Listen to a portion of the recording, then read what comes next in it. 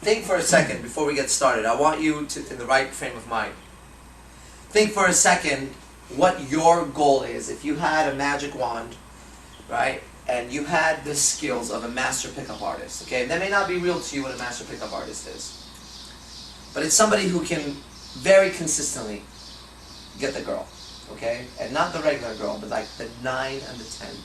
So if you had the skills to go get the 9s and the 10s, which are the girls in the magazines, in the commercials, movies, whatever the fuck, posters, if you get those girls, not that you were lucky, you just got them, what would you want to do with those skills? Would you want to have a girlfriend? Would you want to have 2 girlfriends? Would you want to live a single life? What the fuck would you want to do? Think about it. There was no limits. You had the fucking magic wand. You were like, this is what I want to do. Boom. So think with that for a second so we get in the right frame of mind. You have to, it's an old martial arts story. This is a cup. Okay, you have to empty your cup. There's water in there. Okay, it's an old story. The guy went to the martial arts master and he said, please master, teach me, teach me, teach me. I've studied every book, I've seen every movie, I've studied with 15 masters, but you're the greatest, I want to be with you. And he's like, I've done this and I've done that. So the master said, okay, let's have some tea first. He sit down, starts pouring tea for himself. He starts pouring tea for the guy. And fills to the top and keeps pouring. Overflows, keeps going, and the guy's looking at it and just keeps pouring. Finally the guy can't take it. He goes, okay, stop. Can't you see the cup is full? It can't take anymore.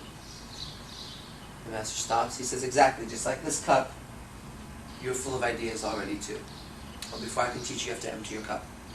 Okay? So, for the next, day or so, you guys have to empty your cup, whatever you know. Because I really want to give you a good understanding of pickup.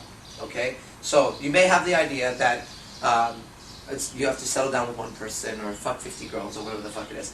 All that is going to be set aside. That's your goal. But we're going to learn the structure of pickup and the process that it takes to get a super hot girl attracted to you, okay?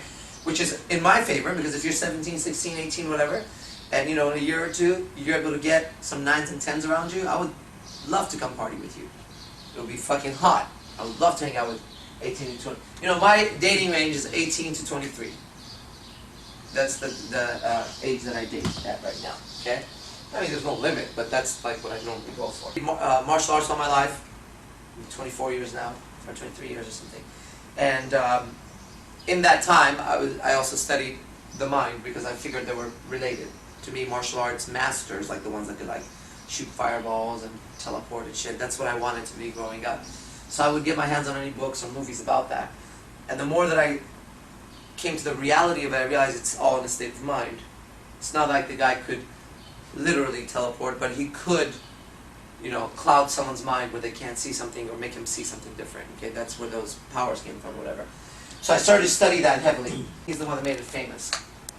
Attraction is not a choice. Well, let's talk about it right now. Let's say I have a super hot girl walking here right now. I said to you, she is,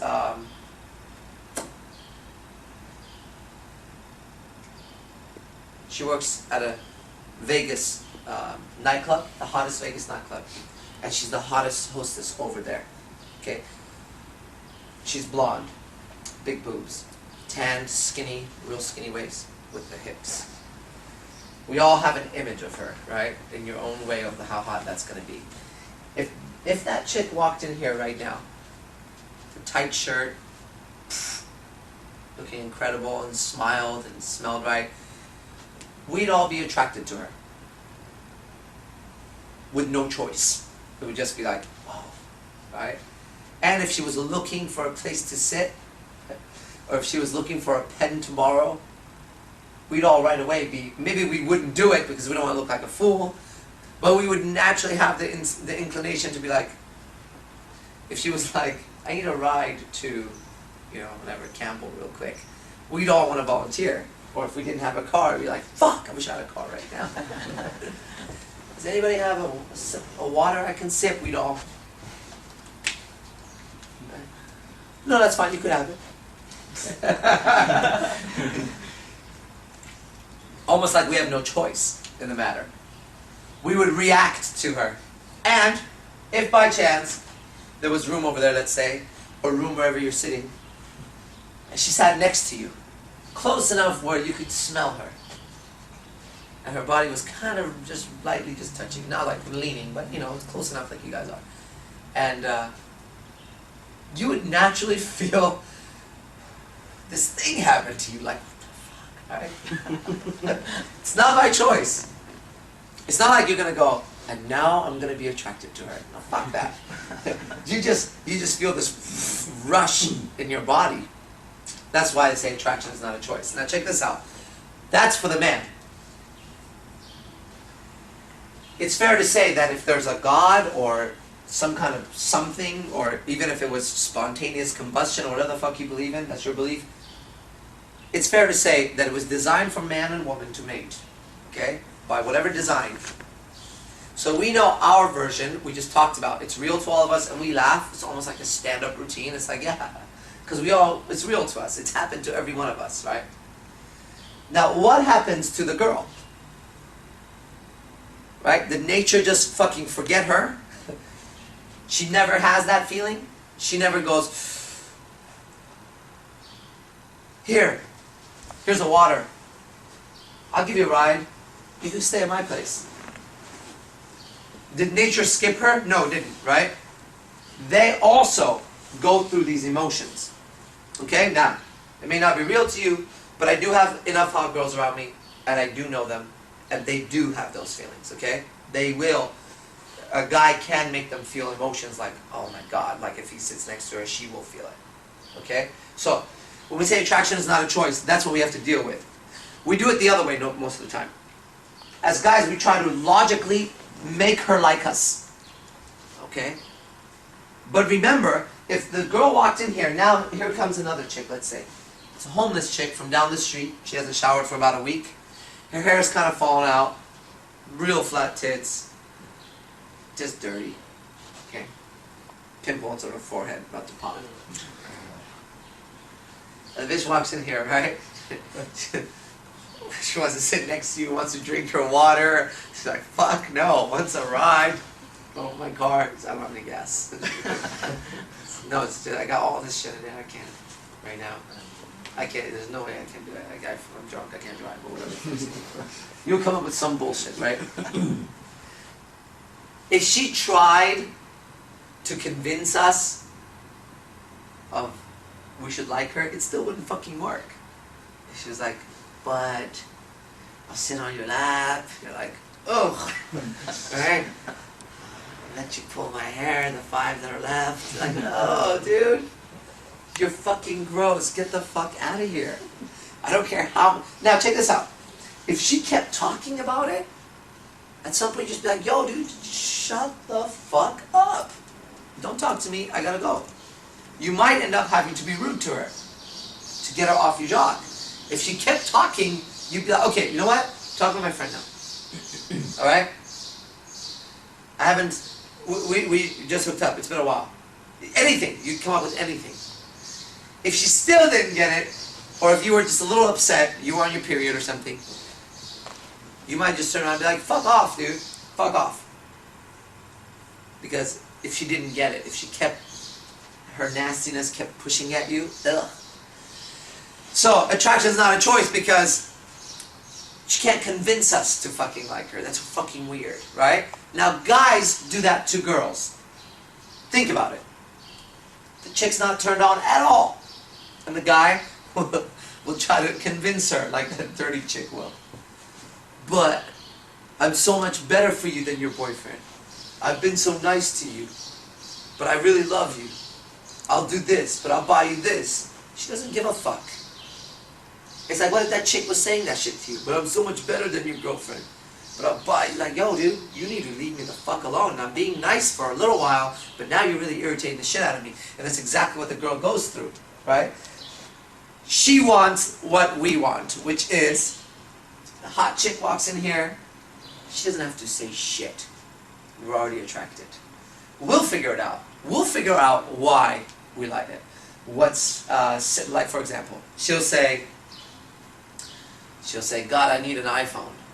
And one of us has an iPhone, or works at the Apple store or some shit. And we'll be really excited at that point. Oh, hey, I work at that. I can tell you about. Do you? When are you free? You can go over there. I'm working over there, or whatever. Right? All she has to do is mention some shit. Because she's triggered attraction in us, we will come up with all the fucking things. She doesn't have to do any convincing. So in reality, attraction is not a choice, because when it happens like this. Okay, your body feels an emotion, boom, and then your mind starts to go. All right, and if you're not turned on, it doesn't matter what the fuck she says. She has to turn you on. Okay, that's where the no choice in it comes in. Okay, so you gotta understand that as you're studying pickup and becoming a pickup artist. That's what you're going for. You're going to create that emotion in her. And knowing that there's no choice in it once you do it right. Okay? You're triggering shit in her. Fair enough? Yeah? Okay. Game. Okay? Let me break this shit down for you, because it's very important. For my students, you gotta understand something. Okay? It's a myth. There is no such thing as direct game. That's weird. It's not game. It's not game. It's not strategy. That's luck. Or she just likes you. That's it. You're going to call that game? How are you going to walk into, like let's say last night, to Hooters. We went to Hooters last night. And she doesn't like you. She doesn't. That's it. You didn't do anything for her. She walks up. I can take her order. And she almost looks pissed off. Like, great, I got to serve this jackass. Let's go, buddy. Do your direct game now. At that moment. Go for it. Let me see your direct game. Okay? Hey, you look really beautiful. Your hair. I would love to take you out sometime. Excuse me? You dumbass, did you miss the fact that I'm not interested in you? So she'll be nice. Thank you, I have a boyfriend. I can't. I'm at work right now. I can't talk to you and I'm at work. It's very nice. It's very sweet. Oh, but blah, blah, blah, blah, blah, blah, blah, blah, blah. There we go. That's direct game. Now, people that push direct game are normally guys who are kind of good looking or have something going on and approach girls that like them. Or they go to the club and they hit, 7, 10 girls and they just go boom, boom, boom, boom, boom. And you're going to get somebody at that moment. You will. That's how I was before I understood game. I was very direct, straight up. Some in my ex. All my exes. Very direct. And it works sometimes, right? Like at Hooters, if the chick didn't walk up and go, "Hi, how are you? My God, is that a real tattoo on your head? Oh, you look so familiar. Do you know my friend Jessica? Yeah, she's always telling me, go direct. That's fine. She's fucking on your nuts." She comes up, she's like, "Hi, you guys want to sit here, whatever? Take your order? Good, you want to drink?" Like, you don't even exist. You can't do direct game. So it's not game. It's not game. It's just like, yo, you got confidence to go talk to a chick. Now let's talk game. Game is indirect. Alright, we go to Hooters. Chick comes up. And you go, chick doesn't like me. It's fucking obvious. By the end of tonight, she's going to like me. And here's how I'm going to do it. Here are the steps. Boom, boom, boom, boom. And you start walking through the process. And suddenly, her mood starts to change. The environment changes. She comes around more. She sits, she laughs. She's flirting. And potentially, you get her number. That's indirect game. And that's game. Because you have to have a fucking strategy. Okay? You have to know. So to me, it's like the guy says, well, I'm a great fighter. Okay, what does that mean? He's tough. He goes out there, he starts swinging or whatever. That's great. So if he has no technique, he has no understanding of anything, just like he's just a tough guy. No fear, fighting. And I say, okay, that's great. So that's your skills in fighting? Teach that man. Teach him how to do what you do. Okay, it's no problem. Come here, here's what you do. You go in there, you hit as hard as you can, as fast as you can. As many times as you can. Right? And shit, you either knock the guy out or you get knocked out. Is that it? That's your advice for that little guy? That little guy doesn't have your body type, dude. You're like 200 pounds, he's 110. Yeah, no, it doesn't matter, it doesn't matter. That's it. You can't expect it. You just go in there, here's what you do. You just walk up and you just like, bam, you swing. And if you hit hard enough, fast enough, you might win. You don't understand fighting. You can fight, but you don't understand fighting. We need to take a guy who's real light, doesn't have the skills, and show him techniques, and through practice, he can beat up a bigger guy. That's game, okay? And that's what happens. I've been into lectures where the guy lecturing before me, or after me, I don't remember, was advocating direct game. And he was saying stupid shit like that. He was like, here's what you do tonight. You don't worry about it. You go out there, you approach every girl, and you just walk up and you just say, hey, how you doing? What's up? Having a good time? Blah, blah, blah. And he was telling this to this little fucking Indian guy. This little fucking Indian guy who was like, just all fucked up and shit. I was like, dude, no girl that I know is ever gonna talk to this guy. Ever. Never, ever. I know them. If he walked up, I was like, hi. You know, having a good time tonight? Yeah, just out with my buddies. You look really good. You want to dance? She'd be like, no. Sorry. And if he did that to girl after girl after girl, after about 4 or 5, it's like, just get in there and fight. And he walked, pow, fuck. Don't worry, that guy was strong. Go to that guy. Pow, like after the 5th knockout, the guy's coming back all fucked up. What do I do now? It's alright. Just get in there. No, fuck you. Fuck you. I didn't learn anything. You just told me to get in there and punch people. And that's what happens with direct game. Oh, another picture. See this shit. Which is, if it's just direct, then you're not studying game. It's stupid. There's a time you can go direct, okay? Of course. She's about to get in the taxi, taking off, and you may never fucking see her again. You better go. Because that's it. I'm in LA. I was with Matador and one of my other students, and we're standing there outside the restaurant, and this just phenomenal looking girl is getting in the taxi to leave. That's why I'm telling you the story. And then Matador says, you want to go or you want me to go? I was like, I don't know. You want to go? As we're saying that, she's in the taxi taking off. It's over. It took about 5 seconds for her to get in and out, right? And then my student that was there at the time was like, how would you have done it? I said, I would have done it direct. I said, if we had decided, it would have just been, that's it, you just go. Because there's no fucking time. What am I going to go now and nag? And I would have probably nagged still, because it's just part of the way I speak. But you have to go and close the gap as soon as possible, otherwise there's no... So there's a time for that. But that's not the time when you go to a Hooters or any kind of restaurant or the fucking strip club or anywhere the fuck you go, you don't go direct. This is the dumbest shit you could ever do, or a party or dancing. No, no, no. That's where you play the game, okay? So that's the difference between direct and indirect. If you ever hear people say, well, I do direct game, you say, well, you don't know game. Okay? It's like, you know, one of the things I learned growing up is to understand a subject, you have to compare it to another subject. Then you could see. Like a subject you know, you compare it to something you did, and then you can understand. So that's the subject I'm comparing it to. Is fighting. The guy said, oh, I just fight. What do you mean? You know how to fight? You can, yeah, I knock motherfuckers out. Okay, you can fight, but you're not a fighter. No, I'm a fighter, knock motherfuckers out. Dude, you're not a fighter. You've never fought somebody with skill. They would destroy you. There's a difference. They would destroy you. I don't care how fucking tough you are. Okay? Now, granted again, there's always somebody, the guy's fucking 280 pounds of rock muscle and fucking grew up in the prison system. It's going to be very hard to beat that fucker up. But still, high level of skill, you can neutralize him and beat him. But that's like, in game, the guy who's a supermodel, he's got a washboard abs, perfect hair, eyes, height, fucking drives a Lamborghini.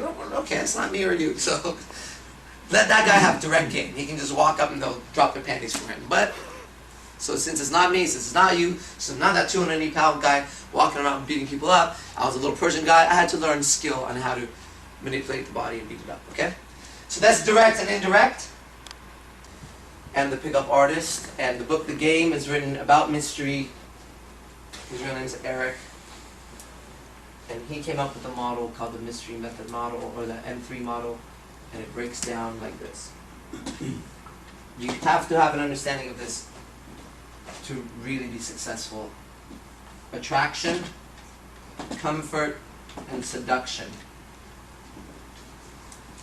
If you're going to have a girl, you have to take her through those phases. I'm not going to kill it on this model right now, but I am going to go over it. So you have an understanding. You just meet a girl for the first time, okay? You have to take her through the attraction phase, which means what? She has to be attracted to you. Attraction is defined differently for women. It doesn't mean she wants to have sex with us. For us, it does mean that. If you say to me, oh, there's a girl, she's really attractive, well, we can all assume you want to do her. Okay? If a girl says, no, guy is really attractive, you could assume she might want to do him, she might not want to do him. It doesn't mean she will. Okay? It means that he's attractive. She finds him intriguing, she wants him around, there's qualities about him that turns her on, but that doesn't mean she'll give up the pussy. That happens for her way later. For us, our dick's free. Like, whatever, dude. You know what I mean? It goes back to evolutionary psychology. If she just gives up the pussy all the time, she'd get pregnant. And she's got 9 months of a motherfucking baby in there, and then whatever's after. With us, what's gonna happen? Just lose some semen, make some more. Big fucking deal. So we don't care. So our dick has a different price. Her vagina has a major price on it. So she's like, he's very attractive, and you're like, well, why wouldn't she just have sex with him? Well, because back in time when the bodies were created, they didn't have fucking condoms and shit. So her body is still genetically in that time. Mentally, she's here. But her genes, her emotions, the shit she doesn't have control over, right? Attraction's not a choice, is in that time. So she goes, that guy's really attractive, but I don't know if I'll fuck him. She needs to know a lot more. She needs to be comfortable with him, and she needs to know that he's going to be around or whatever the fuck happens here, okay? So attraction, mystery breaks it down into 2 or 3 different phases, right? And you're going to have to open female to male interest and male to female interest. The biggest mistake guys make is they start a conversation by demonstrating too much interest to the girl. So, if I had 40 minutes with a guy, and they were like, in 40 minutes, can you make him improve his life with women? I would say, yes, I can. And they would say, so what would you say to him? I would say, the next girl you like, make sure you do not go to her and demonstrate your interest too early. First, she is interested in you, then you and her. I just read locations, I'll go into that. And seduction is kind of like that too. Last minute resistance is here. Connection is here. I'll explain this in a second. Seduction location is here.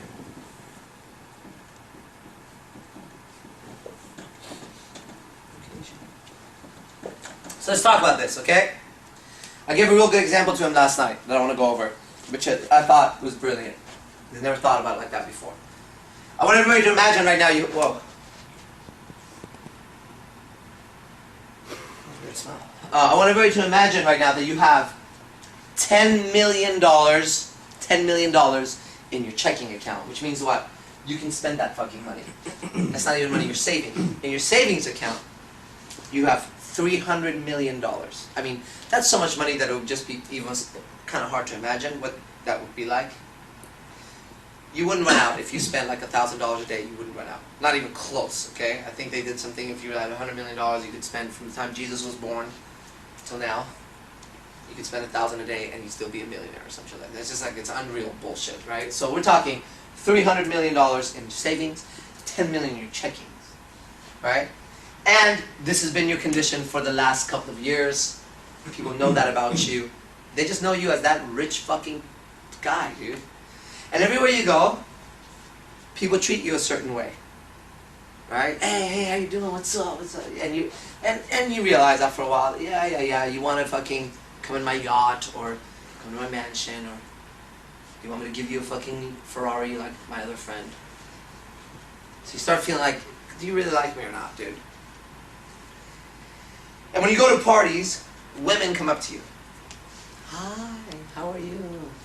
I really like your shoes. Thanks. So what are you guys doing after? She says to you. Right? This has been your life. And you realize at some point, you fucked some girls, and you realize at some point they always wanted something from you. Like they would say stupid shit like, God, I really love this one purse. What the fuck are you telling me that for? You know what I mean?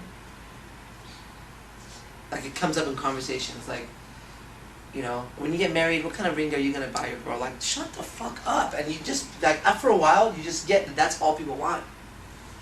So you're out, and a hot girl comes up, and you've had hot girls throw themselves at you, because when you have $10 million to spend, it's a different world, okay? So after a while, you're like, yeah, and you start to think, I'm just going to take her. They're all hot, but I like that one better because I think that, like, she won't be obsessed or stupid or something, right? So you start fucking go, but you're not, like, excited. And then this one chick comes. She's hot, just like all the other ones, right? And she's in the group, and you go, man, look at her too. She's hot, they're all hot. And she turns to you, and as you're all talking, she says, can you hold my drink real quick? Thanks. And she starts talking, and you go, that was new, right? And then she takes it back, thank you so much. Starts talking again, she smells good, she's bubbly. And you go, I wonder if this bitch knows I'm that multi-millionaire. I don't think she does. Hey, what's your name? You say it. You now indicate interest. Okay? She, if you understand this model, she negged you. Neg is, I'm not interested in having sex with you. In our world, I'm not interested in your fucking money. That's great. I don't even know if you have money. I don't give a shit. I'm not in that headspace. I either have my own man who's a multi-millionaire, or I don't know you. What's up? Money? Who gives a shit? She negged you. And she DHV'd, demonstration of higher value, which means what? She had hair, tits, ass, skin, fucking bounciness, young girl voice. So her value was up. And she negged you. So you're like, hi, what's your name? And she goes, Sandy. Sandy's not a good name. Jessica. I'm Jessica. She smiles. And she goes right into something else. She smiles, she says, I'm Jessica. And she goes, oh my God, he totally reminds me of my brother. To the other girls and guys, points to you. Totally reminds me of my brother. Totally reminds me of my brother. You have this like weird innocence about you. Weird innocence about you. And you're like, fuck you, bitch. Nobody, like in your head, no one talks to me like that. I would buy your ass. I've bought girls like you 100,000 times over. We could be in New York tomorrow night. Right now, we could fucking go on my jet. Check yourself, bitch, in your head. But she's intriguing you. Because everybody else was, hi, are you son? I heard so much about you. Your shoes, your hair, your fucking whatever. She's not doing that. And you go, if she's not being rude, she's still polite, smiling. Maybe she even touches you. She goes, reminds me of my brother. Wait, is she flirting with me or is she not? Does she know who I am? So you throw out another indicator of interest. And you might say something like, how old are you? Who are you here with? What do you do? I've never seen you here. Something. That's your second IOI, indicator of interest. Now, if she bit on the first one, if the first time you were like, well, I don't think she knows who I am, and you said, what's your name? And she turned around, you gave your first indicator of interest to her. On the first one, she turned around, she went like this. She goes, I'm Jessica. It's a pleasure to meet you. I really like your shoes. Boom, you go, got her. And you're done with her. You threw one indicator of interest, she bit, and you go, okay, got her. You might do a little bit more conversation, and you go, all right, we're done. And that's what happens. A hot chick, you neg her at the bar, or club, or party, she'll go, wait a fucking second. This motherfucker doesn't know I could have any guy in here. I'm going to show him. What's your name? And the guy goes, ooh, she likes me. And he gets all stupid. And he's like, I'm so-and-so. Do you have a boyfriend? Oh, yeah. And she talks a little bit more. Okay, talk to you later. And the rest of the night, the guy's like a little chump chasing her because she gave him an indicator of interest, right? But remember, if we go into our millionaire model, if she accepted the first one, you'd be like, okay. Second one, all right. But you gave her two, she's still not going there. What's up with this bitch? And she's still demonstrating value. Maybe song comes on, she starts fucking dancing. That's her value, replication value. And you're just like, God damn, she starts to make you think now, right? And now all the other girls are starting to fade. They might even come up and be like, hi, how are you doing? You go, good, I'm fine, thank you. And you're like, hey, because I know I can have you. This is the one intriguing right now. I know I can have you. I don't know about this one. So you throw a third one, and you say, I really like your hair. Smells so pretty. That's your 3 IOIs. 3 indicators of interest. Now she will qualify you. We're going to practice both of these, well, all of these steps today. She goes like this. Thank you. And she goes, you know what? I feel like maybe I was being rude to you. Maybe we got off to the wrong start. What is your name again? You say, Jack or whatever. And she says, well, I'll be honest with you. Your first impression was kind of shitty. You kind of came across as a rich, arrogant guy. That's common. Don't you think? That there's rich men everywhere. As a beautiful girl, you can go find them anywhere. But what makes you different? What are you all about? And now you're like, son of a bitch! If her delivery is good, did this bitch just say this? Like, she wants to know me, not my money? If she delivered good and played it right, and you go, well, I'm into martial arts, I'm into music, I'm into dance, and whatever the fuck you say. Anything. She's qualifying you. You go, I like working out. And she goes, really? And you go, yeah. She goes, wow, that is fucking awesome. I love, high fives. I love working out. I love guys that work out. That's it. Get away from me. I can't talk to you anymore. She turns around. Imagine what would happen to you. What? She goes, that's it. We can't talk anymore. And she turns. Starts talking to her friend. She did, this is all from mystery, bait, hook, reel, release. This shit is really fucking powerful. Man, it's so fucking powerful. I'm trying to give you what it feels like for us. So finally, she gets you, right? She goes, working out, music, martial arts. Oh my God, I love that. I love that. Come here. She gives you a hug.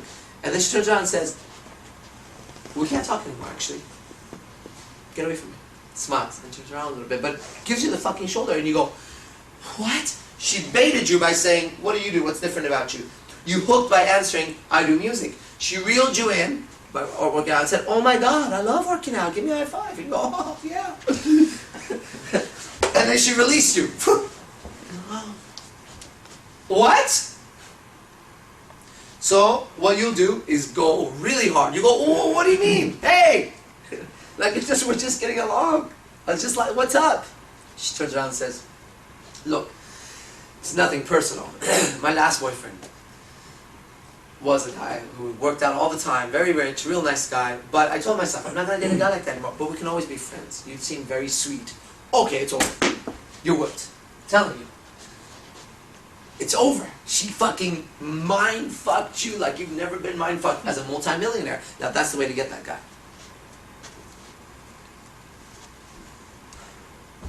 And that's exactly what you got to do with a 9 and a 10 if she's a girl. That's it.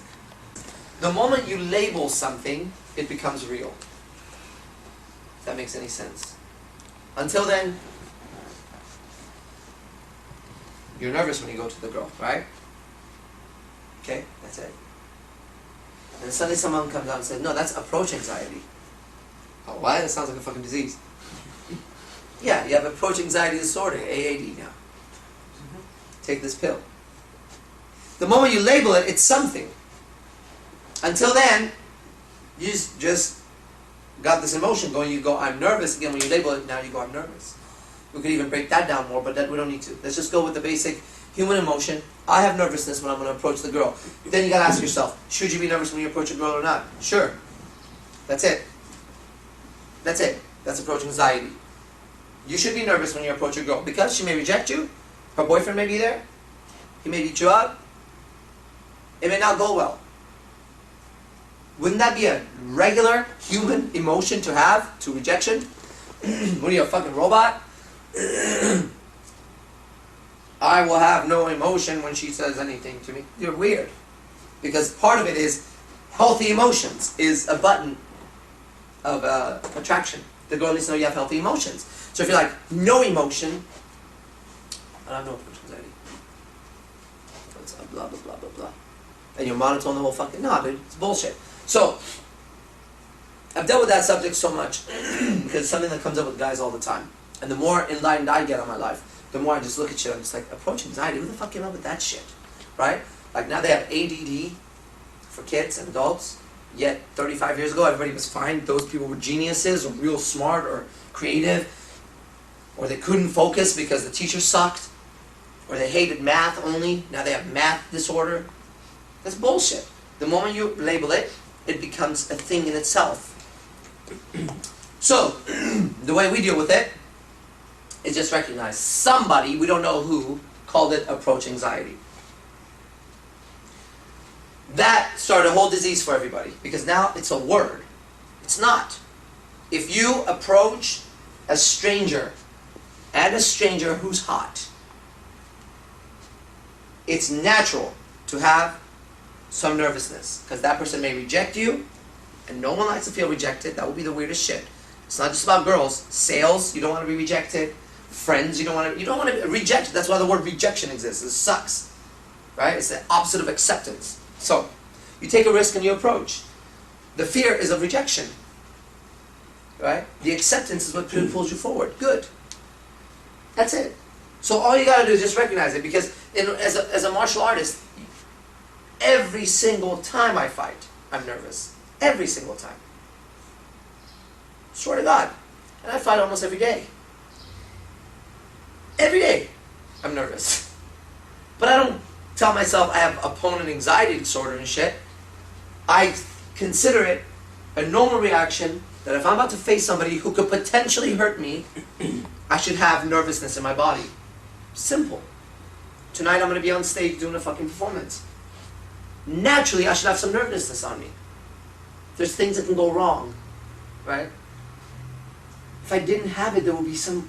Think about shit going wrong? No, I was thinking about this, about the improv. The improv, right? Yeah. When the mic didn't work? Yeah. I gotta see that video, dude. I haven't seen it yet either. Lucky, you have the video. Yeah. I didn't see it. So, what's that? Yeah, over here. Over here? Yeah. Just put it on the fucking thing right away before we lose that shit, dude. That's a classic moment in life. Yeah.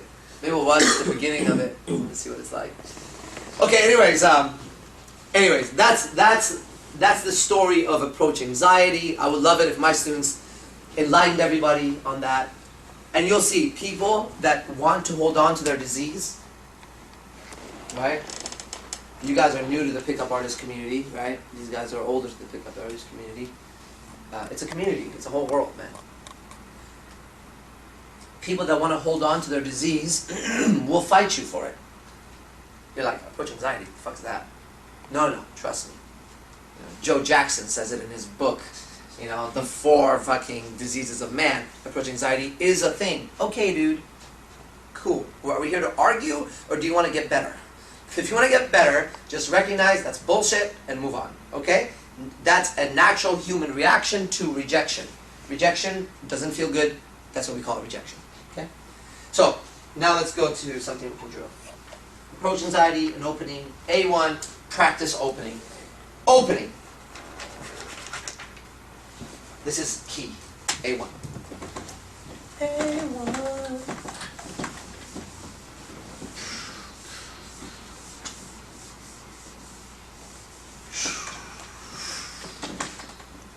Okay, A1 stands for attraction phase 1. Or Arash is number 1. Whichever one you like. Okay, A1. Open. Open your mind. If I was going to make a master pickup artist, and that word is not thrown out lightly, a master pickup artist. I was going to make a master pickup artist. I would tell that person, first, you should be able to open anybody and everybody comfortably, meaning adults, children, men, women, big, small, ugly, beautiful. And you should be able to open, which means what? Establish a communication between you and another person. Neutral. Something that doesn't seem creepy. That's what violates opening. Is it's creepy because a person seems needy, like they're trying to get something from somebody. A good example of that is if you've ever been to a car dealership and the salesman walks up and says, "Hi," and you feel repulsion. Like, God damn it. That's how people open each other, right? So last night as we were eating, I've been describing this to Chris, this principle. I went over this whole part with him last night. And as we were eating, there was a guy and his son, kind of a young guy, slightly aggressive looking, but whatever. As we were talking, I said to him, you should be able to open anybody. Like, I should be able to open him. And I said, I'm going to open him. But I have to decide right now what I'm going to say that doesn't seem creepy or weird to the guy. Because I can say something weird and creepy and fucking upset the guy. So I was thinking about it, and it took a few seconds or whatever, and then I turned around and said, excuse me, do you know what time this place closes tonight?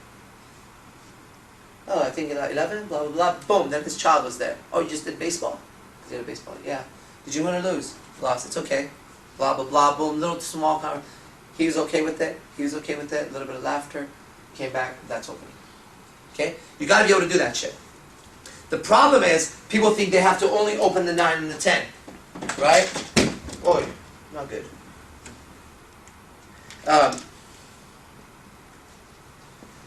They feel like they have to only open the 9 and the 10, and that's the mistake people make. If you want natural game, which is something people talk about, is you gotta be natural in your delivery. Okay? Natural in delivery. So the same vibe that I turn to this guy that I don't know, and I say, do you know what time this place closes tonight? Look at that, did you play baseball? Boom. That same vibe can transfer to the hot waitress that walks up, and I can turn around and say, what's the best thing to order on the menu? If you're on a diet, whatever. It has to be the same vibe. Here's the mistake. Talking to the guy.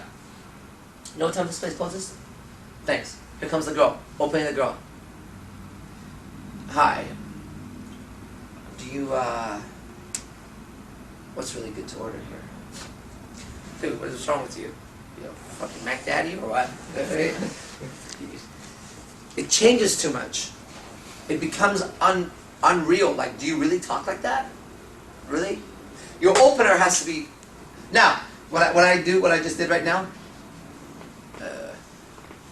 I might actually do that if I'm being funny. Like, pushing it extra, like, trying to show her that I'm overtly flirting, but it's funny.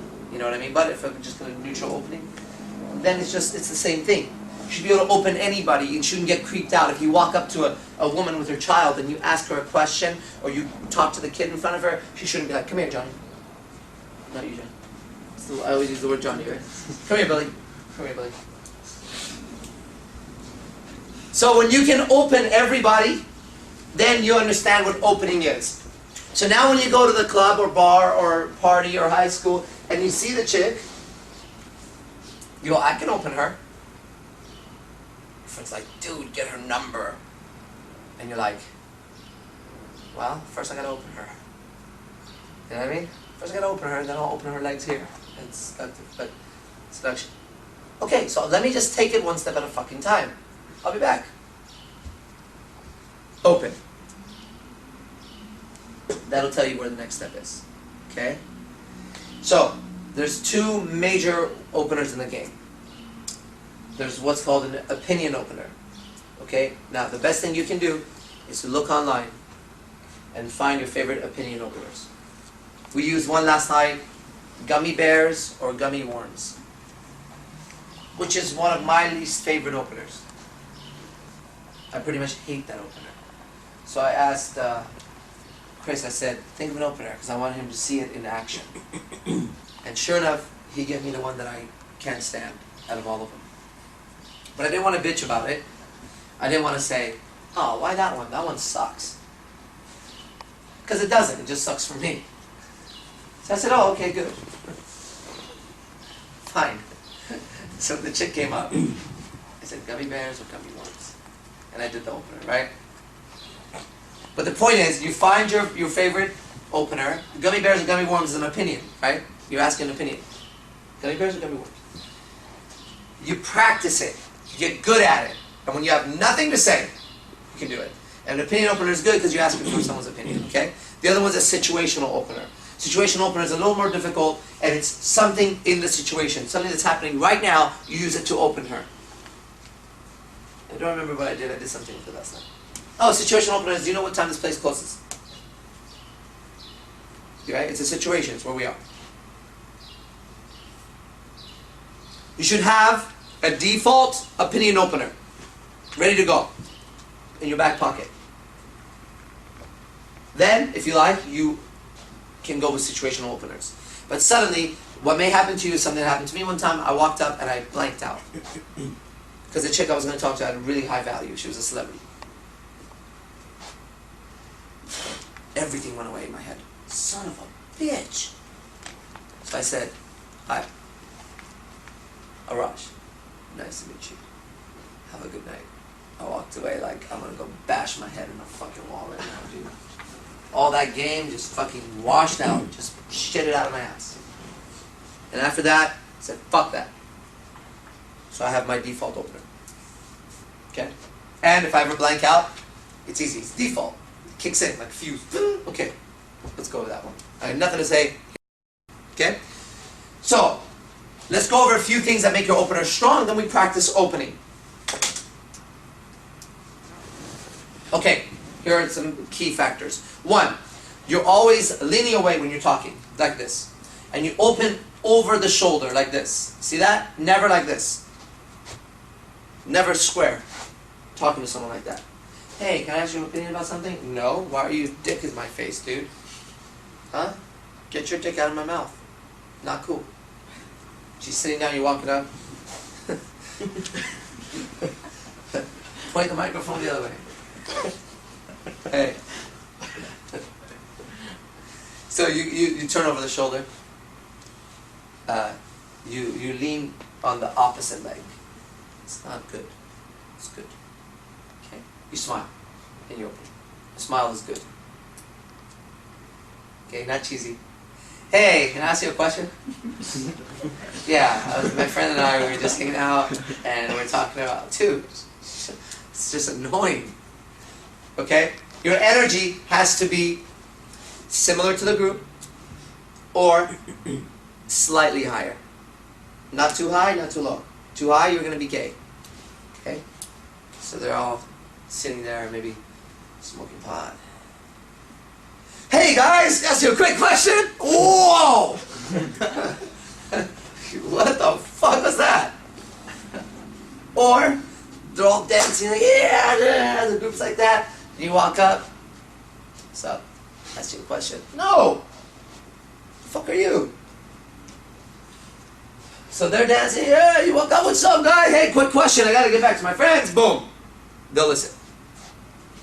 You're sitting there chilling. You walk out, what's up guys? Hey, I gotta get back to my friends. Maybe you can help me out with this. Boom. They'll catch. A lot better than the other ones, right? So your energy has to be about the same, a little bit higher. Can work too. Okay, lean over the, so let's talk about that here. Shoulder, this is just little words. Lean over the shoulder, smile, energy. Boom, boom, boom. There's false time constraint is important. It's funny, when I'm gaming hired guns, which are super hot chicks that work at stores or bars or whatever the fuck they work, you'll see me do a false time constraint as I'm eating. I do the weirdest, funniest shit. I think it's funny, no one ever questions me. But I'll say shit like, as I'm trying to get the number, I say, dude, I gotta get going. Why are we talking so long? Alright, I gotta talk to my friends. I don't have time to talk all day long with you.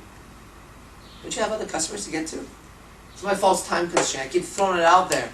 Because sometimes I start to notice, like at Hooters, that it's like, wow, she's been sitting here for a little bit too long.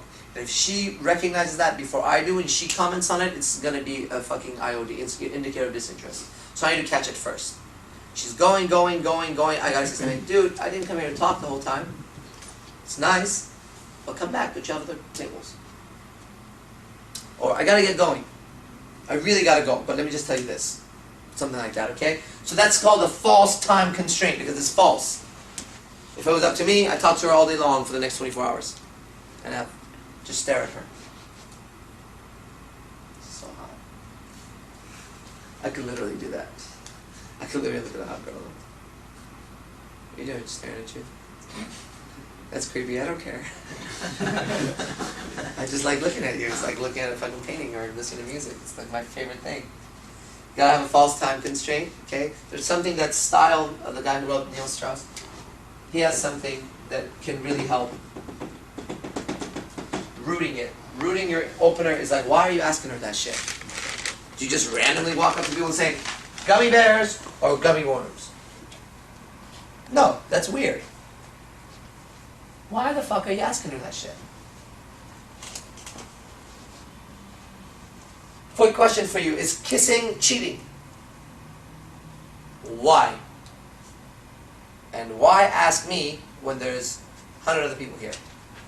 So that's how you root the opener. Okay? Spontaneously is really strong, right? You happen to be walking by, you go like this. Hey, maybe you can help me out. I gotta get back to my friends. We were just discussing this, but a girl's opinion is great. Do you consider kissing cheating? Look away. See how it goes, right? That's good. Doesn't mean she'll be like, ah, but that's how you start. That's how you start. That's better than anything else. That's better than, can I buy you a drink? Hey, blah, blah. Bitch, what's your name? None of that shit. Just, that's a very good game. That's like you're about to start martial arts. Say, okay, hands up, get on the balls of your feet, start moving, and let's go. That's how you start. You don't start like this. Okay? Now, if you're hella good, you're so fucking good, and that person is so unskilled, yes, you can go like this and you still beat him up. But that's like rare instances. When you walk up, you do it correctly. Good guard. Okay, so this is the guard. I'm going to open. Boom, boom, boom. She'll tell me what's next. Just like we start, I throw a jab to see where they're at. They move. Okay, I know where we are. They just get hit. Okay. It's going to be easy to hit them after that.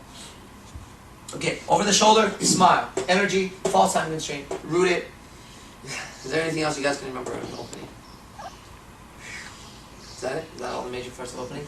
Okay, opinion openers, situation openers. Yeah, let's move that. One other thing. Yeah. Definitely want to comment like on the body language. I think aside from over the shoulder, like what else should be present in terms of the actual approach, like even for the opener. You don't approach straight. You go like this. They say like you approach a horse. I've never approached a fucking horse, so I don't know. They act like everybody should know. How many girls here have approached a fucking horse? Okay. Well, no. So I don't know why that's like an example. Like the same way you approach a horse. Oh, that makes sense because I grew up in the fucking farm all the time. No, dude. It's like might as well say a fucking dragon. So assuming that's a horse, you go like this. Okay. And now watch this. It's called body rocking. Looks like you're leaving. Okay. That's about it. Just looks like you're ready to take off. I do this when I'm talking to nobody. There's a lot of people who just go like this. You might go like this. Huh? You know, now suddenly I got people. Right? I walk into a club. I've done this when I first learned this part. I would do this with my girlfriend and go to the mall. I was like, watch this, watch this. And we walk into a store or something, and I would see people looking at me, like let's say he's looking at me, let's say it's a girl, and we walk in and be with my girlfriend, and I'd be like this, I would look past the person, and I'd be like this. And the person I was like, and there would be people behind them, but they look like they missed it, you know? Like that, one. Oh, that guy's really connected, man. He knows everybody in the mall. No one knows, dude. Walk through a goddamn food court and just go like this. If you catch a girl looking at you, throw it past her. This is for a girl. This little ching-ching-ching-ching. This is for a guy. Okay? If a guy's dogging you, that's what you want to do. You're like, oh shit. Motherfucker's looking at me, just go like this. No, he's over there. You go like this. You got your connections over there. You do a few of those. And then the guy will be like, okay. So if you don't have an opener right now, I'll give you a few opinion openers. Is kissing cheating is the one people practice with, okay? Is kissing cheating. So you can practice that. Any other ones you have is fine. I'm interested in you guys actually being good. And I've seen how they do boot camps and shit. And one of the most important ways to get good is to observe somebody who's good. It does something different, okay? All otherwise, it's in a book. It sounds good. To observe somebody do the things that you know and it works, it gives you a different level of confidence. Okay, it's the same thing with fighting. Maybe you learn the technique. You're told to do this or do that, and it works and it doesn't work, and then you watch someone who's really good do the things you were taught, and then becomes suddenly it dawns on you like, oh shit, because really it's a lot of it is timing. Okay, like a comedian, a lot of it is timing, when you pause, when you say shit. So last night, Chris was here last night. We went from dress rehearsal to Hooters, because he was, one of his big things is like, how do you get hired guns? Hired guns are girls that are hired for their beauty, right? I'm very good at that. So we went out, and we ate, me, him, and Lucky. And then I asked him at the end of the night, I said, go over it in your mind, because today you're going to tell everybody what you saw. Okay, so I want him to, from his view, it's different from my view, I want it from his view. So maybe even you could back up a little bit and go from the rehearsal. Alright, so yeah, basically we went out yesterday, went to the dress rehearsal, and one of my big things, like one of my, I guess, fears is that I want to conquer is just going to the strip club just freaks me out, because seeing a hot girl, like talking to her, just scares me in general. But if a hot girl is like half naked, that's just like terrifying to me, right? So I went to the dress rehearsal, and like sure enough, they're like all in bikinis and stuff. They're all just tens, right? And but it was awesome to see. It's exactly like he mentioned to me yesterday. Like he said, he was, they're all lions. They'll for sure like eat you alive, but you got to be the ringleader, and that's like exactly what I saw. Like he was directing all of them. He wasn't being, like an asshole or anything. He was just telling them what he wanted from them, what he expected from them, and that was really cool to see that level of respect they had for him, and I guess almost like control, you had over them. Yeah, So, I'm going to interject here. There was a moment that was key, because they were walking around in their, and they're very scant, it's like underwear and bra. It's a bikini, but it's really small. Okay? And they're all fucking standing around, and I pulled them together. I said, listen, you guys got to be fucking professional. You get a robe or a shirt or some shit. You wear that shit. Then you take it off when you perform. I said, I don't want you fucking walking around like little sluts, because you're not. And I was reprimanding them, right? And you could just see them all like, I said, so put on a fucking shirt right now. Don't fucking walk around like that. It's not professional. I said, if you go and you're a supermodel, what do you think? You're going to walk around the fucking set with your bra and underwear everywhere? Now, let's go from my view. I've gamed 100% of the girls that were on there last night. Every single one of them. I worked my fucking ass off to get to where I'm at with these girls. Right? I got guys in the environment, bouncers and shit. I don't need these motherfuckers walking around like, no. You fucking show respect. It's respect to me. Put on your shit. When you're on stage with me, take it off. Then put it back on. Right? Otherwise, you lose control. We know what they do to us when they fucking walk around like that. Okay, good. Go on. Yeah, so it was just really awesome to see that, be able to see that firsthand. He told me, like, you're going to see a little bit of my world today, and I feel like I definitely saw that when we were at the show. So after that, we went to Hooters, and that just blew my mind as far as, like, everything I learned, everything I saw. It was really cool. Even, like, from right when we walked in, like, that's right, actually, when we got out of the car, that's, like, when the lesson started.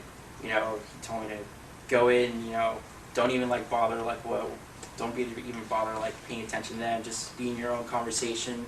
Walk in like you're having a great time, which we were. Yeah. And, just even from there, the waitress came out. She was definitely hot. It's just every little interaction he had with her was, like, all setting it up towards her being attracted to him, which I thought was, like, brilliant. I guess I had a really big moment of realization. Yeah, that's what I want to know. Yeah, is exactly like you said. When you read it in the book, it, like, sounds incredible. It sounds awesome, but seeing it firsthand is a completely, totally different experience. It changed a lot of the way I think, and that's when I had the big realization. Is like I told them, I'm like, wow, it's crazy to think I've been doing it wrong all these years. You know, like that just kind of clicked all of a sudden, and that was huge because I mean, you know, it's like you said now, like empty your cup. It's totally empty, man. Like I fill it up, you know. So, did you notice the beginning of the interaction with the waitress to the end? Yeah. Can you take everybody through the change in her from beginning to the end? Yeah. So I guess, yeah, when she first came up, I mean, she didn't really seem into like what we had going on. You know, she just kind of seemed like, you know, here we go again. But you know, as she kept on coming back, he was being playful. You know, he was throwing little nags here and there, but still keeping it light. You know, like I think one of the big things about guys and nags is that sometimes they take them too far. Yeah. I've seen that, you know, where they're just kind of being assholes to him. But it's almost has to be playful, you know, in a playful way. Like when you said, like, yeah, I am your dad. Yeah. Like that was awesome. She has to laugh. And nag works if she laughed. If she didn't laugh, you were offensive. When you nag, the correct response, the correct reaction to a nag is she laughs. That's when you know you nag. Remember that, okay? Yeah, for sure. So she was laughing, you know, she was having a good time. And you could always tell she was having, her attention was at our table. Because there was a certain moment where I remember she was at a table near us. And he asked a question to Lucky. He was like, hey, what's up with your girlfriend? And she looked to our table because she thought he was talking to her. Low voice, right? There was a lot, I mean, the whole thing was like the Matrix last night. When you're there with me, it's like every little thing, literally every little thing is calculated, right? And one of the things he's commenting on that you guys can know about, have you ever been like, there's a really hot chick over there and you're totally aware of her, you're doing your thing here, maybe you're teaching or whatever, she's over there. But you totally know she's there. But when that happens, if she says something that you think is towards her or towards you, you'll go like that, right? So I have this thing where if I think their attention is on us, I'll say it in a very quiet voice. Hey, Lucky, it's your girlfriend. Boom. And she snapped her head. But it was too low. It wasn't like, hey. It was like, hey, Lucky, boom, right? So that's me checking, calibrating. Do I have this chick right now with us or not? Even though she's over there. That's what he's talking about. Go. Yeah, and just through the whole steps, you know, through like A1, A2, A3, it wasn't like, it was all like instant and like routine. Like, I think one of the things I really appreciated about like what you taught me is calibration. You know, and seeing where the person's at, checking them, making sure like, okay, like I'm still on A2, you know, for instance, we're still, you know, she still has to give me like an IOI or something, you know, before you move on. Like it's not how to say it? Like there's no like real, I don't know how to put it in words, like there's no like real point where you like, I mean there is a point where you know where to transition, but it's not like a set time, like boom, boom, boom. You know, it might take a while, it might not. Mm-hmm. You know, it all depends on how the interaction's going. And I think that's one of the things I really learned and appreciated through then. And I mean, just towards the end of the night, it was like awesome because she was actually getting off, but she went, she changed, and she came back. She still talked to us, hung out a little bit. And I mean, you said it, you know, like I'm pretty sure she didn't have any customer that night that, you know, she had an action like us. Yeah. So it was a lot of fun for her. It was a lot of fun for you. I'm sure it was a lot of fun for me to see. It's more educational than anything, and it was just totally awesome to see that firsthand and live. Awesome. So, yeah. Thank you. So what he made a point of is real important for me. We all had a good time. Now, I didn't get her number. I gave her my number as I was calibrating to get hers, and for a moment I thought I was going to. Then she left. Okay? It's called in the game buying temperature. Her buying temperature was raised a lot when she was hanging out with us for a while. And I was like, the number's going to happen right now. And I was in the process of it, and then she went. She was gone for a while. She came back, changed, and I went for the number almost. Like I checked again, and I was like, oh, this is wrong. I'm not going to get it right now. So I gave her an indicator of disinterest. But it was still polite. We were still polite with each other. And we ended it on nice, polite terms. Nice, blah, blah, blah, boom. Later. The reality of it is I am going to get her number. It'll be the next time or the time after. Okay, there's no rush to it. We're still in A2. I never qualified her. I never got into, what makes you different? Oh, that's really cool about you. Anything like that. We were still on attraction. So the whole interaction after the opening became DHV. I was DHing the shit out of myself and everybody. And it's not like we think. I wasn't bragging. It's really smooth. Yeah, that's what you have to see. You might be like, well, how do you do it? No, I told a story about these kids in the pool asking me to get their fucking toys. And that was a DHV. Anyways, and then neg. I negged the shit out of her constantly. Talked about my girlfriend, I'm her dad. I don't know, just kept going on and on and on and on and on. And that was spiking her attraction. But we never got to A3. Almost. We were real close. And then she fizzled out. And that's fine. We'll go back again, okay? Alright, good, thank you for that. Alright, is there any questions or anything that's come up, even from anything that he said? And this is what I recognize, is that a lot of you are from the outside viewing it, right? But that's the difference when you get to hang out for 3 hours or 4 hours last night. And it's like, oh, it's a different reality. I fucking get it. Okay, now, a lot of you guys are in the martial arts academy with me. You see it there, but it's almost like you grew into that world, so you don't see the game. It's constantly fucking happening over there. That's why there's constantly a stream of new women that come. And that's why they constantly act the way they do over there. Okay? So when you start to understand the game, you guys get to see it every day. What you don't see is the brand new interaction of a chick I don't know. I didn't know the chick last night at Hooters. Now I know her. And then I'll get her number, okay? So, what he made a point of is real important for me. We all had a good time. Now, I didn't get her number. I gave her my number as I was calibrating to get hers. And for a moment I thought I was going to. Then she left. Okay? It's called in the game buying temperature. Her buying temperature was raised a lot when she was hanging out with us for a while. And I was like, the number's going to happen right now. And I was in the process of it, and then she went. She was gone for a while. She came back changed, and I went for the number almost. Like I checked again, and I was like, oh, this is wrong. I'm not going to get it right now. So I gave her an indicator of disinterest. But it was still polite. We were still polite with each other. And we ended it on nice, polite terms. Nice to meet you, blah, blah, blah, boom. Later. The reality of it is I am going to get her number. It'll be the next time or the time after. Okay, there's no rush to it. We're still in A2. I never qualified her. I never got into, what makes you different? Oh, that's really cool about you. Anything like that. We were still on attraction. So the whole interaction after the opening became DHV. I was DHing the shit out of myself and everybody. And it's not like we think. I wasn't bragging.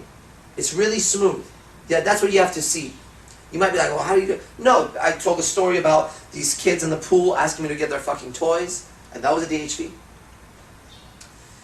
Anyways, and then neg. I negged the shit out of her constantly. Talked about my girlfriend, I'm her dad.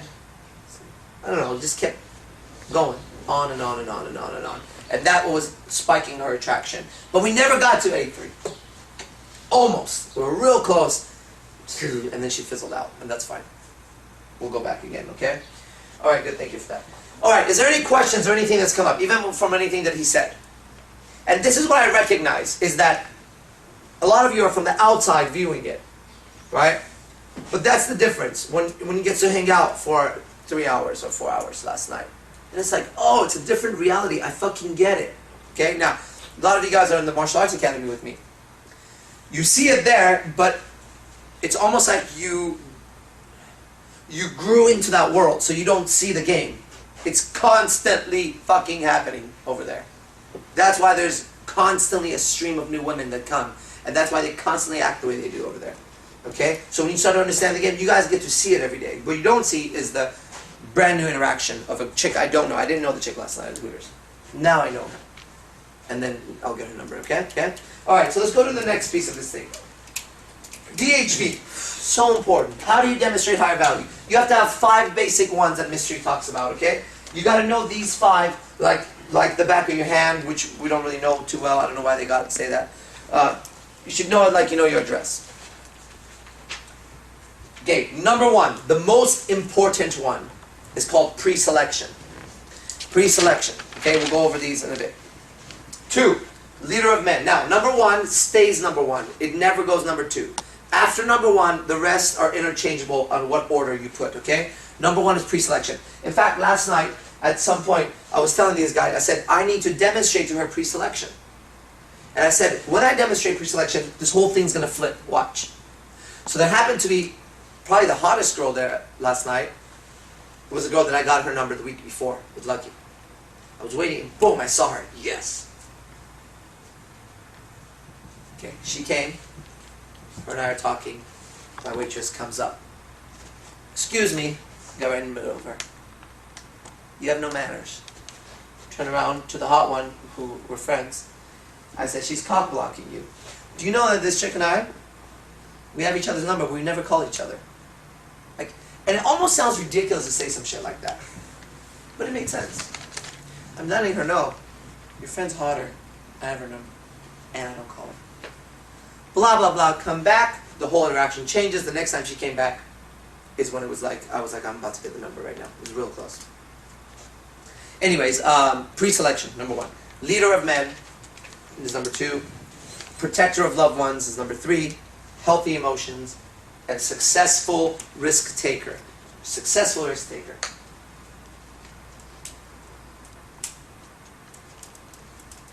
I met a super hot chick on Thursday. Haven't called her yet. She's rare. She's a rare breed. Met her at the mall.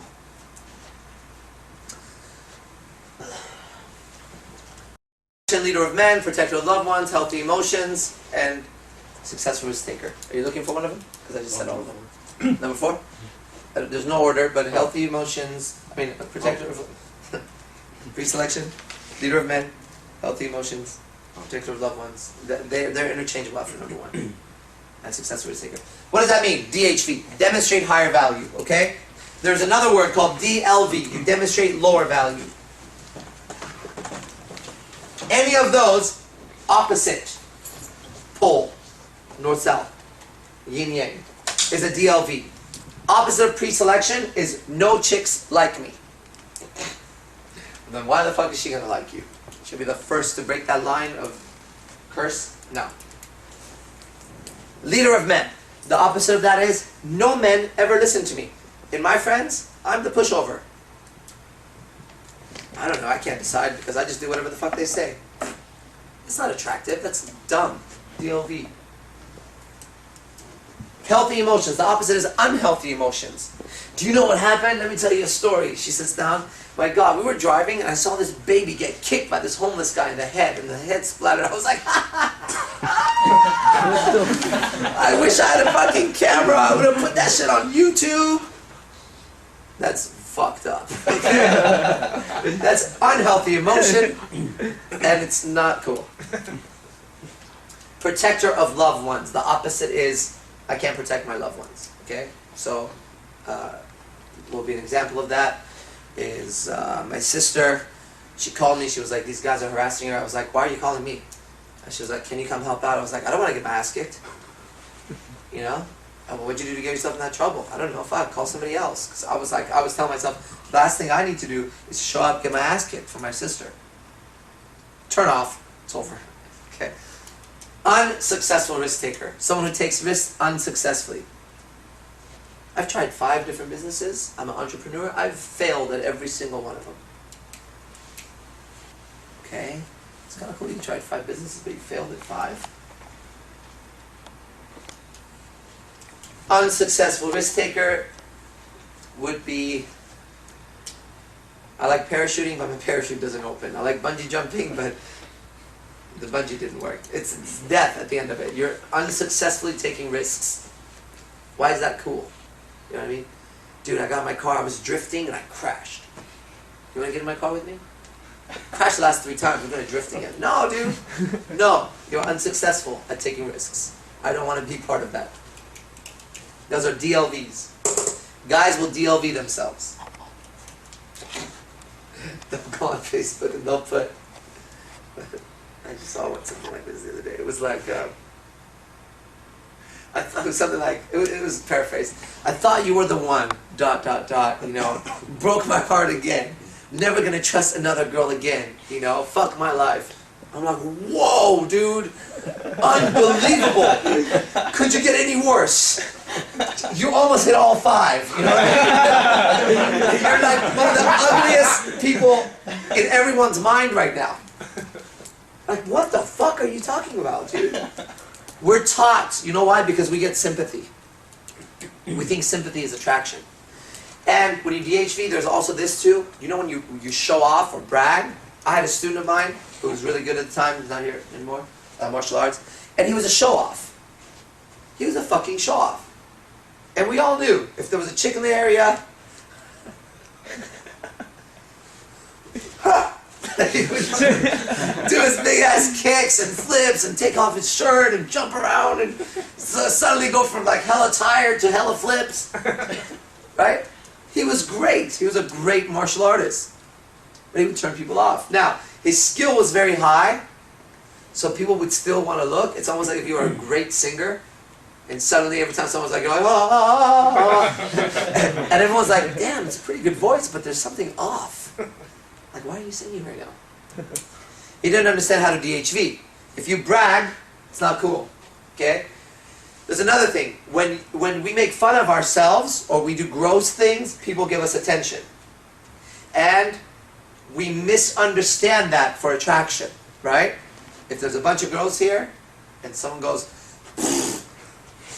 everyone's going to go, oh man! All the girls will look, oh that's gross, blah, blah, blah. And it'll feel good. Everyone's looking at me. They're laughing. And then the guy goes, here we go again. Oh dude, you need to stop. He's getting all the attention. It's just incorrect attention. That doesn't mean they like you. That's where people mess up. They have a misunderstanding of DHV and DLV. And I'm telling you the different angles of it so you get a better idea. Because when you DHV, you become very good looking to the girl.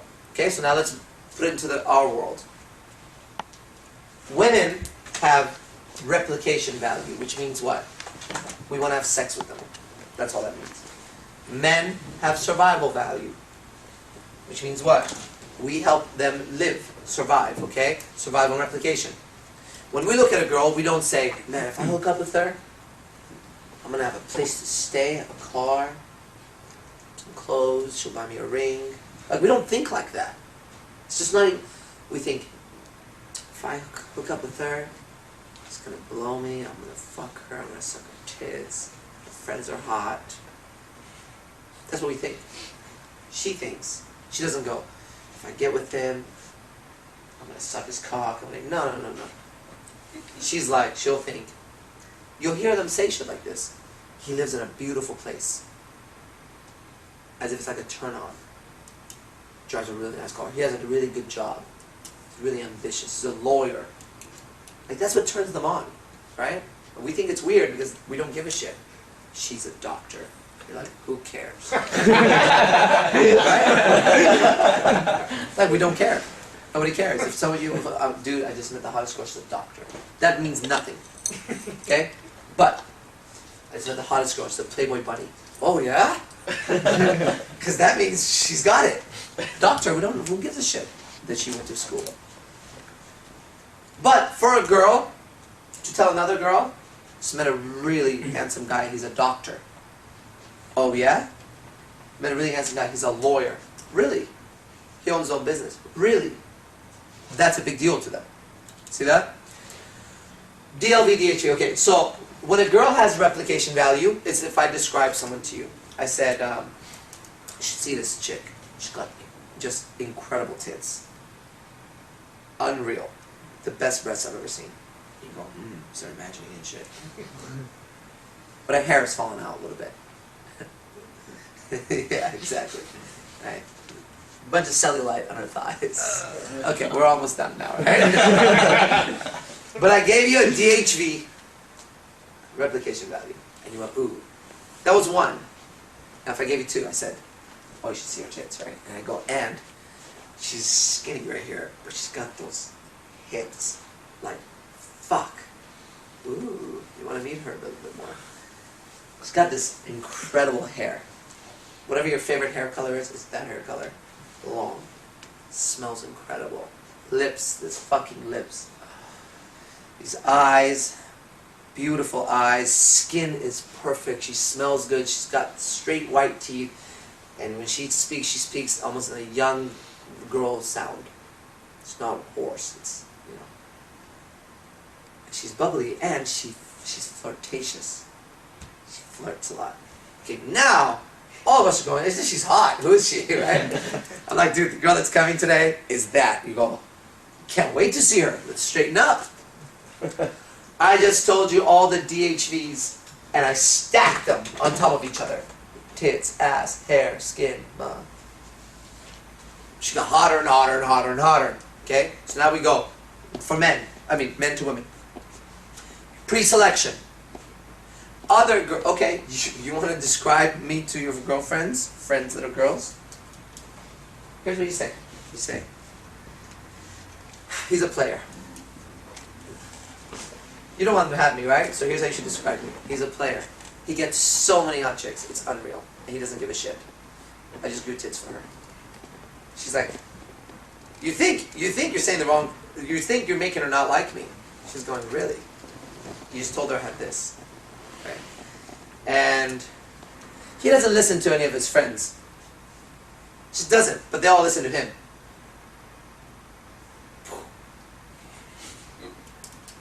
Doesn't matter where he's at. The people that he loves, if they call him, he'll drop whatever he has and he'll go over there. So I can't really count on him. You can't count on the guy. Like, he could be with you, and if his sister calls him or his mom calls him, he'll drop it and go over there and help them. He won't let no one fucking touch those people. Almost sounds like you're saying the wrong things about me, but now you're stacking the DHVs. By the time you finish talking like that, she'll be like, so where's the guy? She wants to meet me, right? It's really bad. And that's the power of DHVs. You have to stack them. If you just do pre-selection, it's not enough. Last night, I'm DHVing, DHV. I need to get the fucking pre-selection button going. Pre-selection hits. Now I have that. I had leader of men. I had successful risk taker. I had all 5. I knew that. And I just kept hitting it. I had healthy emotions. It kept going. They were in my stories. They were in the way I was being. It was just on and on and on and on and on and on. I'm getting more and more and more and more and more attractive for her. That's it. Boom, boom, boom, boom, boom. So you want to stack it. And the way you think about it is exactly the way you think about when we describe a girl and she has all the qualities. That's what it's like. Okay? If she has only 1 or 2, yeah, you'll do her. Maybe in the middle of the night. Maybe if your friends don't find out. If she has 3 or 4, yeah, you'll do her in the middle of the day. Your friends want to know. If she has like 6 or 7, and on and on, you want the world to know. Put her fucking picture on Facebook with you. That's my chick. Right? Because she has a lot of DHEs. The way you create attraction, which is A2 in the mystery method model. The way you create attraction is you demonstrate your higher value to the girl. With those buttons that we set, and there's more. There's about 35 or some shit. But those 5 you can work with really easily, okay? You demonstrate your higher value, and you tell her somehow, in some manner, she has to get that you're not interested in having sex with her. That's very important, guys. Very important. If you do both of those, she will feel attraction for you. Then you gotta know what to do with it. Okay?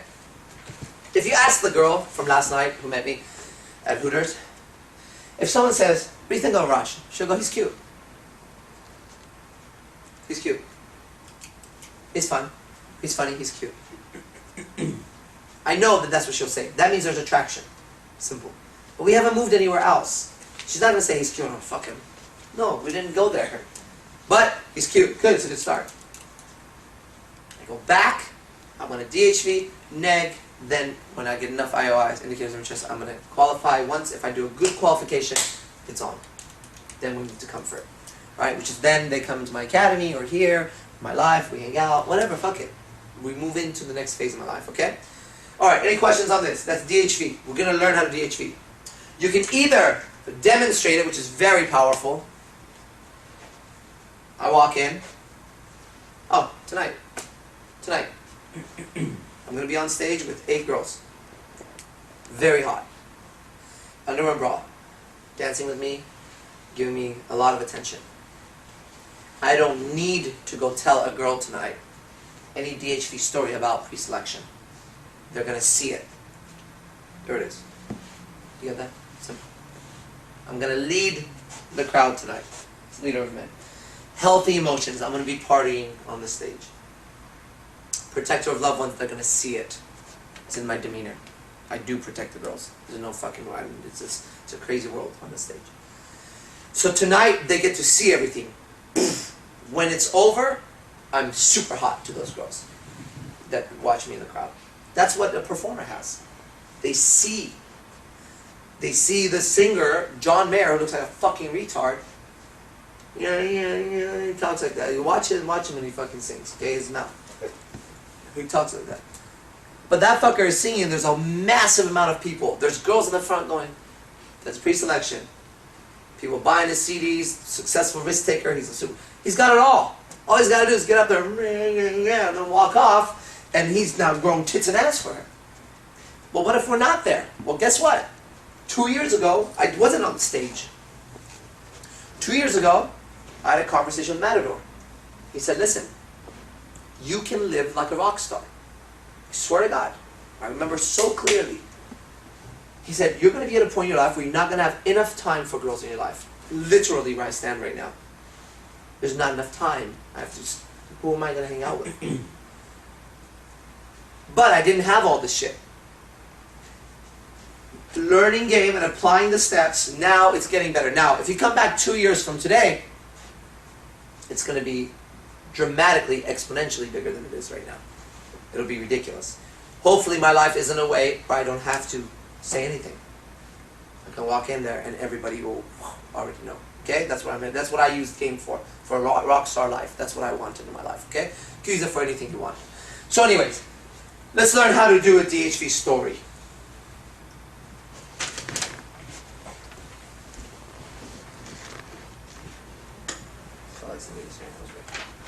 A DHV story. I'm going to take your experience yesterday, and I'm going to be you, and I'm going to talk to some people.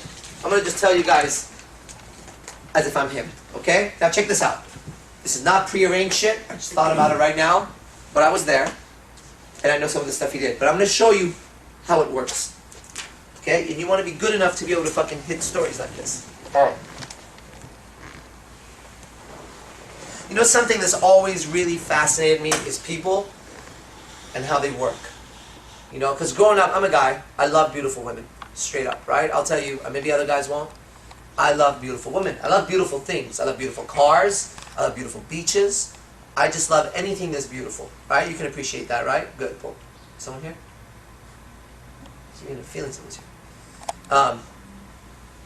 Okay. Appreciate beautiful things. So anyways, I met this guy. Okay, I heard about him through one of my friends who lives in San Jose, San Francisco area. And I hit him up, and he has a company over there. What he does is he deals with models and celebrities, but I'm talking about like the hottest girls in the Bay Area.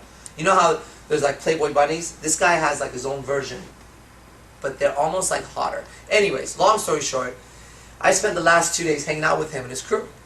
Yeah, so I was over there, and he was doing this lecture, and I was invited to sit in the lecture and see what he does. Mind-blowing. Like, you know, did you know like men and women are attracted to different things, and that's why the relationship doesn't really work all the time. Because men are thinking that women are like them, and women are thinking, you know what I mean? That's a long story. But anyway, that's one of the things I learned. But we got a chance to go to the hottest club in the area. It's called Studio 8. Have you heard about it? Yes or no, doesn't matter. Cool. But we went when there was nobody there. It was a dress rehearsal. So check this out. We roll out. He calls the owner of the club, who owns a bunch of clubs, opens the door for us. We walk in, and I'm looking at the place like, wow, this is amazing. Because normally people don't get to go to clubs like that. Stage is set up, and sure enough, here come the girls. And one after another, incredible. And you know what's really cool? They were really down to earth. Like, one thing I really recognized is that they're just regular people, you know? And after a lot of conversation, I realized, like, man, some of them actually have real good mentality, too. Which is important, you know, they're not just hot, there's hot people everywhere, right? So anyways, I want to tell you about my weekend. I watched this dress rehearsal, then afterwards, we say our goodbyes or whatever, because the next night is going to be the big party, and we go, let's just go to Hooters, right? We go to Hooters, and I tell you this, unless you're a celebrity, like a rock star or something, you don't have the experience we had. We were there eating, drinking, celebrating, different Hooters girls coming up, sitting down, talking to us, ignoring their tables. And I'm still recovering. That's been my weekend. But I realize now, you can have a really good time and make money. And that's what I'm doing. Boom, end of story. Okay, now I just made that shit up. But there's a lot of DHV points in it. You get it? Boom, boom. Now, that's the structure. If I was going to say it again, it would be better the second time. Because now I know the map. I saw it. That's the story of what happened. So now if I was going to insert things into it, I would insert a little bit more of pre-selection. I would say things like, I'm normally not attracted to, let's say whatever the fuck she is, but it doesn't even matter at this point. I'm not really attracted to brunettes, you know, but there was this one girl there really hot. They're called the Sinful Angels. Really, really attractive. And it's funny, you know, because they say smile is a really big deal when you smile at somebody. And I remember there was I just said hi to her, I just smiled. But he told me later that, you know, she doesn't have a boyfriend, she just wanted to hang out. But I'm not really there to like, you know, meet a girlfriend or anything. So we're gonna hang out. I think she's gonna be cool. But it was really cool because I saw that you don't have to have like a type. As long as the person is attractive and they're smart, boom. And now one of the girls likes me. And I just throw that in there. I would say, because it's true, I told him, on the 15th he's going to have the biggest party, just real exclusive. And he invited me to go down, and I can have whoever I want with me. We're going to have our own table, our own area. You know, so I'm just deciding who I'm going to take because there's so many people want to go, you know. Boom, it's another one. So you just start throwing shit in this story. And he can cut the threads. I'll show you how that is. But do you get how a story like that is? Now, it can sound like bragging, but when when I was telling the story, I was really bragging about some other guy. I met this guy who's amazing. He's got this beautiful girls and does this and that, and I have this really amazing experience. That's what makes it not so bragging. Because I have that childlike enthusiasm about my life right now. This happened, can you believe it? That was my weekend. And then I realized, blah, blah, blah, blah, boom. I'm showing I have social alignments. I have all the shit going on. Okay. He asked me, where do you want to go eat? I said, let's go eat at Hooters. I've never been to Hooters in that area. That's Leader of Men. He said, man, what do you want to eat? I said, let's go to Hooters. So we went to Hooters. That's Leader of Men right there. Okay? And he just led the guy that he's talking about. And it works in the story. You know, any questions on that? Now, you have to get that story off somehow in the set. You can't just walk up. I can't walk up. Hey guys, you want to eat this weekend? Who are you? So you open. You open. Is kissing cheating? What if it's two girls? Okay, check this out. I gotta get back to my friends. But have you ever been to Studio 8 in downtown San Jose? Well, I'm not from there. I'm from Monterey. But I was visiting my friend. He's got blah, blah, blah. I'm in my story. That's it. That was the transition. It was that smooth. It's almost like it's related to two girls kissing. I'll never have to say the two girls kissing again. I can go like this. What if it's two girls? And they say, well, check this out. I gotta get back, but I was here for the weekend. Have you been to Studio 8? And I get into this whole story and never bring up two girls kissing again. If the story is fascinating enough, and if I'm delivering it right, we just get lost. It's over. And worst case, I have a student that I teach on Skype. One of his questions always is like, well, what if they, like he would say right now if he was here, what if they say the two girls thing? Why did you ask us about the two girls? So I tell my story, someone goes, so what happened to the two girls? I say, oh, yeah, I forgot about that. My friend's girlfriend was kissing some chick. It doesn't matter anymore, right? Who gives a shit? We're now been talking, I've DHV'd, it's whatever. If someone's gonna go back to it. My friend's girlfriend was kissing them chick. And he was tripping out. I was like, yo, it's okay. It's a girl-on-girl action. Get in on it. So, when you open, as quickly as you can, you have to transition to a DHV. You either are going to demonstrate it by having girls around you or doing whatever the fuck you do, or you're going to have to get into a story, and I just showed you how the story goes. Now comes the major point of DHV and anything else, is your delivery. Delivery, okay? So this is a key point in the game. while you're interacting, they have to be having a good time. Please remember that shit. It has to be an enjoyable interaction. Even if you're lecturing or doing whatever the fuck you're doing in life. Deliver your stories. We're going to drill right now. And you got to take a look at something that you enjoyed doing in the last week. Something you thought was cool. And tell people about it in about a minute and a half to 2. Don't make it too long so that the person talks, okay? And back and forth. I'll hear it. I can help you. I'm good at it. I don't know how. I can tell how to do the story. That was not my story. If I say my story, my DHV, it's unreal. I swear to God, go pick up the book again, read it. I live like that, or better. It's not real. It's fucking... I sit back sometimes and go, how is it even possible that I live like this right now? And it just keeps getting better when it comes to that, okay? So it's unreal, right? I'm not going to even get into my story. It's like, it is what it is. You see what you see, okay? But you're going to practice delivering. So it goes like this. First of all, when you're telling a story, you have to see it visually and experience it sensorially yourself, okay? So if I'm saying these girls were just gorgeous, and you see, I was imagining them. So if you look at my eyes did move like this. Because I'm looking at their image. See, now that's different right now. Right? There, that was a thought. Then, if I said, these girls are gorgeous. I still kind of can deliver it, but it's different if I get lost into it. Okay? If I said to you, there's one of the girls, she's, okay, this is worth $1 million fucking dollars, that look, as an actor. Okay? If I'm telling a story to the girl, and I said, yeah, well, one of the girls, she's my friend, and we, yeah, right, okay? She is a friend of mine. She's not your friend. Of course she's my friend. I'm a girlfriend. You're stupid.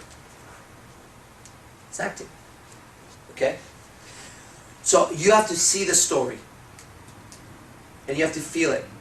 And then you describe what you're seeing and feeling to somebody else while you watch them. You slow down your speech. You pause. And you deliver with enthusiasm. Okay? I met a really rich man in my life at some point. He was one of the richest people I knew. His name was Richard Wentz. And he had a list. I wonder if you ever watched this video somehow. He was old back then. And he was like, enthusiasm is like yeast to dough. Oh no. Enthusiasm is like yeast. It raises the dough. And he would always spit. Well, the guy's car at the time, I was in LA, so it was fucking 14 years ago. Would mean what, 1998 or something, 1999. When his car at the time, it was a SLK convertible black Mercedes 2-seater with chrome rims, right? And it was just like top of the line, like nobody fucking drives that shit. When his car's tires would get bald, he would take his keys and give it to the person next to him in dinner and say, here's your next car. And he would go buy another car when his tires would get bald. So the story was, people would always check Richard's fucking tires and see if the shit was getting bald. At dinner tables and shit, they'd always say, Richard, trying to hang out with and sit next to him, because the last 2 cars he had, he just turned and said, here, that's your car now. And then went and got another fucking car. So that man had a big deal when it came to enthusiasm. When he trained people on how to sell perfume. You have to be enthusiastic. So if you ask people like, hey, what kind of cologne do you wear? Cool Water, Eternity, what do you wear? See, that's enthusiasm, and it comes across like that, right? Mystery does something really good, really cool. He says, you can talk about absolutely nothing. You could say something so unimportant, so ridiculously unimportant, means nothing, and still get totally excited about it. And everybody will feel it. He does it better than me. Okay, but that's an example of a delivery. So you have to be able to do this kind of shit when you're doing it. Because when you get into seduction, your delivery has to be good too. You know what I mean? You can't be like, take off your clothes. Just take off your pants, baby. Huh? You gotta have a different delivery at that moment. Take it off. Take it off, it's okay. Okay, you're gonna get with a partner and just tell each other some stories. If you're totally stuck, raise your hand. Otherwise, we should all practice for about 10-15 minutes. Okay, guys? Go ahead. Sincere. Work hard. And I'm really into working out, fighting, or whatever the fuck it is. Okay? I'm looking for something like that. So is there anybody out there who's really proud of something that is not like that? I mean, even if you have it, let's take it less. You know? I just want to hear it. Because I'll show you how to create a DHV. With that one, everybody can create a DHV. Right? Something. What are you proud of? You're young. My green belt, Getting your green belt in what? Panja, In Panjo, which people don't know what it is, so that's going to come into the picture. Okay, what else? graduated high school. Good. Anything else? What do you like about yourself? Caring. You're Other caring? people. How do you know? Huh? When people call me up, like for help, I would usually always help them. Good. Anything else you're proud of in yourself? If you were a superhero, if you were a cartoon, what would you be proud of? What characteristic of yours would be badass? Not necessarily skill, what characteristic would make you badass? Loyal. What's that? Loyal. Got it. Would you like high school? Do you like school? Nah, school. No. You know what? Growing up, I was taught something. I was taught if I don't go to school, I'm going to be nothing. Everywhere I looked, that's what parents said, that's what friends' parents said, that's what uncles said, that's what school education said. Go to school. Right? You know what I thought growing up? Fuck school. Fuck school. And fuck any place that makes a fucking slave out of anybody. And I got in a lot of trouble. I was a kid that your mom wouldn't want you to date. Your mom and dad would tell you to stay away from me. Because what I want to do is I want to be strong enough to defend the people that were loyal to me and my friends. So while all the dumb motherfuckers would spend hours and hours on their stupid fucking homework that they would pass a quiz or not pass a quiz later, and afterwards forget all their education, I spent every fucking day at the gym kicking and punching, getting my ass beat. And I remember when I first walked into the academy, and I was this little guy, afraid of everybody, but I had a vision, I wanted to be fucking strong. My sister's boyfriend at the time, ex-boyfriend, was a fighter. And I wanted to be like him. I wanted to be something like him, but my own version. So I've been training now for 2 years, 3 years, I don't know how long I've been. How long have you been training? 3 years. 3 years. I've been training now for 3 years. I'm no longer a beginner. No longer a beginner.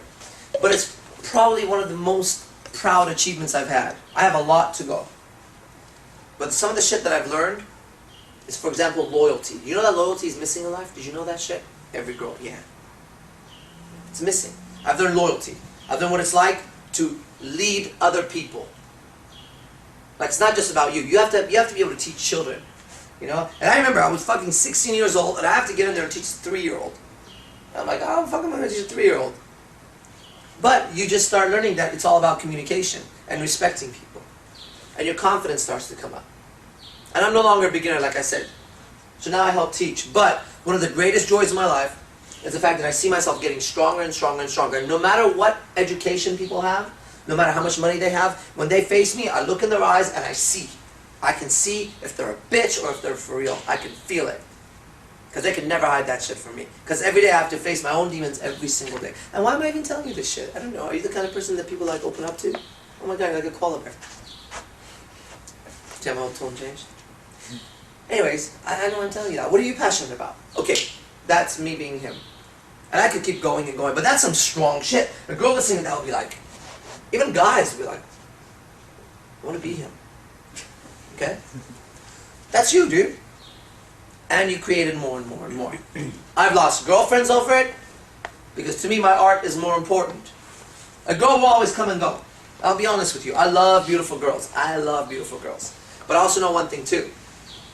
The stronger that I get, the better my body looks, the more confident I get, the more pretty girls are around. And the less I have to put up with their bullshit. Boom.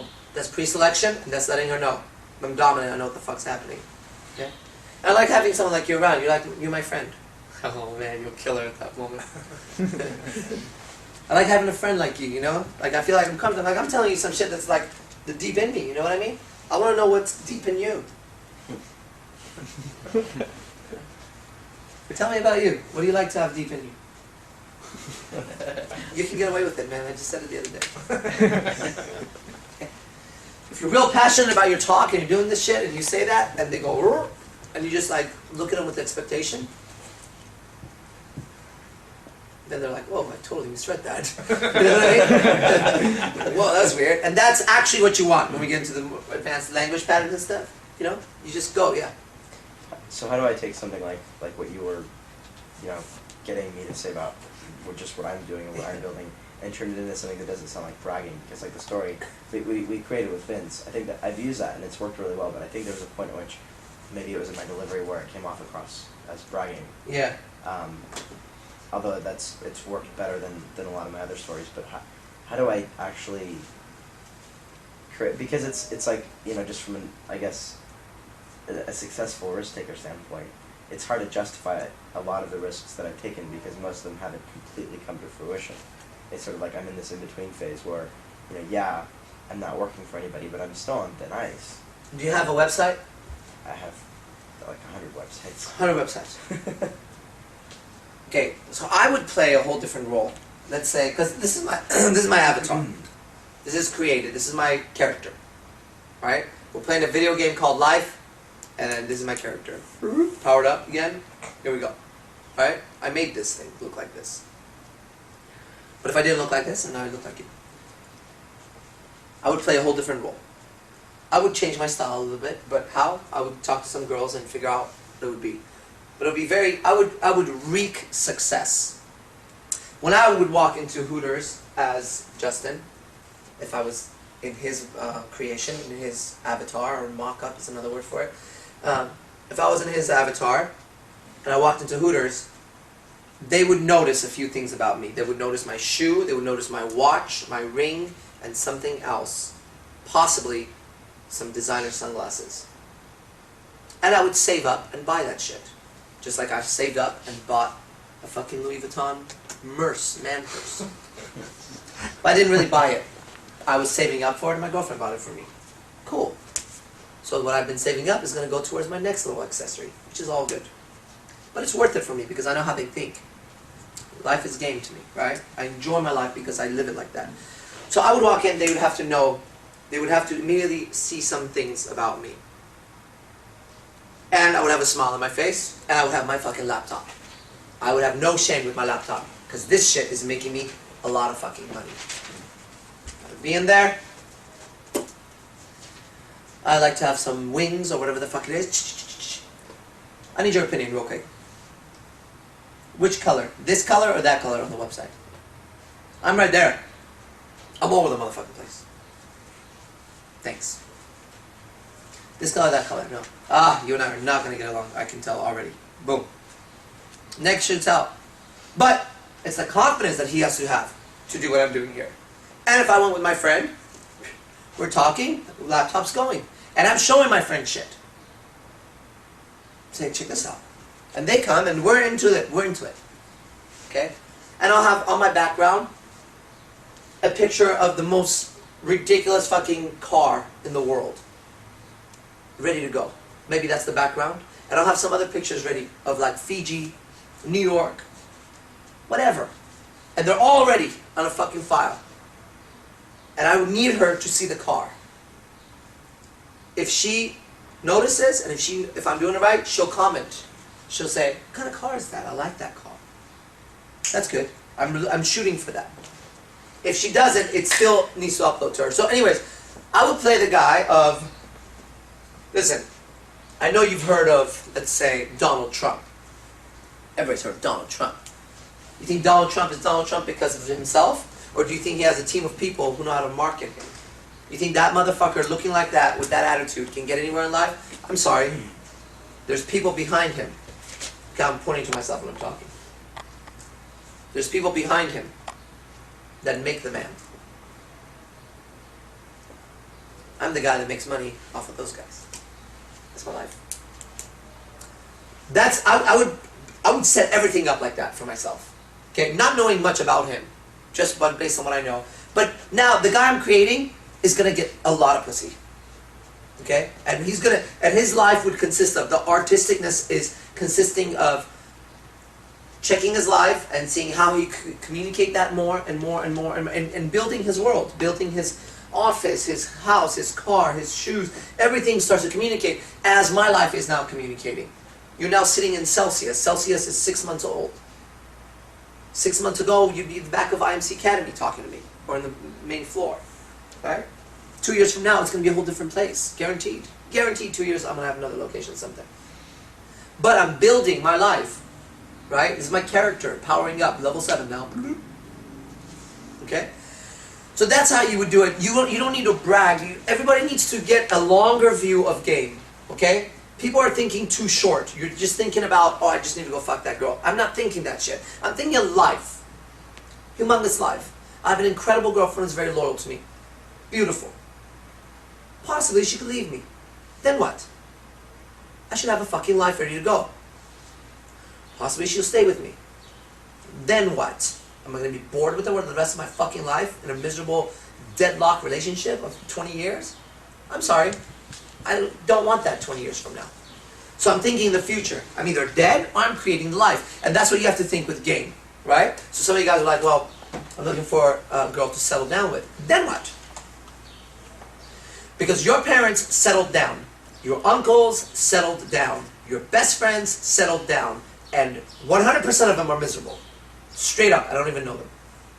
They're not walking around, coming to the house, hi honey, how you doing? Oh, making out, let's fuck. Is that what you want?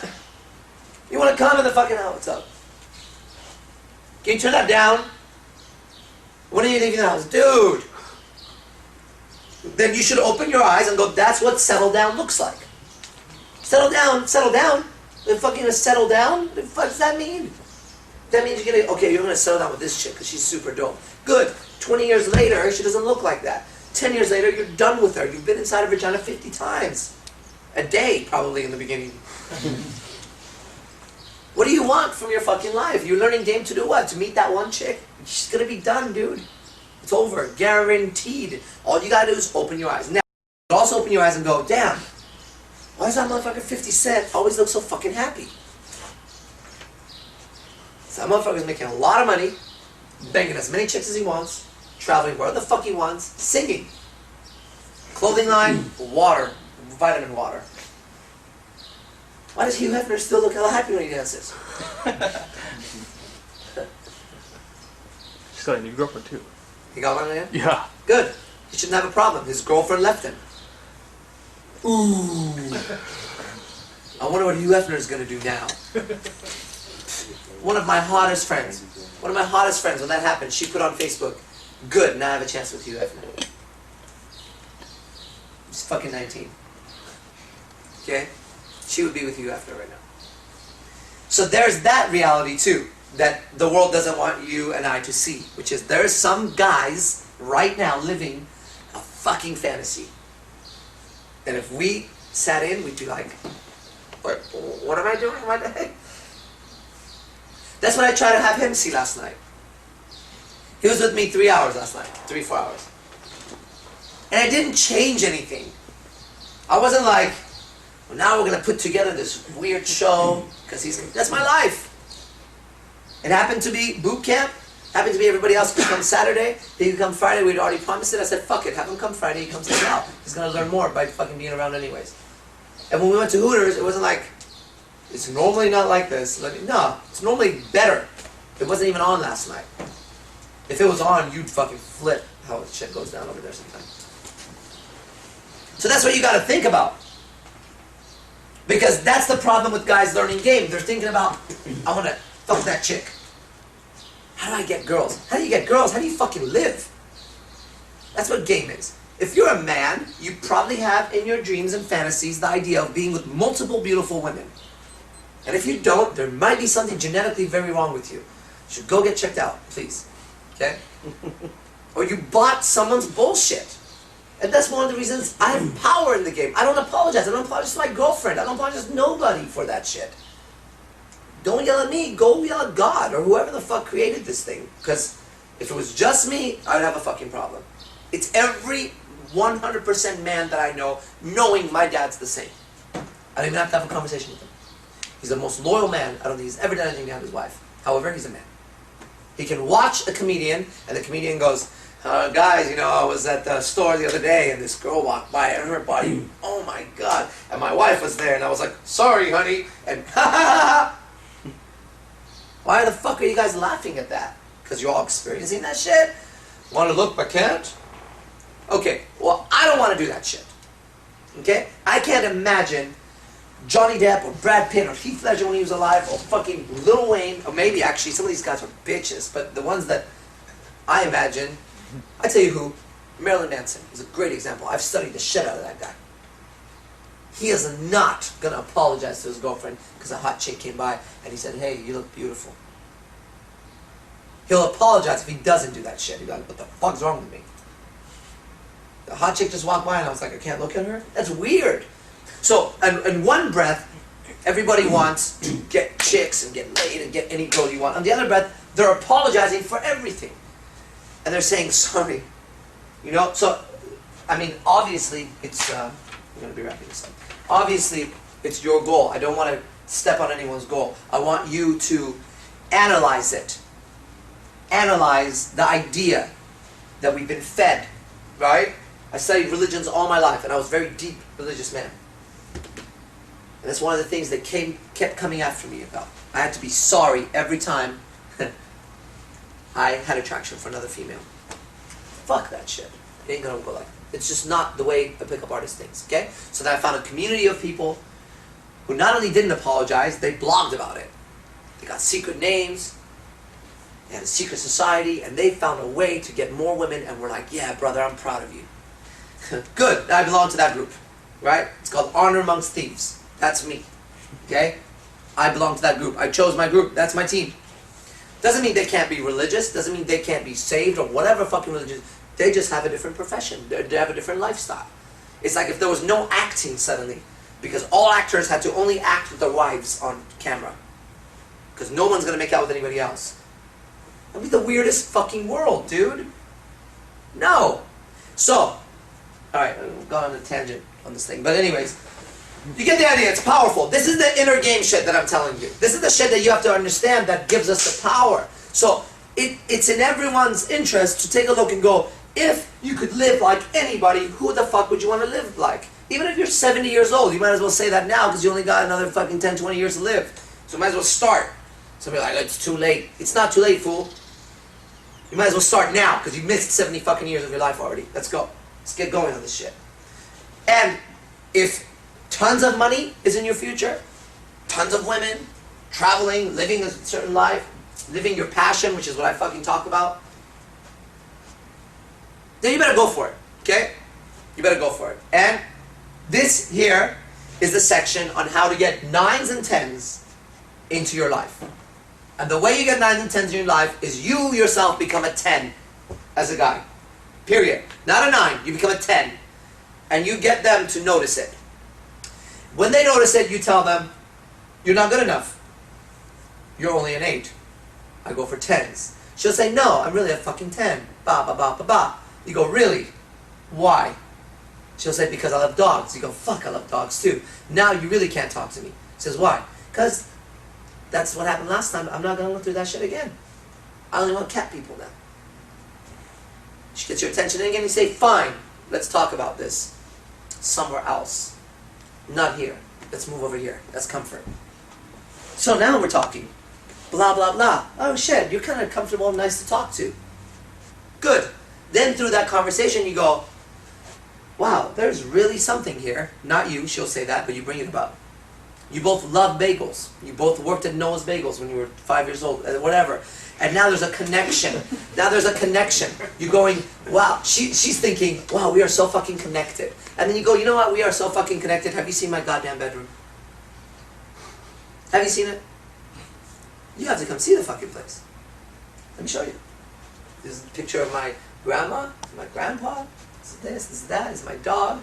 Curtains are open. This is the fridge. See, there's food, there's this, there's that. Let's go. Now you know me even better. We have such a connection that we can now hang out with each other. Where's your place? Good. Now let's get back to my place again. I just want to hang out, but I don't want to be around all those motherfucking people. I want to just hang out. This is what I normally do. I would just hang out and fucking drink or smoke or watch TV or play Xbox, whatever the fuck. This is what I do. Now we're hanging out. Hey, we are so comfortable on each other. We've been touching each other and stuff. We're good. One thing leads to another, I guess. Oh no, we can't fuck, she says. I understand. That's called last minute resistance. Seduction. I know. Of course we can't fuck. That would be weird. No, we really shouldn't be doing this. Blah, blah, blah. Boom. Bam. You have sex with her. Done. That's really the model for attraction, comfort, and seduction. And it's that easy. But we're lost into some weird, mysterious hole. What is she all about? How do I get that hot chick? Dude, that hot chick's a little girl. Swear to God, she's a tiny little girl on the inside. She's insecure, she wears makeup, she knows she looks like a boy. Tonight on stage, these girls are going to be like, everyone's going to be like, ah! These girls are thinking, damn, my stomach's a little too fat. Shit, is my boob nice enough? Did I do my hair, makeup? Is that bitch hotter than me? That's what they're thinking. They're not thinking, motherfucker, I could have you. They're not. They're going to portray that. That's what I teach them. But they're not thinking that. They're little girls, and they're about to be in their underwear in front of a lot of fucking people. That's uncomfortable. Because if you're not wearing our underwear, we feel comfortable. And all we got to do is worry about our dick. They have to worry about a bunch of other shit. They're judged all the time. You know what I mean? One of my best students, his name is Vasil. Best because I did a 2-day boot camp, personal boot camp with him, and it completely changed his life. He changed his job, he changed his relationships, everything. He's a changed man. And then he came here and he talked, and I was blown away. I sat down and listened to him. He was so inspiring. And one of the things was just the attitude. Attitude change. Female shoes, Felicia. This is Felicia. Hi. You know most people here. You're just here for tickets, right? Yes. I need me plus 3. Me plus 3. Yes. Yours and one more is free, so you need 2 more. Change. He just viewed the world differently suddenly. Okay? He was stuck in this Russian mindset. Like his culture didn't make sense to pick up. Fuck it, man. You guys gotta break free of that shit. Alright. So let me wrap this Can I DHV clarify up. something on that? Say what? Can I clarify something on that? Yeah. Like, what's gonna happen? There's 3 things to it. It's outer game, inner game, and lifestyle. So outer game is like your tactics, timing, what you do with it, and that will affect your inner game as well. So that's why you see transformations like Rash's students. That's why you see transformations within yourself. It's not just outer game. No, it's parts of inner game as well, and they go back and forth. And also how you become successful, and with lifestyle as well. Yeah. We know too many people that are theoried out and they can tell you everything about game, but they can't do shit. Yeah, that's a problem. Because they're a wreck. You know what I mean? I know a lot of martial artists, practice forever, can't fight. It's weird. Okay? It's just weird shit. This world's fucked up. Alright, let's go finish up the DHV. I want to get into qualification briefly before we go to lunch and we'll come back, okay? DHV, demonstration of a higher value, alright? Through stories, you figure out your life, it's simple. Now here are some basic rules for DHV. If what you're saying is incidental to the story, incidental, what do you call it? Detail. Not topic, an incidental... Detail. Detail. Incidental detail. I'll give you an example. I say, yeah,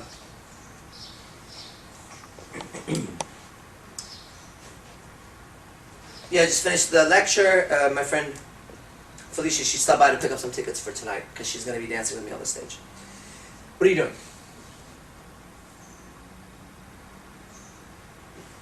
Dancing with me on the stage? What stage? What the fuck are you doing? What's Felicia? A lot of open-ended shit. Incidental. Okay? Gotta get going. We have an hour. We gotta get back by doing a lecture. Incidental. It's not like the point of the story. Okay? It's not the point. The point of this, when I was being him and telling the story, the point of that story was, this dude I met, Arash, was really fucking cool. Incidentally, he was in the club, in the Hooters, got to hang out, got invited. That's incidental, but did you get how cool that fucking guy was that I met? So he's not bragging. He's not bragging. Okay? So if I open up the laptop and I start to brag, that's different. If it's incidental, it's incidental. What's your favorite color, red or black?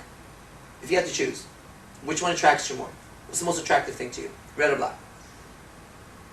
Thanks. Goes away. Don't say nothing about this. Come back, I have a red motherfucking car in the background. Big red fucking shiny shit. Comes back, I'm doing this shit. If you could travel anywhere in the world, what would it be? Okay. Or, she's coming up, talking to my friend. I throw out Fiji. There's Fiji, she's coming up. There's Fiji, there's Italy, and there's Spain. Water, I need her to hear that. Last night, if I had broken down for you what was happening, there's so much happening, guys, you don't understand. That's why it looks magical when it happens. Because everything is there, okay? She comes up, brings the water, Spain, Italy, or Fiji. She hears these words. She either responds or doesn't. If she does, that's great, she caught it. If not, she still hears it. I know she hears it. She walks away. Comes back, we're eating, blah, blah, blah. And she's already heard that. 2-3 minutes later, she comes back. And I say, what about you? If you had to choose between Fiji or Italy for a month, where would you go? This is great. This is high value interaction. And we're starting. It's almost like an opener now. Okay, and now if my computer is set up for it, the right pictures and shit, she's gonna IOI, dude. She's gonna go, why? What do you do? What is that? Is that your car? What's that? Your website? And if you catch it too early, it's just like the beginning, you lose it. You can't go, oh, well, by the way, yeah, oh, come here, hug me, you're so hot. You gotta go backwards. She goes, wait, what do? You go, okay, slow down. With a smile. Let me have a few drinks in me, then you can hit on me. God. But you have to smile. Okay? She needs to laugh when you say that. If she doesn't laugh, that wasn't an egg. So let's say I say that and there's no laughter. I go, God, buy me a few drinks before you hit on me. Jeez. Nothing happening, right? Burr, warning. Fix it. You are so serious. How's your day? Back off. Calibrate. How's your day? Fine. No, did you have a good day? You know, I was joking, but you took it really seriously. I know how it is being a server sometimes. I have a lot of friends that work in Hooters in LA and stuff like that. Sometimes it gets really rough here, right? I'm just becoming human. She'll be okay suddenly. Oh no, I'm just blah, blah, blah, blah. Okay, that's cool, whatever. Anyways, I think Fiji would be good for you. That'd be a good vacation for you. I just took what she said and I'm playing now. Do you understand? The neck didn't hit, so I gotta play it this way. Or, I go, buy me a drink, jeez, man. And she goes, ah, you're so full of yourself. You would be too. Boom, it's again. That's how the interaction is done, okay? So you are who you are and what you do. Your confidence and your game will demonstrate. She has to go, why is this guy so fucking confident? You see? Why is he so relaxed? Why is he so confident? That's what they see last night when we're out. My avatar, boom, is bold. Who the fuck looks like me? Nobody. Great. But I'm smiling. What'd she say? She goes, you're not scary. Remember she said some shit like that? You're a little kind or something like You're that. kind, you're social. I was like, what? Are you kidding me? Now look at me, dude. For her to think that, even though she's busting my balls, we're joking, that's what flirting is. It's the confidence. That's what we're lacking, right? We walk into a place all fucked up. And we get all weird and shit, and we sit down all awkward, and we talk awkward, and then we wonder why she doesn't like us. Would you like you? Would you like you? If you stepped out and looked at you, would you be like, damn, I want to hit that? No. I would. I look at myself and go, God, want to fuck me? It's true. It's true. Check this out. The way I'm dressed right now, if I stepped out, I wouldn't want to fuck me. And I know that if I'm going to go eat right now. I'm aware of it. But let's say I have no opportunity to change. I have to change my beingness to make it fit this, okay? So I'll give you my inner game, how this would... Okay, so let's get started with the... How do you go from attraction to comfort? I think that people are misjudging where they are on the system, okay? So let me give proper acknowledgement to Mystery for teaching me all this stuff, the Mystery method. and Matador for always being there and taking my game to a supernatural level. Those are my teachers. Okay? Now, I think people, they misjudge where they are. I'll give you an example. The girl gives an indicator of interest, but it's not really a good indicator of interest. And the guy goes, oh, that was an indicator of interest. It was, okay? But there's a difference if she comes up to you and says, oh my God, I love tattoos, you're so hot, and I wonder what it's like to kiss someone with piercings. That's an indicator of interest, okay? It's also an indicator of interest if she slightly turns towards me as I'm talking. Let's not confuse the two, right? So one of them, I could move forward a lot faster and a lot stronger. The other one, I have to calibrate slightly differently, right? So this is something I want you to have the judgment on. The first thing when it comes to how do you move from A to C is where are you in the attraction? Is it a real attraction? Okay, so what we're going for, or what I want my students to go for, is that intense, or this intense level of attraction. Where the person is just thinking, fuck, I gotta have it. Not like, right? Which is kind of in line with attraction instead of curiosity and interest, okay? Because first it's gonna be curiosity and interest, unless you're totally her type. She says, I love Asian guys with hair like you that are named Kevin. Okay? Right. Okay, then you're good to go. I would double check normally, but still. If not, you may not be her type, right? If you're not her type, then what you have to do is you have to create interest and curiosity, fascination. Those are the first steps. Okay? Once you have that, now you could go into high level of attraction. So one of the things that I'm doing this boot camp, like a two-night boot camp with the Venusian Arts guy next month. One of the things he wants me to go over is how to use cold reading to create a high level of fascination and interest. Okay? Because once you have that, attraction will come up. So either she's already really attracted to who you are, or you have to get her to that point. Okay? So, okay. So before we move into comfort,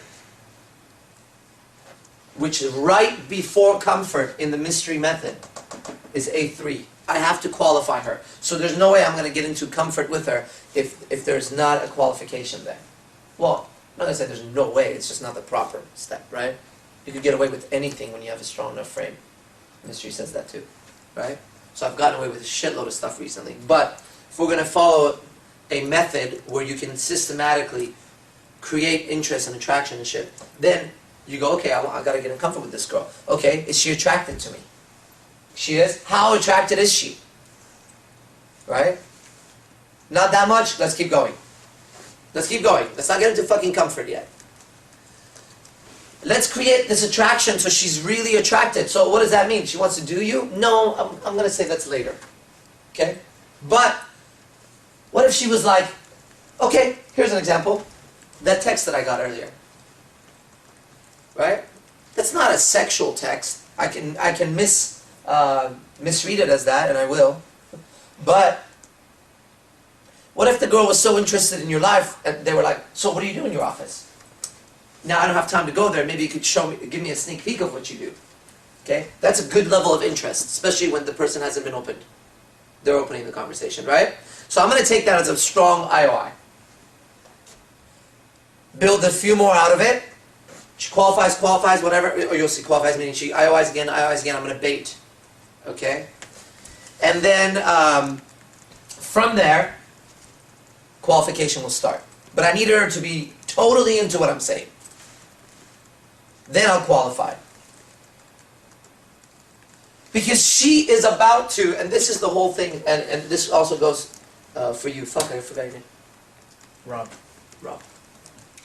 Do you have a pickup name? Rob D. Strong. Rob. This also works for, let's just be friends, or getting out of the friend zone, is I lost my train of thought. Fuck. Attraction, curiosity, A3. Let's just be friends. Whatever. Okay, scratch that. Let's talk about what I know. What I was saying. So, you gotta build the interest to the point where she's so interested. She's so interested in this, and she's just like, what's going on? What are you doing? Blah, blah, blah. Boom, boom, boom. Some kind of high level interest. Then you're gonna take, here's what I was gonna say. Here's what I was gonna say. You have to flip your model of the world, or you have to flip your frame. You gotta change the way you think about it. So she's all interested right now in my life. Okay. I need to make sure, before I move into comfort with her, that I got the right person there. Okay? So that's what's going through my mind before the next text. Before I move into comfort with her, I got to make sure she is the right person to move into comfort with. So I need to ask a few more questions. Possibly, dot, dot, dot.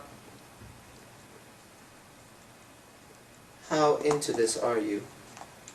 That's ambiguous. Right now, her mind has to start making distinction on what I just said. Possibly. How into this are you? You get that? That's ambiguous language. It can be interpreted in many different ways. For her to answer it, she has to interpret all different ways first. And then Alright, so you're going from A3 to C1. Start checking to see if you're going to be wanting this person in comfort with you. How are you going to do that? How are you really going to find out, right? You need to know a little bit more. As you find out more, she'll either do things that are correct for you, and you give her IOIs to come into your life, or she'll start doing things and you start turning around. No, that's cool. Okay? So, first make sure you have the right level of attraction. You create it. It doesn't mean sexual attraction. This will help you, by the way, with this. Attraction, interest, instead of curiosity. But interest. So, I want originally one of two things. One, I want extreme sexual attraction. And I don't want little. I want extreme sexual attraction. I want it when the girl looks at me, she has to have me. If I don't have that, I want extreme fascination and interest. I'd rather take that than slight attractiveness. Oh, he's good looking. I don't want that shit. That's great that I'm good looking. That means nothing to girls. Stupid. If she's like, oh my god, he's unreal, I have some girls that think that of me, that's good. But if she's like, oh yeah, no, he's good looking, he's got a nice body, okay, go fuck yourself, I'm not even interested, okay? If she says, oh, he's good looking, but that doesn't matter, he's amazing to be around, he's so fascinating, he inspires the shit out of me, good, I'll take that as much as I'll take the sexual interest. Because that can build into a whole fucking other... There's a lot of interest. And it can be very easily tweaked into sexual interest. What you don't want is you don't want to just be the fucking background noise, right? That's Manu, my teacher, who passed away 7 years ago now. You don't want to be background noise. You want to create an impact when you walk in. So she's either going to look at this guy and go, oh my fucking god, I have to have this man. Or she'll say, something is really, really fascinating about him. For example, why do his eyes look like that? Why blah blah, I have enough avatar to fucking go around for days. So, something, hopefully she'll go, why? I want to know. I want to know. As I walk through the room, I want her to, locate where I'm at over and over and over. And then all I gotta do is demonstrate my value by being a high value guy, whatever the fuck that means, right? At that moment, that curiosity will start to turn into attraction. Because attraction for them is not just being a good-looking guy. That's what we mess up. I don't want to just think I'm a good-looking guy. I want to think I'm socially aligned, I'm pre-selected, I'm leader of men, I have healthy emotions. I want her to think those things. Those equal a very high level. Those equal for us, she has tits, ass, hair, instead of just she has tits. Yes, a girl with great tits walks in, we're all going to notice. But if everything else is fucked up, we try to kind of just look at the tits. But if she walks in with everything, then we're totally turned on. I have to totally turn her on. First, I need her attention, completely riveted, completely. From there, I move. If I have her attention completely riveted, stuck on me, then I can create attraction, because she's going to be watching me. She's going to be curious. So it's easy then to create attraction. Okay? The level of attraction where she's, oh man, he's really hot. I want to be the really hot guy, right? Okay, good. So, this is kind of answering a few of them. So at that point, when she starts to give indicators of interest, high levels of indicators of interest, where there's no doubt in my mind,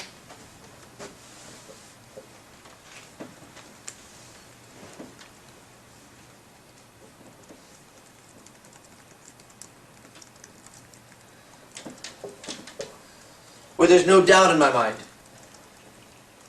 I want to play the level of game where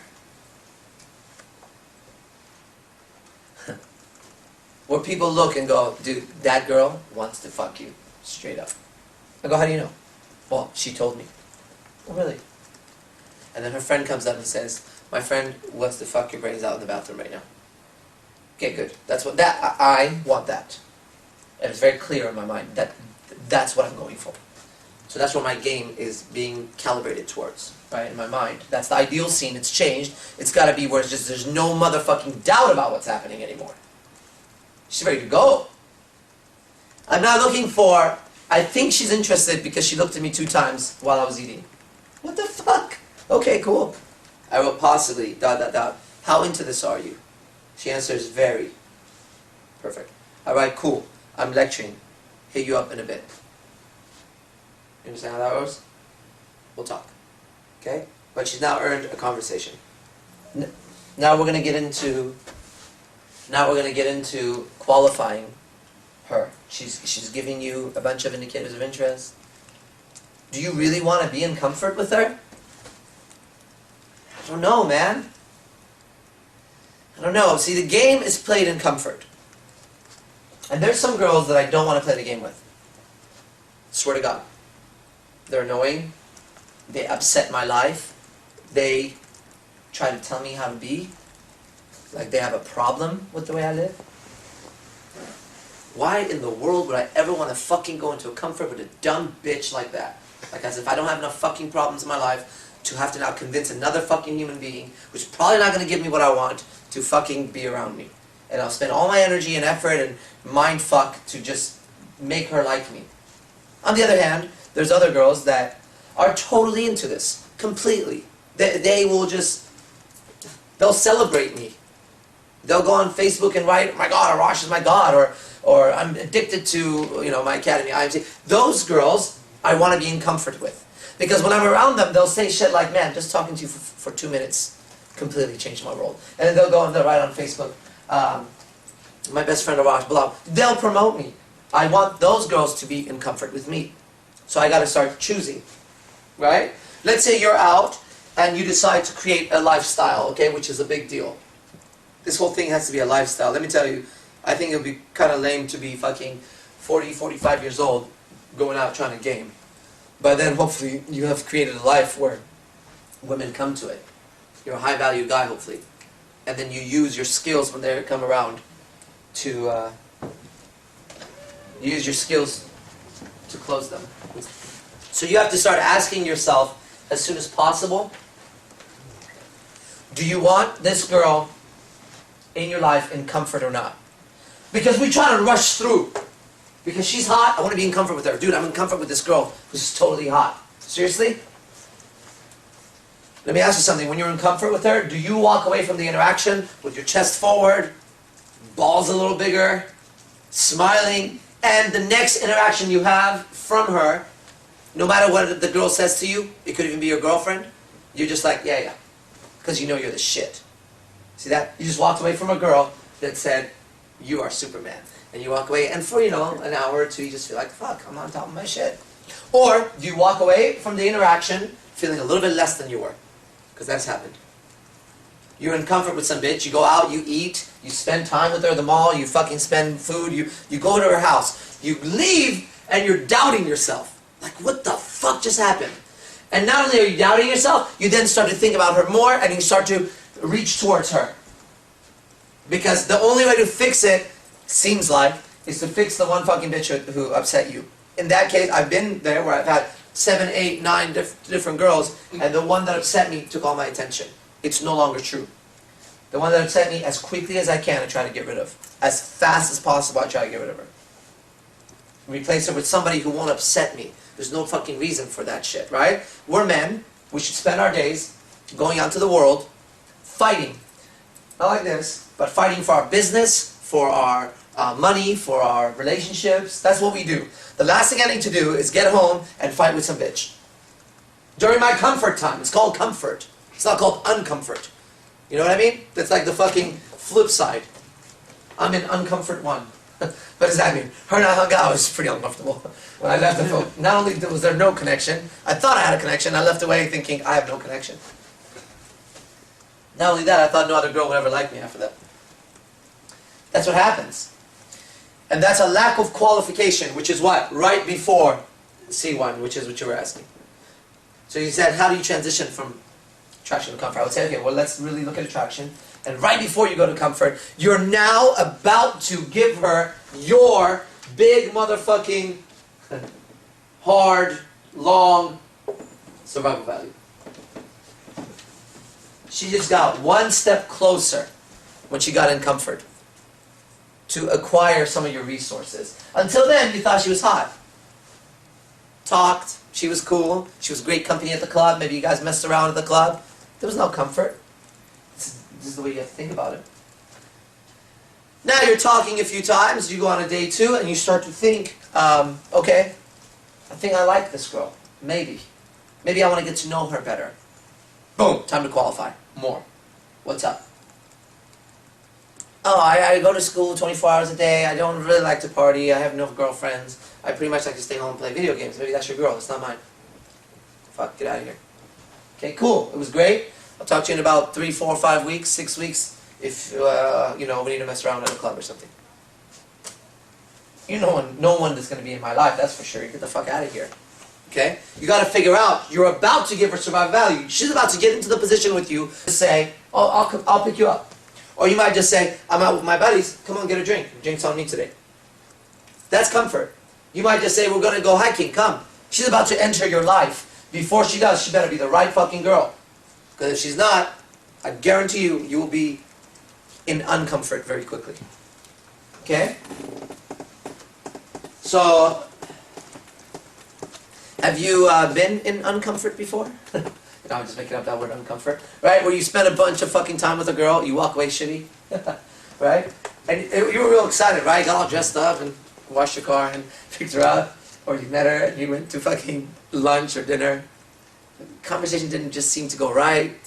She seemed to be distracted. Maybe she started talking about her boyfriend or something. And then you tried qualifying more and went again. And then by the end you left 2, 3, 4 hours later. Fuck. What happened to my pickup skills? What a waste. But then you caught yourself thinking about the girl over and over after that. What the fuck? All babies and dogs and puppies. So before you go from A3 to C1, think of some girl, maybe you're right around there. It's time to really find out about her. I want to know more. And you could say shit like that. Okay, I'm gonna fucking give you some fucking sound bites that'll blow your fucking mind just because of where I'm at in gaming. It's unreal. Alright? There's a confusion there for people. Ultimately, I'm sure for gaming, we want the girl to want to have sex with us. Okay? That's something hard. That's something hard. End of sentence. That's something difficult for your girlfriends, if you have a girlfriend, which I do, to understand. Why would you want her to fuck you? Same reason you go out and dress in a skirt and put on makeup and take pictures with your girls and feel good about it. Same reason. As a man, I don't put on makeup. Well, I do. Not like you guys. I don't do what you girls do.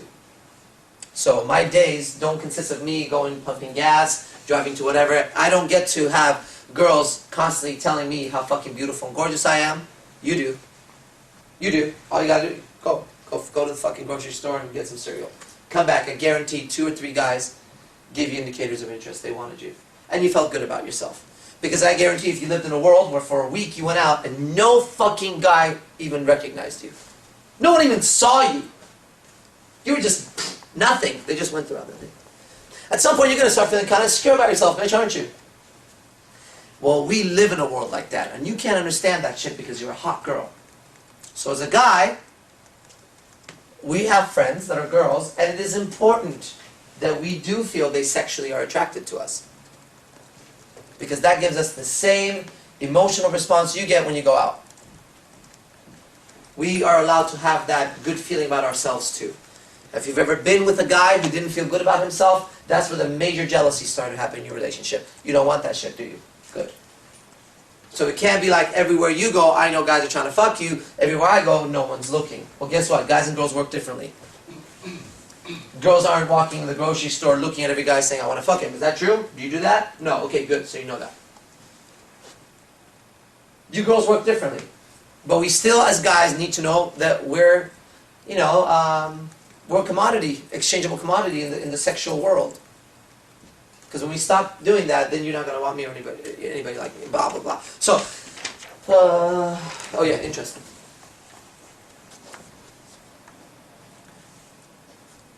You have to watch the categories they put you in when it comes to interest. If you're an interesting teacher, you probably, most likely, won't be sleeping with as many of your students as you possibly could. You'll sleep with your students, but you won't be sleeping with as many. Because the frame of a teacher will freak some girls out. Some will want to do it. They're the freaky bunch that would want to fucking fuck whatever anyways. But a lot of them is like, oh no, it's my teacher. Same thing with a therapist. Okay? Therapist. It gets creepy if you fuck your therapist. So these are, I'm saying that because as guys that are intelligent, and I know everybody in this room is, we can fall into that frame where we start teaching them shit, and they start, oh, I love talking to you. Great. As your therapist, as your teacher, as your fuck buddy, what am I?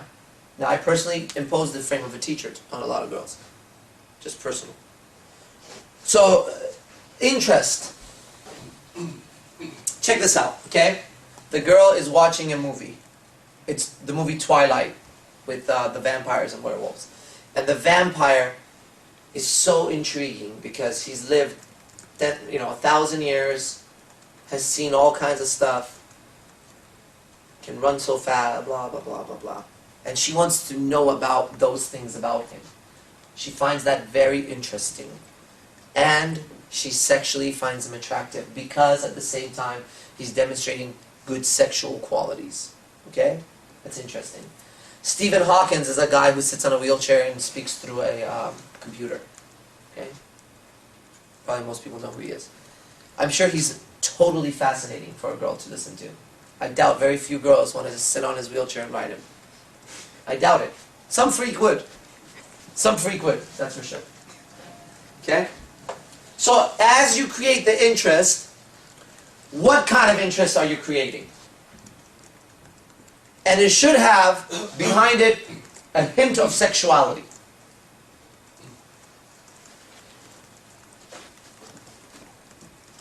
Why, Bill? Because fuck, we're doing game, man. Shit. Sexuality is what we're studying. We're supposed to be seductive. Everything I do is sexual, 100%, and I don't apologize for it. That's it. I'm a sexual creature. But I like sexuality a lot. I like seductiveness. I like beauty. I like shit like that. That's fascinating to me. Just the acts of sex is whatever. It is what it is. So as you're creating the attraction, all you have to do is make sure that you're not being framed as the really interesting friend who's really cool to hang out with, but there's no sexuality there. Okay? But if they have interest, that's great. You could always tweak that. Like I said in the beginning, you guys missed, I'm going for two things. One, either extreme sexual attraction. Extreme meaning what? She comes up as I'm eating, she says, my friend over there wants to go fuck your brains out in the bathroom right now. Wow, that's great. I'll accept that.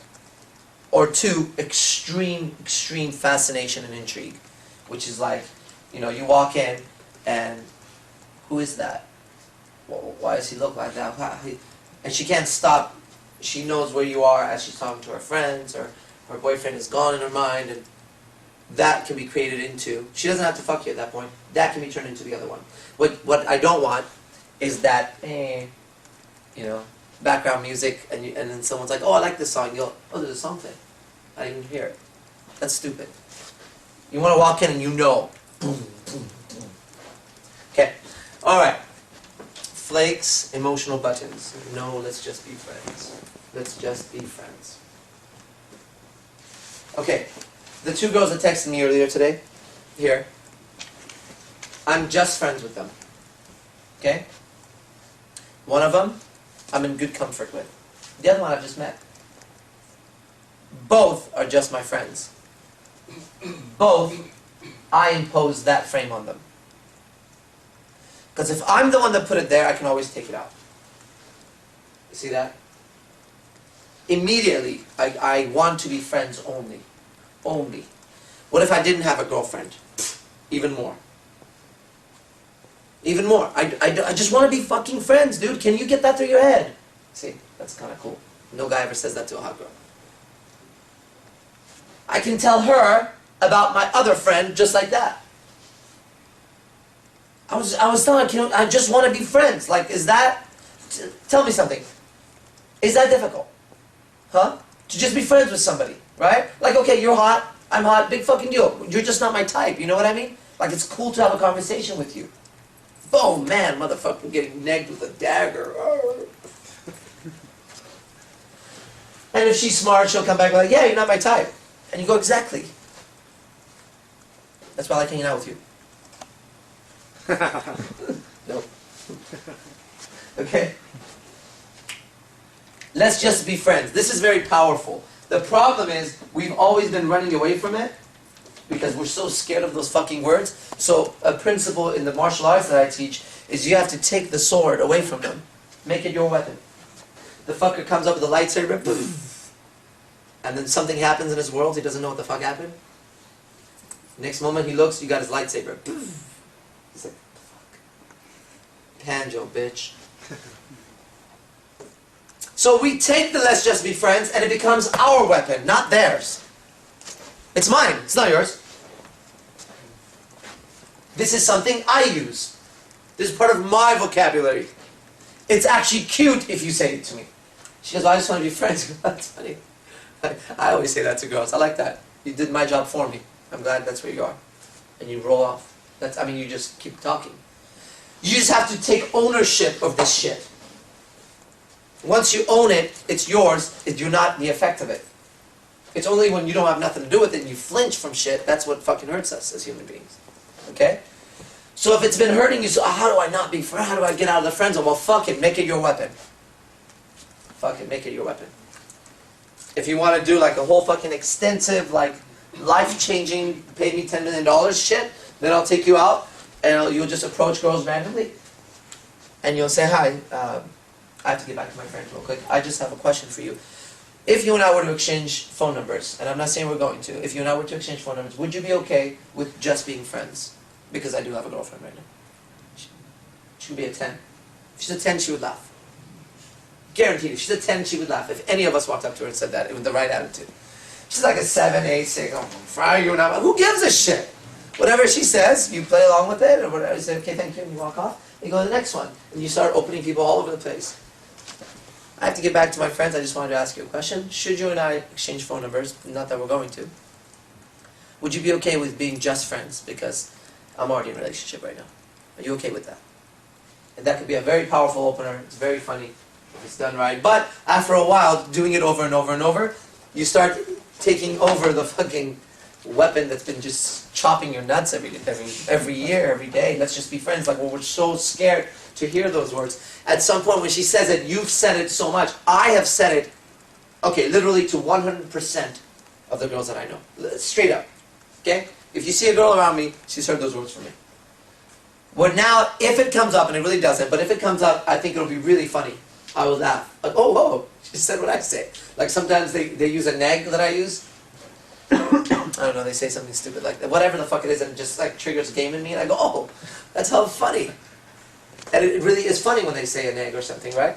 Because I've used it so much. So you just make let's just be friends as your weapon.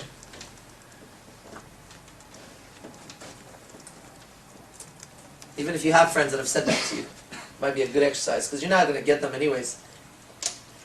Being the way you were, you can mind fuck them by calling, or next time you're hanging out, just be like, hey, I was thinking about something. I have a lot of like major opportunities coming my way right now. Like I spent my high school years while everybody was partying and jocking it out. I'd get invited to parties, I'd go here and there, but for me, like I knew that one day I was going to drive any car I wanted to drive, travel anywhere in the world, have the most beautiful models, vying for my attention. And like, it's about to happen. If I told you the shit, I can't, but if I told you, I'll tell you a few of them. Shit that's going on. Anyways, I know we've been friends. Are you okay just being my friend? Because that's all I want to be. Woo! That's powerful. Oh yeah, what do you mean? What's been going on? No, because there's that part of me that's suspicious because I'm a girl very soon, and it's real important for me to have some really good friends that are not, that we're just friends. That's important to me. That they can see my success, they can see what I'm doing and how incredible my life is, and they can just be happy for me as friends and not just want to fuck me. That's cool, right? Why not? What else are you going to do? She's already said let's just be friends. Let's at least make her fucking think for a little bit. Okay, I can talk about emotional versus logic and see if this, maybe we'll do something for it, okay? Obviously, there's no love story and no movie that girls are into that the character had to convince her over and over and over to be with him. It's just so lame.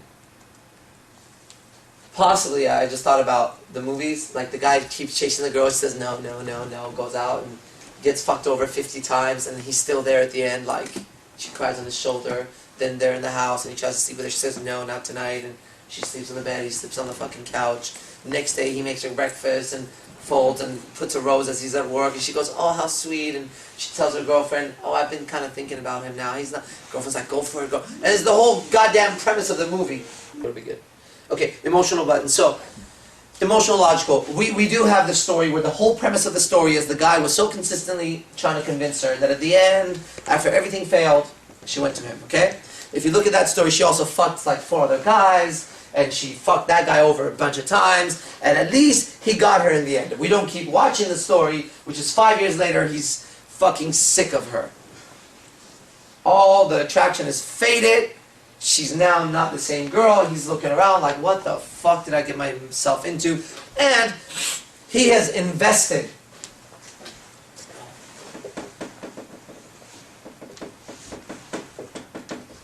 He has invested so much into her, so much, that it's difficult for him to break the mental grip that she has on him.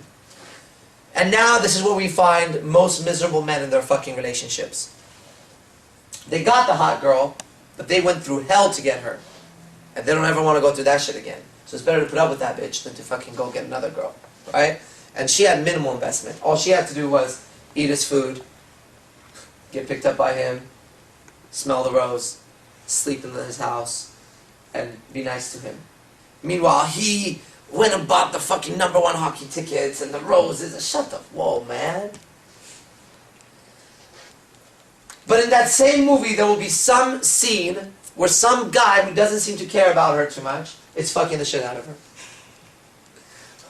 Or she's all fucked over about that guy, talking to that guy, saying what? I don't know why he's such an asshole. And he's like, well, you always have a place for me, with me. Disgusting, dude. One of the guys will trigger her emotions. The other guy triggers logic. Well, look, if we hang out, you could da-da-da, blah-blah-blah-blah. Okay? You don't go to fucking Louis Vuitton, where they sell a purse, the cheapest is $900 right now, and they try to logify the girl. This purse, you could put your makeup in it. They try, but everybody knows it's stupid. No one gives a fuck. It's all emotion. This one's $2,000. Comes with a bag. Oh, it comes with a box. We'll bow it for you. This one's $1,500, and you have a makeup kit here. Right? The girls' all emotions are all, I gotta have a fucking Louis Vuitton. Right? It's like, it's not, they don't buy anything logically. Okay? So the first thing you have to do is you have to recognize, see, it's all a model of the world, right? I hate one of my ex-friends because I cared about him. That's why I hate him. I don't hate Hitler. I don't know Hitler. I don't hate Obama. I don't hate any of this fucker. I can't hate them. I never had an emotion about them that was good for me to not like them. You know what I mean? So hate and love, they're like right around each other. The other side is true too, right? She loves you so, man, I swear to God. I have this thing where there's girls that literally, there's a girl who literally calls me her God. Okay? But not just like to me, but on Facebook. Right? He's seen it. Arash is my God. Thanks to my God, Arash. And she's married. Well, I haven't heard from her for about 7 days, right? And I just know that the God just became the devil somehow in her mind. I must have not answered right. I don't know what the fuck happened. But that extreme always has the opposite side right behind it. And I'm aware of that. Doesn't mean I don't want it. Depends who it is, right? In that case, it was like, I just knew it was going to turn bad one day. Because I don't have any interest there. So I'm not going to fucking make sure things are good. It's just like, okay, whatever. Whatever. Shut the fuck up. Okay? But, what are we talking about here? Oh, emotions. Emotions.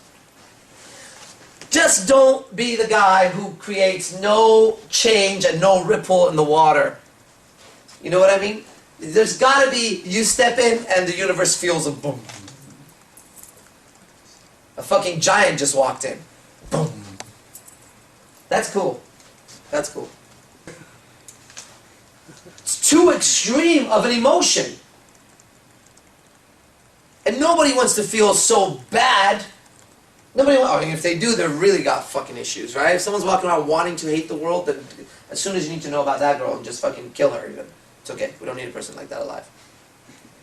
But most people don't want to go around hating everything. They'd rather just feel a better emotion. So if you give them the slightest choice to choose to like you more, if they've had an extreme hate for you, they'll like you.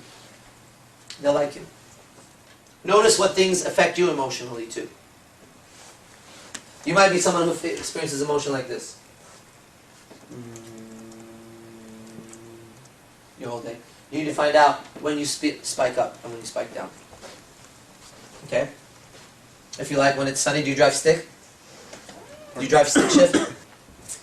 You don't drive stick. Because if you did, I would say you take my car, go convertible when the sun's better, and drive really fast on the freeway with your favorite music. And see if you can stay in that. Because you won't. And then if you had a chick next to you, she would feel that too. Because you're feeling that. Or get on a fucking roller coaster and watch how your emotion changes. And if it does, then take the chick with you too on the roller coaster. The flake. How do you handle flakes? This is a big fucking deal. And I really feel where I'm at right now, I don't have to deal with that subject again. Like I said, the definition of flake to me is now it's going to be this chocolate bar. It's yellow. It's really fucking good. Girls are not going to flake on me. Why? Let's put it like this. If Obama today went to the car dealer down the street and there was this news flash, President Obama is selling cars. Okay. And someone showed up and Obama was like, okay, that's a good car. And the guy said, I want this car, I want to buy it from you. Obama said, okay, good. Come back tomorrow at 10 a.m. And they set an appointment. The chances of that person showing up at 10 a.m. next day for Obama are very high. They could get sick, they would still show up. They could call to work and go, I'm buying a car from fucking Obama. Okay? This ain't happening.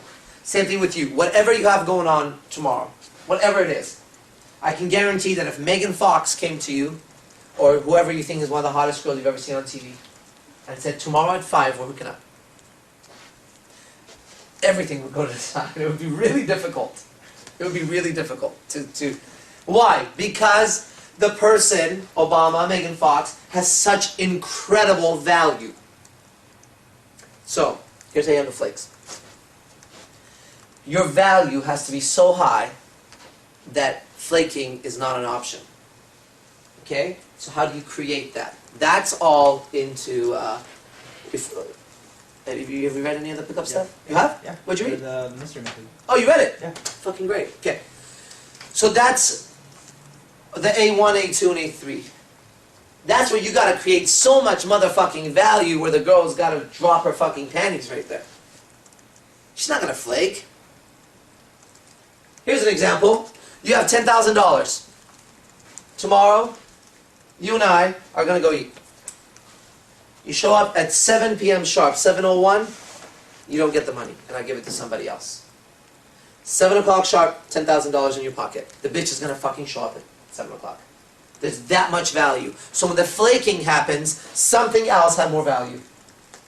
That's all it is. It's not a fucking mystery. And that's what killed it for me. I said, okay, if they flaked, I didn't have enough value. So you're about to set up a date, whoever asked for flaking. I don't know what it was. It's for everybody. Yeah. You're about to set up a date. You go lightly. You tread lightly. I'll show you how to do that. Okay? Let me make a note so I do go over that. Invested. Oh, that's what that says. Invested. Tread lightly. Okay. You tread lightly, which means what? I'll give you specific examples on my phone later, but it'll be something like this. So, maybe, check out my wording, okay? Maybe we should do something tomorrow night. I might have some time at 7. Maybe, might. These are called language softeners, okay? They soften your language. If you take it out, it's hard. We should do something tomorrow at 7. We should go eat tomorrow. No. Maybe we should. I might have some time. Okay, that softens it. It doesn't commit too far. She says, yeah, that sounds good. You go, cool. You give a little bit more. You say, well, what's your plan tomorrow? You have time for sure? Because I'm a little bit busy. She says, yeah, I totally have time. Boom, that's good. That's 2. And she's getting more committed. Say, okay, cool. 7 o'clock works for me. What about you? She says, 7 o'clock works great. I'm going to throw another motherfucking giant value pack on it. Which means what? Let's say I had done some kind of cold reading with her. Let's say I was going to go over a project with her. If she's in my life, there's probably some fucking project that I have to go with or something, right? And I tell her, good, I'm going to go over X, whatever X is, with you tomorrow at that time. So look forward to that. And I just threw another thing there that gives more value to that interaction than just going out. If I could come up with more and more. Now, X has to be something that's worthy, very worthy. Okay? So in that case, if I said, yeah, if you had $10,000, she wouldn't flake? Well, what if X is a promise of $10,000 in the future? Who knows?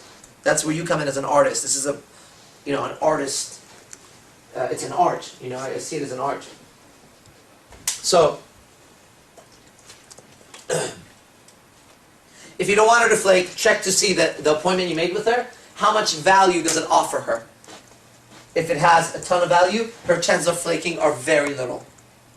If it's a toss-up, then somebody else can come into the picture in the next hour, 2, 10 days, whatever the fuck the time in between is, and offer a higher value thing to her, and she'll take it. Friday, Saturday, Sunday, somebody must have offered some value to this bitch. Unless she had nothing else going on in her life, then what you offered still stands. Fuck that. So you meet the girl, it's all exciting. Yeah, I'll come party with you next week. What, the whole week, she's got 10 other guys. If she's hot, she's got 10 other guys offering her shit like what? I know this one fucking girl, I'll piss on her now. I'm not even fucking waste my time with this bitch anymore. Every weekend the bitch is somewhere. This weekend she's in Tahoe. She barely makes any money. Well, fuck are you going to Tahoe, bitch? Came in for lessons with me. I know your life. You came in and eat a fucking sandwich. Tahoe? Oh, last week at boating? Then you're at fucking ski resort? How is that? Well, she's got a bunch of fucking dudes around her, orbiters, who are dying to hook up with her. Dying! And I make fun of them all the time. And I realized she was trying to put me in the same category. So I kicked her really hard in the ass. Hard. She's done. I'm done.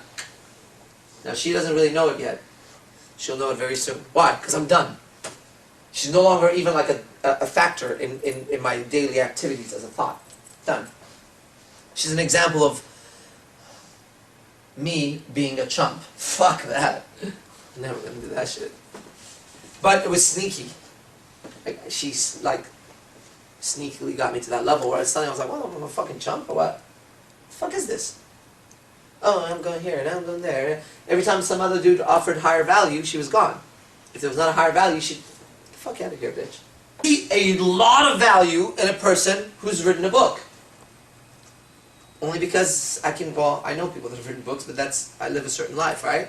But it's not common that somebody could actually go from start to finish with a product. That's legit.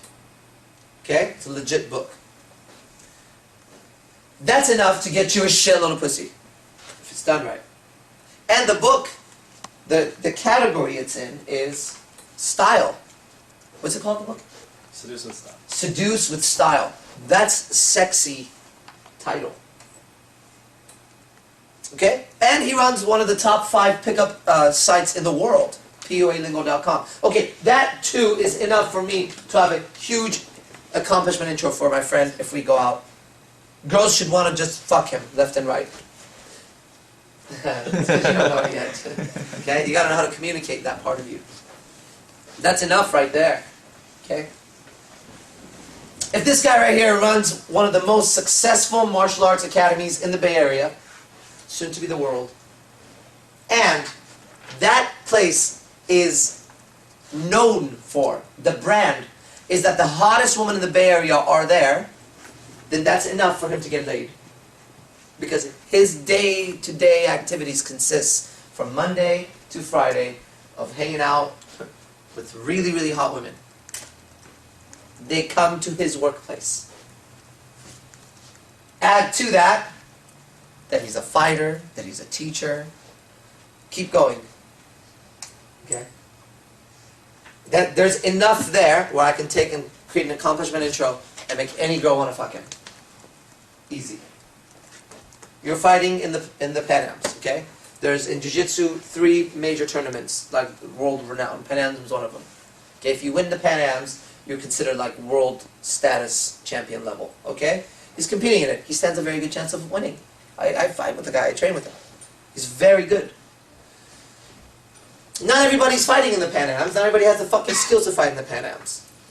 He's also fighting with a team that's one of the best teams in Jiu-Jitsu right now. True or false? Our team is dope, right? We're known. We're like the terrors in Jiu-Jitsu. People don't want to come train with us because we're scary. Our least scary guys are scarier than most scary guys. It's true, that's our world, man. How intense is it on fucking Tuesdays and Thursdays, man? It's intense, man. It's a fight. It's a fight. We show up and it's a fight. And people, it's a fight. No matter how close you are, you can just feel it. There's a little adrenaline in the air and there's that intensity. Okay, switch it up. And how many rounds do we do? 6 at least. 6 of what? How many minutes? 10 minutes. 6 minutes of 10-minute rounds. That's if you've done jiu-jitsu and you train for 5 minutes straight, then you know what's that. 6 minutes of 10. And the break is like this. Okay, switch. And it probably takes a minute and a half or 2 for people to just fucking chase their uniform. Start. Switch. And everyone's tough. That's just like, that's it. Because they don't show up to the class if they're not. That's enough for me to give him an accomplishment intro and a lifestyle that people would want to fuck him. Girls. And guys, probably. They would want to. But he has to know that, and he has to know how to make it happen. Him having an office here, working with me, managing a gym, right there is enough. Manages a very big gym, he's a personal trainer, and he works at Celsius. He has an office, and so he doesn't work at Celsius, he has an office in Celsius. That's his office. I should get him galore pussy. Just be like pussy thrown in his face, like, whoa, what was that? Was a pussy. Yeah? He's walking around, people are like, oh, did you see that? That was a pussy just hit me in the face. Don't worry, get used to it. Always hits me. Shit is always hitting me in the face. That's just the people that I know what you've done. Okay? Now, if you take that attitude, or if you take those accomplishments and you start begging her to like you, you suck ass. And no pussy's gonna hit you in the face. At all. Your own hand's gonna hit you in the face when you fuck up on your masturbation. You go. That's not gonna happen, man. I wrote a book, bitch. What have you done in your life? My book is called Seduce with Style. I have created a company that's one of 5 in the world. You know how many motherfucking people hit my site? If I put your fucking picture on there, you'd be more famous than all your friends right now. I guarantee you in 1 week, 10,000 people will see your face. Hands down, straight up. I put my life on that. 10,000 people will see your face that don't know you now. What do you got going on? Oh, good. You got tits and ass. Yeah, right. It's the inner game. It's inner game. Oh, you got a boyfriend? You got a boyfriend? Cool. The inner game. Break that guy. Oh, is he 200 pounds? It would be nicer to break him at 200 pounds. Have you ever seen a 200 pound guy get stuck under a 145 pound guy? Have you ever seen him go, tap? You never seen that? I can show you that. You know your boyfriend, your protector, you know the guy who you go to for comfort at night that hugs you? I can kill that guy. Easily. With my hands. Without even trying. Yeah, that's cool. I'm going to compete in the World Championship next week. I spend my days dedicated as fuck. That's what I do. I'm fit, I'm healthy. I'm not afraid of anybody or anything. What do you got going on? Tits and ass? That's cool. Have you ever seen a champion fighter? You know how much pussy we get? Yeah. You know there's groupies in every sport, right? Yeah. I'll make you a groupie. That's the attitude. The attitude is not, oh, let me tell you. Let me tell you about it. It's like, come and find out about it, bitch. Are you so dumb that you're so fucking spaced out of this fucking world that you can't even see when a fucking, you know, prince shows up in front of you? When a real fucking man shows up, you can't even see it. Oh, wake up! Oh, okay, you just look like you didn't see me. Right on. It's the fact that I'm congruent with who I am that allowed me to walk in and say, VIP table, sit down and say, I'm not signing autographs. I said, that was who I am in my mind. And the universe provided a moment, then everything made sense. If I hadn't done any of that, it wouldn't be as powerful. It was so dramatically powerful because I just played my role that I think is worthy of my life. I want my life to finish being like this. You see? I want to look back at my life. This is what I was actually teaching my girlfriend. You got to be the one clapping for yourself when shit happens.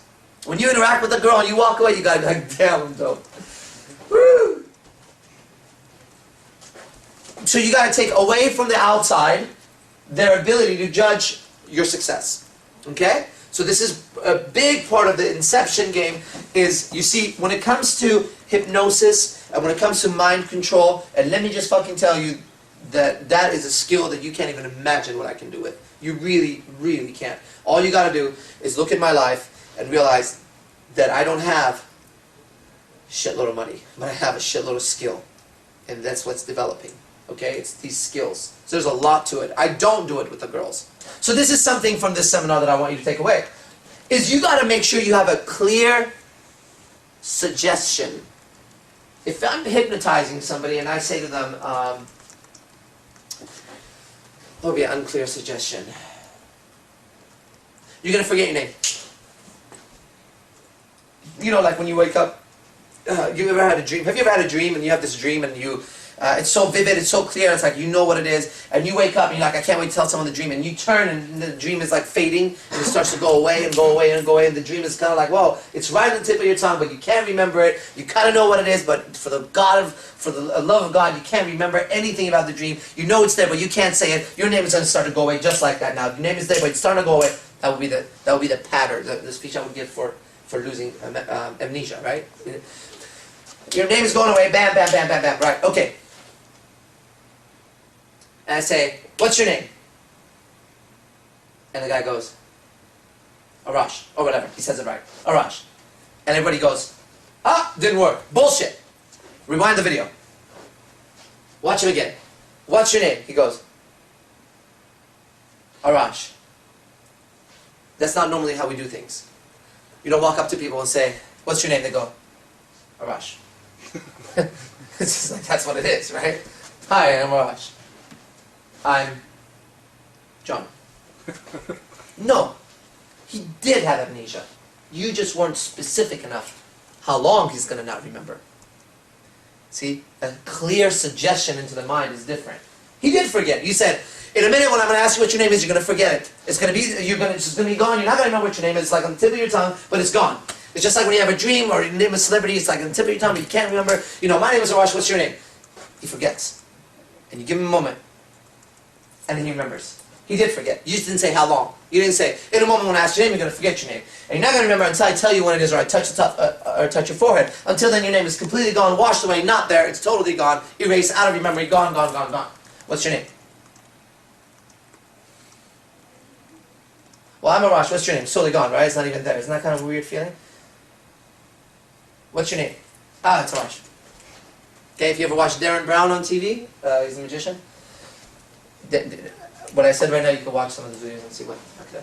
Anyways, it's a clear suggestion. How long are you going to forget?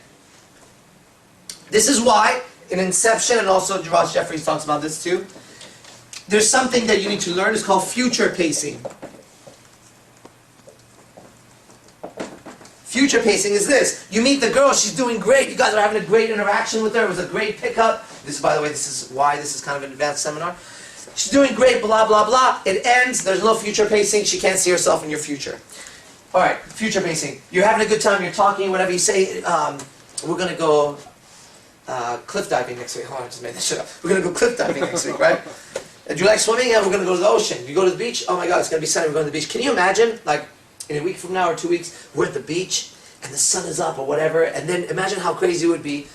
We're over there and blah, blah, blah. Make it up, right? And then we come back and we have this crazy barbecuing party, and everybody wants to hang out with us, and we're just like tired, and you're texting me, you're like, come on, just stay out. I'm like, oh, come on, I had a long day. I'll just talk to you in a few days. And 2 days later when we talk, you're just like, man, that was the greatest party. That's what I want to do. That's future pacing. I need to create a future with her. Now, in the patterns Ross Jeffries has, as you do instant connection, I think it's called instant connection pattern. At some point he says, and it's not verbatim, okay, but it doesn't matter because I have the basics under it. So it would be, future pacing would be something like this. It would say, and isn't it amazing that sometimes, maybe 6 months from now in the future, you could look back on today and see today as having been the start of a really good friendship or something, blah, blah, blah, something like that. And isn't it amazing that sometimes we could look back, maybe 6 months or a year in the future, back to this day, and realize that maybe today was the day where you guys met and whatever. So he pushes them forward and has them look back on today as have been the start of something, okay? If you want to know exact pattern, it's from Ross Jeffries. I think butchered it. The main idea is just that. Put it in the future and bring it back. You'll see me put a future there for them. Her and I are going to be da-da-da-da-da. You're going to see her blah, blah, blah. And she does this and that. Or I'll Sunday. Or you're going to come back later. There's always one. That's just part of what I do. It doesn't end here. She has to go away and think with it, with me. Okay? So this is the shit that'll take your game to the next level of it. Even in business. Even in business. You know how exciting it would be if teachers in martial arts knew that shit? And they went up to, let's say, jiu-jitsu, it's a blue belt, then goes to purple belt. I went up to the blue belt and said, your game is really strong right now. You have this, this, and that. Now I want you to imagine when you're a purple belt and you could do all of that naturally. Plus, you have balance that no one can throw you off. Can you imagine what that would be like? When you look back to today and you're practicing, you can see what in 6 months from now how good you're going to be. That's an incredible conversation to have with a student. But what martial arts instructor has even a fucking clue on what I'm talking about? Just get in and train, get in and train. Okay? But if they come to my academy, that does happen. At some point, you guys are going to go, they're holding a fucking position or whatever. At some point, you guys are going to go, and you're going to be getting out of the shower, and you're going to look in the mirror, you're going to be in your bra and underwear, you're going to be like, God damn, I'm sexy. And at that moment, you're going to remember me and IMC, you're going to go, you don't know why you're so sexy. Or maybe you're out, and you listen to your favorite song, and it feels so good listening to that song. You know when you feel incredible? At that moment, you guys are going to remember IMC, and my picture's going to pop. And I say that shit if you've been in my class. True or false? Almost verbatim what I just said. And it's like, oh yeah, okay, whatever, dude. Arash, you live in a fucking fantasy. You keep saying that shit. That mind shit doesn't work. Cool. You keep living the fantasy that doesn't work. Because it does. That's the results. You can't go, I mean, come on, man. Listen, baby, I picked you up. No, it was actually a pickup. Oh, you didn't know that? It is. Yeah. How dare you! Fuck this! I'm out of here. No, it really was. I thought I had told her. I didn't know I didn't tell her. I'm pretty close with her. So it was surprising to me that she didn't know that. To pick up. I picked you up. That's it. Done. Oh. That's cute. That shit wouldn't work on me, or you didn't really pick me up. It doesn't matter what the fuck she says. All I know is I have a hot girl in my life who gives me compliance. Period. That's all I want to know. I use those skills to have a person like that in my life. Let's say right now I have to go to Sino or straight somewhere there's going to be hot chicks. Hooters. This is not the way I would want to go. But, too late, dude. You're going. I want to see you game. Fine. I have to put myself in a state of mind that I just worked out. I trained all fucking week. Trained all fucking month. I'm training. This is my fucking training shirt. It's inside out because I don't give a fuck. I don't want to fucking promote Mountain Dew, but I just threw this shit on. My muscles are ripped. I'm ready to fucking go. I'm tired. I'm tired because I've been training all day and I have a tired training vibe. And when I go, I would treat myself like I'm watching myself in a fucking documentary, and I'm a great fighter. I'm a jiu-jitsu expert. I come into the world and I'm going to go eat with my friends and I don't give a fuck because all I'm thinking about is who the next motherfucker is that I'm going to be facing. My vibe changes. Now I can mac from here. This matches my outfit. Okay? What doesn't match my outfit is tonight I'm doing a Studio 8 show with 10 hot girls or 8 hot girls, and I'm going to be on stage and I'm a rock star and I look like this. No, I don't. If I played that guy, I'd be off every step of the way. Every step of the way I'd be off. But I can play the fighter role very clearly in this. Yes, fighters sometimes put their fucking shorts, wear a stupid t-shirt, they don't give a shit, they let their muscles speak for themselves and their attitude, and they're loose and relaxed, and that's what's going to be me today. So I'll be a little tougher, be a little bit more relaxed. I know the feeling of having trained really hard, and I can portray that really easily, right? But it has to be congruent with me, okay? So a lot of it is going to be your confidence when you walk in there. Why should she choose you, guys? Manu would always tell me. Out of all the guys she's going to see today at Hooters, why is she going to choose you? Why? Seriously. If you can't answer that question, then don't fucking worry about it. You're in high school, all those guys she could have. Why you? Because I'll be really nice to her. I'll buy her shit. So I'll pick up the phone every time she calls. So I won't cheat on her. Nah, dude, that's every other fucking chump. Here's one. So I'll fuck her like she's never been fucked before. What? That's right. I'll fuck her so good. She's not gonna want to fuck any other guy ever again. She'll always fucking think of me when she fucks somebody else. Now, alright. Now that's kind of cool. I'm not saying I could do that. I'm just saying that's a good... I have a friend of mine. Dirty little guy. Sucks at game. Talks a lot of game. Knows everything. Motherfucker's been gaming 3 years longer than I have. Can just break everything down. You hear him talk, you're just like, wow. Knows everybody in the game. Fucker sucks. Alright? Sucks. We're going to LA one time. I was in the back seat with him. Somebody was driving. I'm trying to help him on his game, right? And he's like, he starts telling me about doing this Brazilian chick. I'm like, dude, you're hella dirty, man. And he's like, and I turned her over, and I was bang like this, and like that, and I was like, how long did you fuck her for? He was like, we fucked like 5 times that night. I was like, in one night? I can't even go more than once, homie. He goes, 5, he's all proud, right? He's all 5 times. And he goes, and I had her like screaming, and she called me the next day she couldn't walk. And I'm listening to him, suddenly I'm having all this respect for this little guy, right? I'm like, dude, that's hella cool, man. And he's like, whatever, and I'm like, okay, check it out. I go, that's what you need to know when you talk to a girl. I go, your inner game needs to be that. I said, if I were you, I'm not, I can't do that shit. I said, if I could, I wouldn't have to do all the other shit that I do in my life. I said, if I could do what you could do, I would walk up, and in my mind, I would qualify chicks like this. I would just think, I will fuck the shit out of you. So good. You're gonna drop your man. I said, and I would think that. And then I would think, but I don't think you could have me. You could not handle it. You get obsessed, you get crazy. I said, that's gotta be your thought as you talk. As you say, what are you guys doing here? You gotta be thinking about fucking the shit out. I said, because you're fucking powerful when you think that, dude. You got some shit no other guy does. You're either lying or you're just like a fucking fucking diva. You know what I mean? He's like, no, I swear to God, dude. He goes, that's like nothing for me. Blah blah blah. That's all I want to do. I just want to, you know, I eat their ass and I fucking. It was disgusting, dude. But he's like, they love it. You know, I eat their pussy, I eat their ass, stick shit in there, toys. Whoa, dude, that's crazy. But I know enough girls. They love that shit. They love that shit. I can't get myself to do that shit. It's just not me. But yeah, if he loves it, he's just like, that's his shit, man. It's like, dude, that's your strength, man. You could even start a whole fucking like seminars for women. Like they come over there and they'll pay you to fuck them, dude. I just know that's possible. I know that shit's possible. He didn't listen though, you know? That's why he's still fucking running around trying to chase one fucking girl. Big fucking deal, okay? You gotta find what your strength is. Okay? You gotta know what your strength is.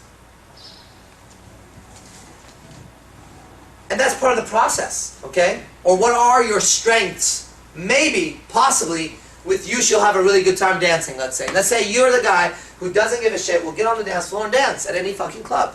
And girls love that. So when you are out with girls and when you're talking to them or calling them up or meeting them, that should be in your mind.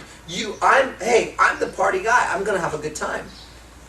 You want to have a good time or not? Let's go. And I hope you can keep up. Because we're going to be partying tonight like it's like you're going to forget all your fucking worries, baby, when you're with me. You see that? Right? That's if he's doing that shit. You could be the guy like, you know what? Be with me and I guarantee you in a month, 2, 3 months, you're going to look and feel better than you ever have.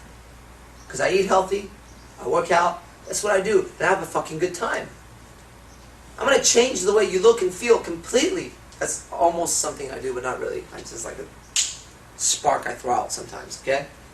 What are you about? What do you love about life? What do you love doing? That's part of your game. That's the shit you have to know when you're talking to girls, okay? And you got to give them that experience. I want to end on that because when we come back, I want to talk about one of the most powerful principles I have that you're not going to find anywhere else, because we've been killing the M3 model, the Mustard model until now. When we come back, it's going to be a whole different world, okay? I'm going to show you what it's like, the shit that I've discovered, okay? The experience you could give girls. The experience. There's an experience in Disneyland, okay? There's an experience at Las Vegas. New York is an experience. San Francisco is an experience, okay? The very, very known ones is Las Vegas is an experience and Disneyland is an experience. Totally different, but both people love to go to them, okay? If you were an experience, what would you be? Now I'm going to tell you something. Arash Dibazar, aka Achilles, is an experience. Every single girl that knows me knows that. Guys know it too, but differently. Not because I fuck them. I fuck the girls either. Just saying. Just saying. Facebook. Facebook status. I don't fuck the girls either. Just saying. Okay? I hate that shit. Here's what we're going to end it with. I'm going to show you a video of Bruce Lee. Okay? Bruce Lee is one of my heroes, idols, myself. Okay? And it's a movie scene he did for Long Street. He did a spot for Long Street or whatever. And he wrote this scene himself. I've seen in an interview that he talks about it. And watch what he says as he's describing to the guy. And I want you to know, the furthest level of game that I created was called Inception. When I'm world famous, like fucking the whole world wants to come learn from me, then I'll take the top guys and I'll do a whole thing on Inception. But I can't right now. This is no way. Right? Brand new people, older people. This is for like the best people in the world already, and I'm worldwide, and we do a boot camp on Inception. I'll blow their fucking minds. Okay, this is the highest level of game that I created, but it's like sublimated. It's become something else. It's moving into a whole different thing. The yin yang symbol, you keep seeing it.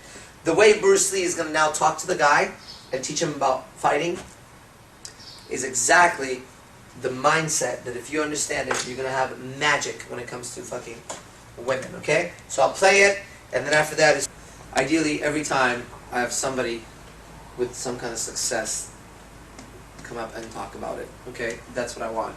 Now, it's funny, you know, when I switch modes and I go on that side and I watch it, I give a different perspective suddenly, and it's kind of like, it's so funny, you know. In reality, we're just good guys trying to get girls to like us. You know, like literally, that's all there is to it. We're just good people trying to get hot girls to like us. Period. And we gotta go through so much shit to get the dumb bitch to like us. Shit. And I call her a dumb bitch because it's like, damn it. Can't you fucking see it already? What else do I need to do? I need to fucking learn the whole fucking psychology and patterns, and just so you get to know who the fuck I am. Either I'm such an asshole, or there's something really fucking wrong with the way shit is, right? And there is, because we were taught incorrectly. I know that my model before game was this, that the very, very, very successful guy is the guy who goes up to the girl, gets her roses, chocolate, asks her out, gets her whatever she wants, and will just do whatever she wants. And will continue to badger her like that until she says yes. That's every movie I ever saw was like that. I never saw myself as the guy who jumped on the fucking motorcycle. She was like, stay. No, bitch. No. I never saw myself as that guy, because that guy was very rare, and in my life, didn't exist. Well, who? Nobody. I saw the other one all the time, right? Until I started to learn more and more and more, shifted for me. And then I became the guy, later, bitch, not motorcycle, just get in my BMW and go. Works the same, okay? Emotions. Okay, we get into language patterns and shit like that. Last night, in Hooters, very quickly, as I was talking to her, her emotions started to change. Okay? It was in the conversation. It has to be, if it's something that's obvious, then you allow them to think against it. I'll give you an example. If I just said to everybody, you look ugly. Fuck you, I don't look ugly. Why are you saying I look ugly? There's a whole fight about it, okay? There's a whole fight about it. But if I hinted at it, but you weren't sure if I meant that or not. And maybe I said, okay, I'm gonna have a really hot chick come in here. Let me see how you guys look. Alright. It doesn't matter. She's gonna come in. Okay. That one is gonna make you question whether or not you're ugly, or whether or not you're acceptable. The act of questioning makes you go into your own mind. And now, the person who sent the command is in there. Because I put it there. You see that? So, maybe before then you had no idea how you looked. It didn't even fucking matter. She's coming. She's really hot. Let me see how you guys look right now. Whatever, I guess it doesn't matter. She'll be here in a minute. Just, it should be okay. Boom. Okay? That's enough to throw a doubt and start an internal conversation. Okay? So the art of inception is the art of monitoring their internal dialogue. Them talking to themselves. However, you take a role in there. You jump in the brain. Hey, what's up? Let's have a little conversation about that guy right there. And you start the conversation going. There's many different ways to do this shit. Okay? Speed seduction from Ross Jeffries. What I'm going to go over goes over some of this stuff. Okay? A little bit different understanding here, but still you can find some of this stuff. So here are some phrases. The first thing is, the command is feel whatever. So you gotta ask yourself, what do you want a girl to feel when she's around you? Okay? What's the first thing that comes to your mind? Kamikaze, what do you want her to feel? Turned on. Kamikaze? Let's say hyped up. Hyped up. Okay, Justin. Turned on, like Tur- attracted. Turned on, attracted. Euphoria. Euphoria. What about you? Good. What's up? Good. Let's see what look like. What's up? Good. Okay. What do you want them to feel? Talk about Attractive. attracted. What about you? Comfortable. Comfortable. Kev. Addicted. Addicted. Lucky. Seduced. Seduced. Obsessed. Obsessed. Happier. Happier. Good. Johnny. Hooked on. What is it? Hooked on. Hooked on. Is that what you said? Okay, good. Okay, good, good. Where the fuck happened to the red pen? So this is... Oh, I probably put it in your office when I was in there. This is feel blank. We're going to insert your piece. We're going to insert your piece in there. Okay? You get that? That's fine, I don't need it then. It's fine. We're going to insert your piece in there. Okay? Feel blank. But how do you do that where her mind starts to actually move in that direction? There's a few ways. You can set up the word feel with a few set-up phrases. Suppose you feel blah, blah, blah. Okay? Watch. Okay? We might have to cut some of those pieces out of that, okay? Suppose, imagine, just pretend. I like that one. Just pretend you feel blah, blah, blah. So let's figure this out. Let's see how it actually works. Because it's pretty amazing when you know how to do this shit. It goes like this. Talking to her, and I'm gonna use comfortable. Okay, that's the one you chose. I'm gonna use comfortable. It's something that I go for. Because to me, personally, just an idea, it's an opinion, this is not a fact, okay? My opinion is a person, when they're comfortable and relaxed, I can move them into a lot of different states, okay? But I can't jump them right into being addicted to me or turned on or happy or anything. I need to get them comfortable and relaxed. So I will go for that first, okay? I need people to be comfortable around me. So, just pretend. So I'm talking, and let's say we're now, we'll just fucking take Hooters.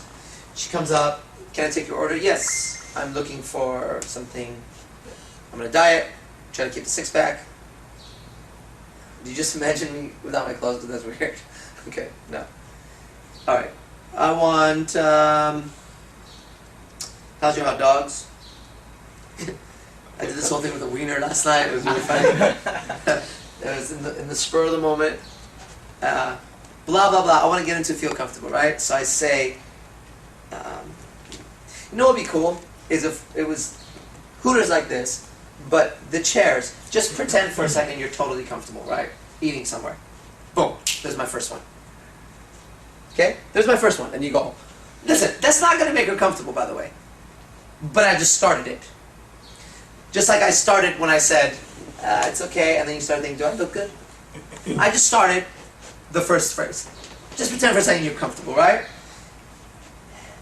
And you come to a place, and there's good-looking girls, and the food's okay, alright? But suppose you were totally comfortable. Now, when you think about that, okay, now I'm getting kind of advanced, alright? Suppose you're totally comfortable, I just took that out, you feel totally comfortable, and pause, and then I said, now. Then I said, when you think about that. Okay, this is some crazy shit. This is my fucking magic, man. This is the shit that you don't even understand that's hitting. This is the reason why I could be a multi-millionaire right the fuck now and make everybody pay me whatever the fuck I want. But I don't. Because there's ethics involved in the game, okay? So it goes like this. Let's break down the sentence I did. Just pretend if you were comfortable and we're eating in a place, blah, blah, blah. And imagine there's still a lot of good-looking people and stuff, but suppose you were totally comfortable, right? So then just start to put that there. Suppose, this is just for my own use, suppose you are totally comfortable. Okay? I said, suppose you're totally comfortable. Now. I pause and I say now. And then I go, when you think about it, okay, check this out. You think about it, or think about that, or whatever the fuck I said, is another command. So now here's what's happening in her mind. Consciously, she's hearing me having a conversation with her. On a subconscious level, the way I'm putting the words in pauses, tone changes at a certain point when I say it, it goes in like this. Here's what she's hearing on a second level. She hears, imagine being comfortable. Boom. Then she hears on a subconscious level, which means right under her conscious, then she hears, just suppose you're totally comfortable. Now, think about that. Her mind is going to start to move at that. I go, now, think about that. Wouldn't it be cool if we were all just so comfortable, like with each other, just sitting down? It keeps going. Just sitting down, and then we could have a good time eating. Okay, anyways, what am I going to order? I can just cut it and move on. She's never going to question what I just said. If she does, it'll be like this. Huh? Okay. I think the hot dog's good. And if she does that, and if that's the reaction I get, it's perfect. Because suddenly, she'll disregard everything I said. But she can't. It's already in there.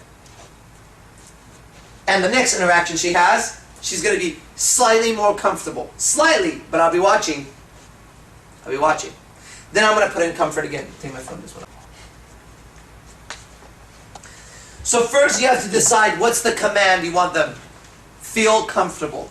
Good. Then I got to put feel comfortable in my speech. Okay? You know what it's like when you're sitting at home and you feel totally comfortable. And you're thinking about maybe things you love to do, which means that in your level of comfort, it's easier to think about things like this. And the more that you sit there and you think about being comfortable, the more comfortable your body gets. Because after all, your mind and your body are connected. I'm sure you've heard that before. And fact is, people like to feel comfortable.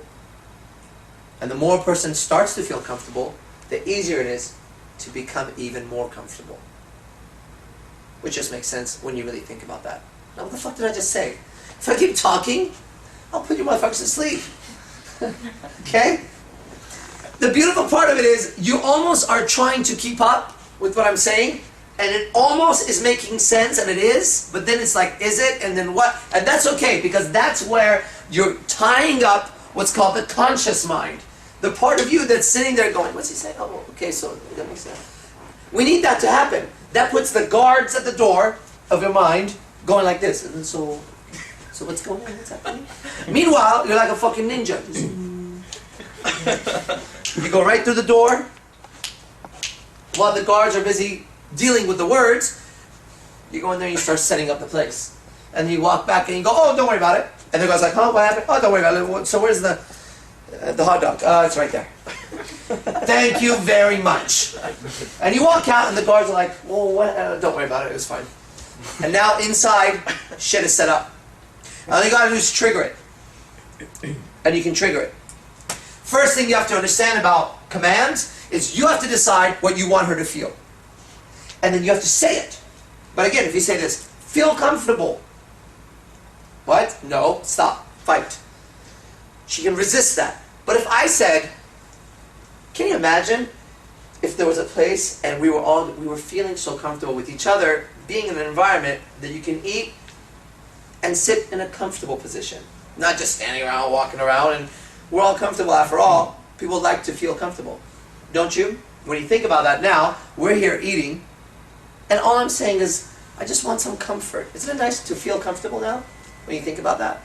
Why am I even telling you this? I just want to eat some food.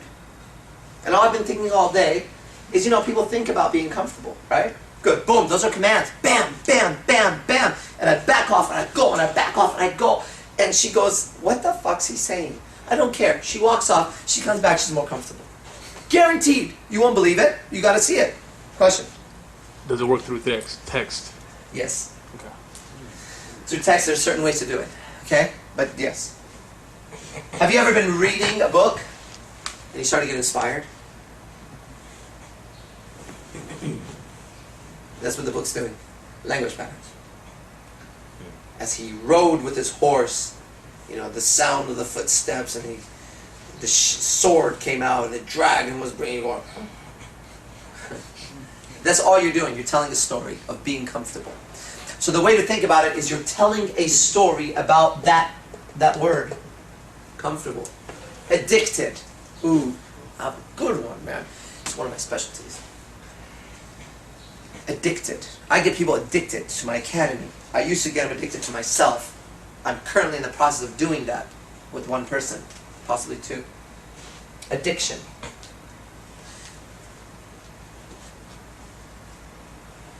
Have you ever been addicted to anything? If drugs, yes. If not drugs, video games. What's addiction? How do you define addiction? Where you just feel like you need to think about this all the time. It's always in the forefront of your mind. You might be doing something else and you're thinking about this activity, whatever this is. And sometimes maybe you're I don't know, what do you love doing? Maybe you're at home, in your case you might be getting out of the shower, looking in the mirror. You know, girls look in their underwear and look at themselves, right? And suddenly that addiction kicks up. You start thinking about whatever it is you're addicted to.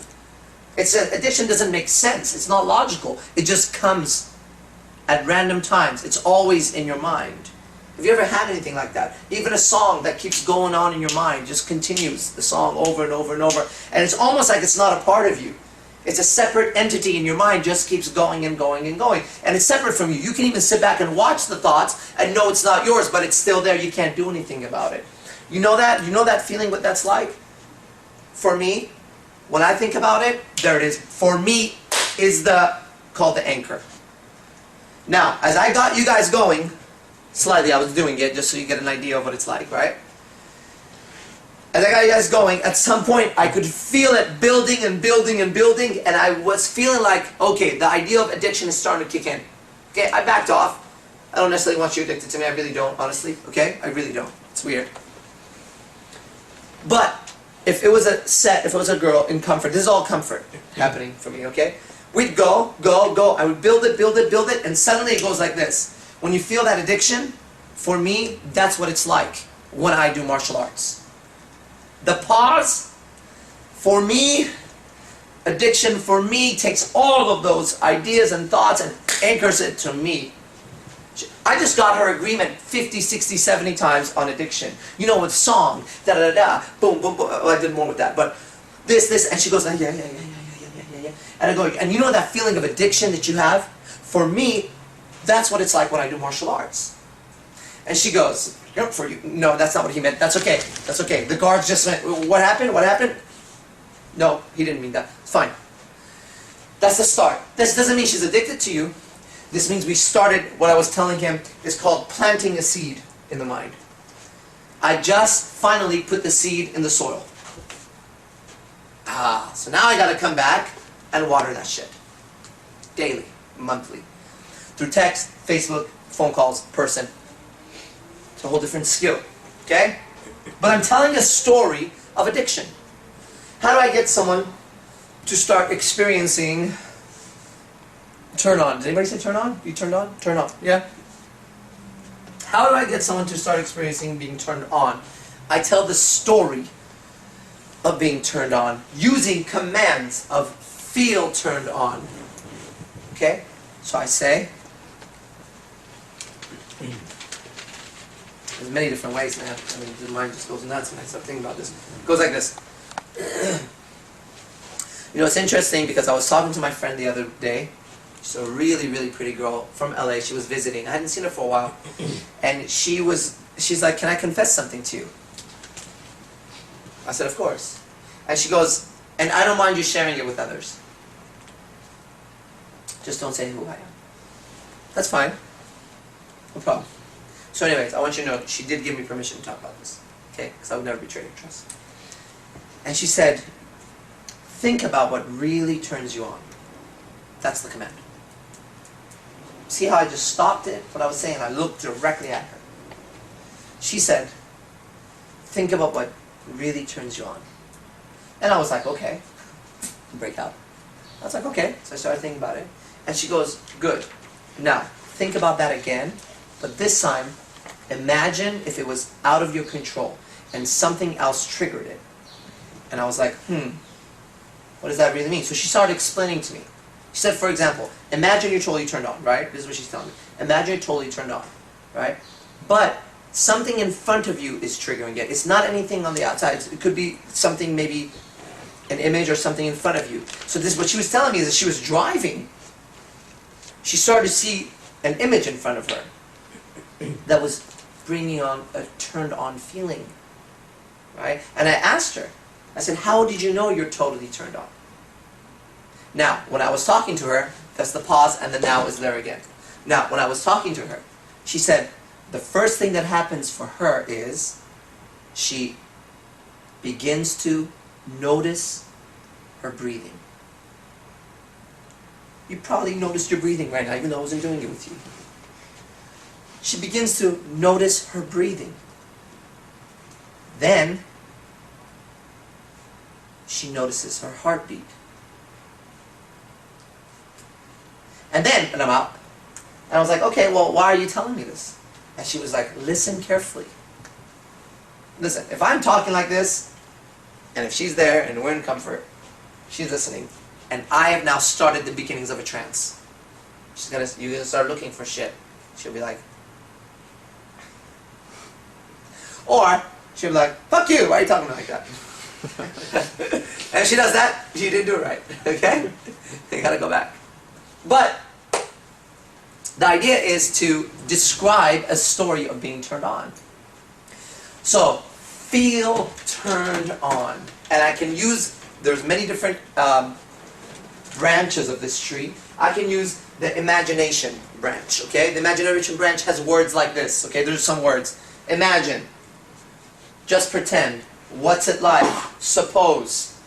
And you can experience this moment as if that moment. That's an exact pattern right there. I'll give you an example, okay? It's like this. And you could experience sitting here as if you were in your house feeling totally comfortable. Because after all, whatever the mind imagines becomes real to a person. And I know you've had dreams in your life.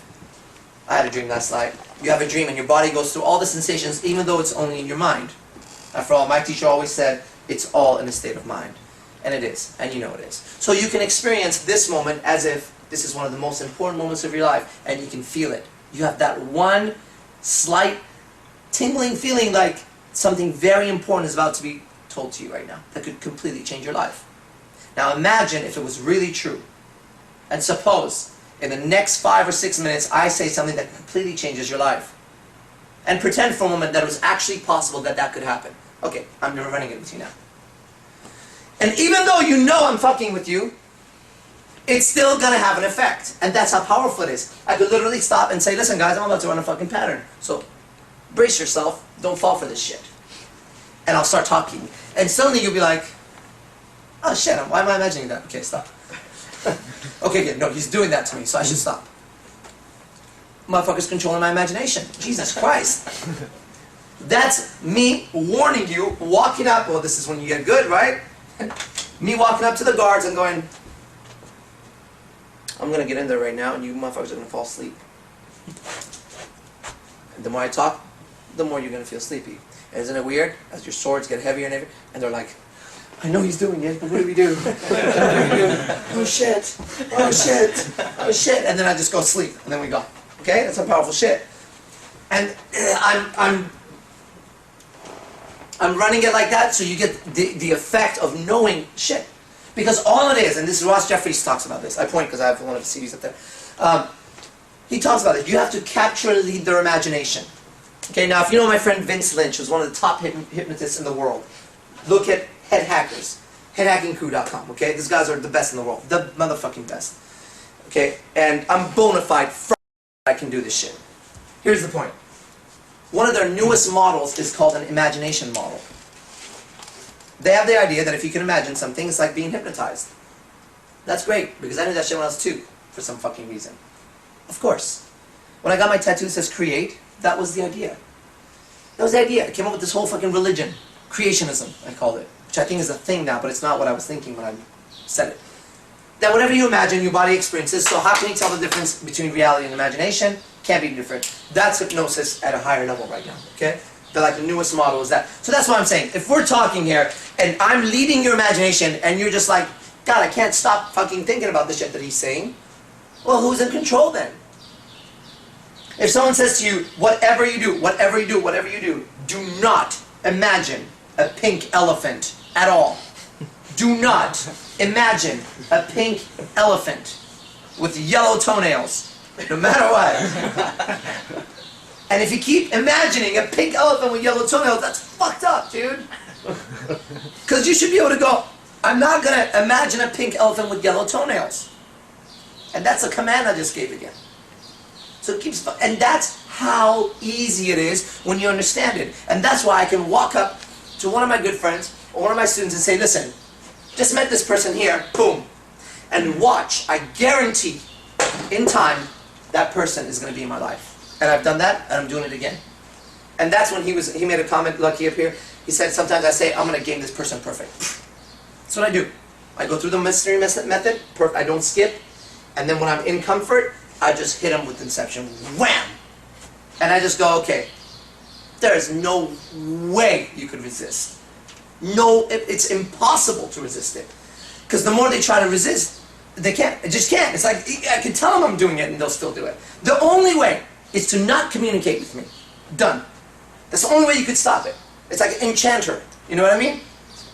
Start stalking, I got you. But now, I was telling one of my friends this the other day. It's a girl. I said, imagine if you could do that. Would you do it or not? And that's the problem. Some people will be like, well, that means he's manipulating everybody. No, it doesn't. No, it doesn't, actually. It's weird. You don't do that. That would be like saying this. Because you could kick 95% of the population's ass that you know, you're going to go out and beat them up. That's insanity.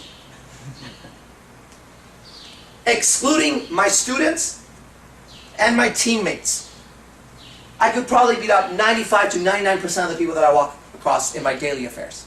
If not 100%. Don't I'm fucking beating them up? No. Even in my students and my classmates, teammates, I'm in the higher echelon.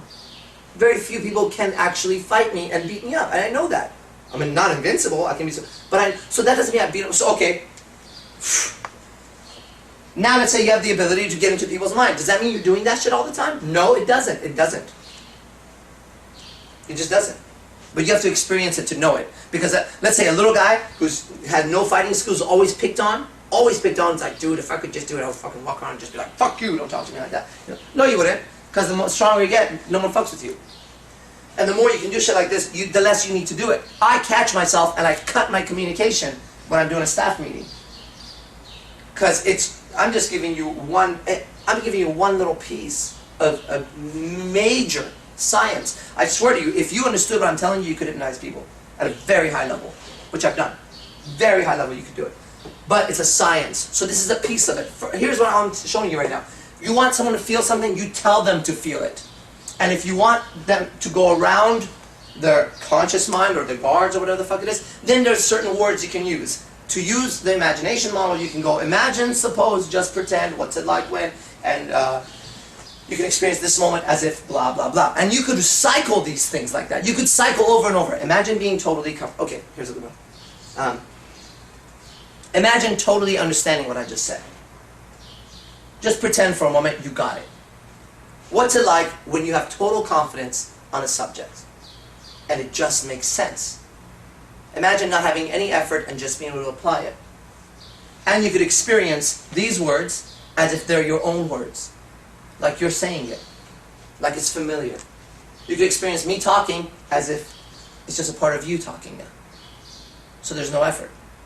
Imagine being able to take what I say and just being able to apply it right away. Just suppose it was possible. Pretend it could happen. No, I just used those words again. Pretend, suppose, and you could say that to a chick. You got to get her in comfort. So you're comfortable, right? C1, comfortable conversation.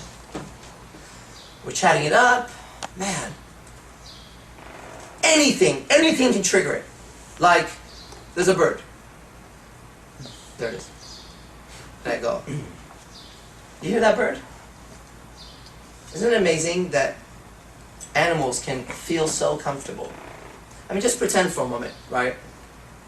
If we were like them, comfortable.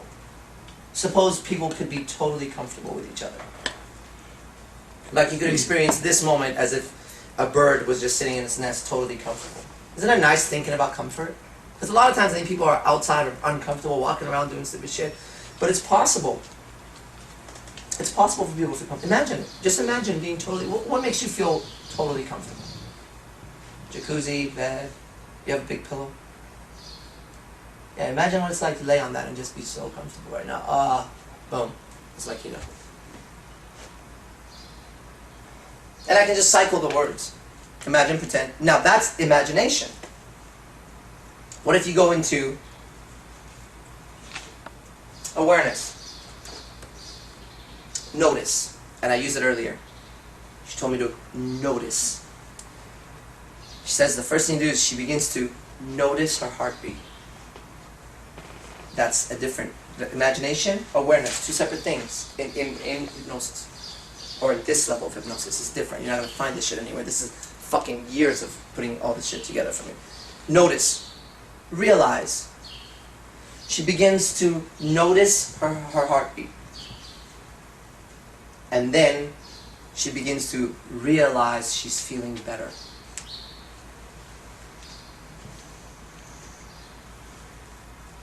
What's it like when I think is in awareness? So whatever. It goes on and on and on. I'm gonna this I can go on.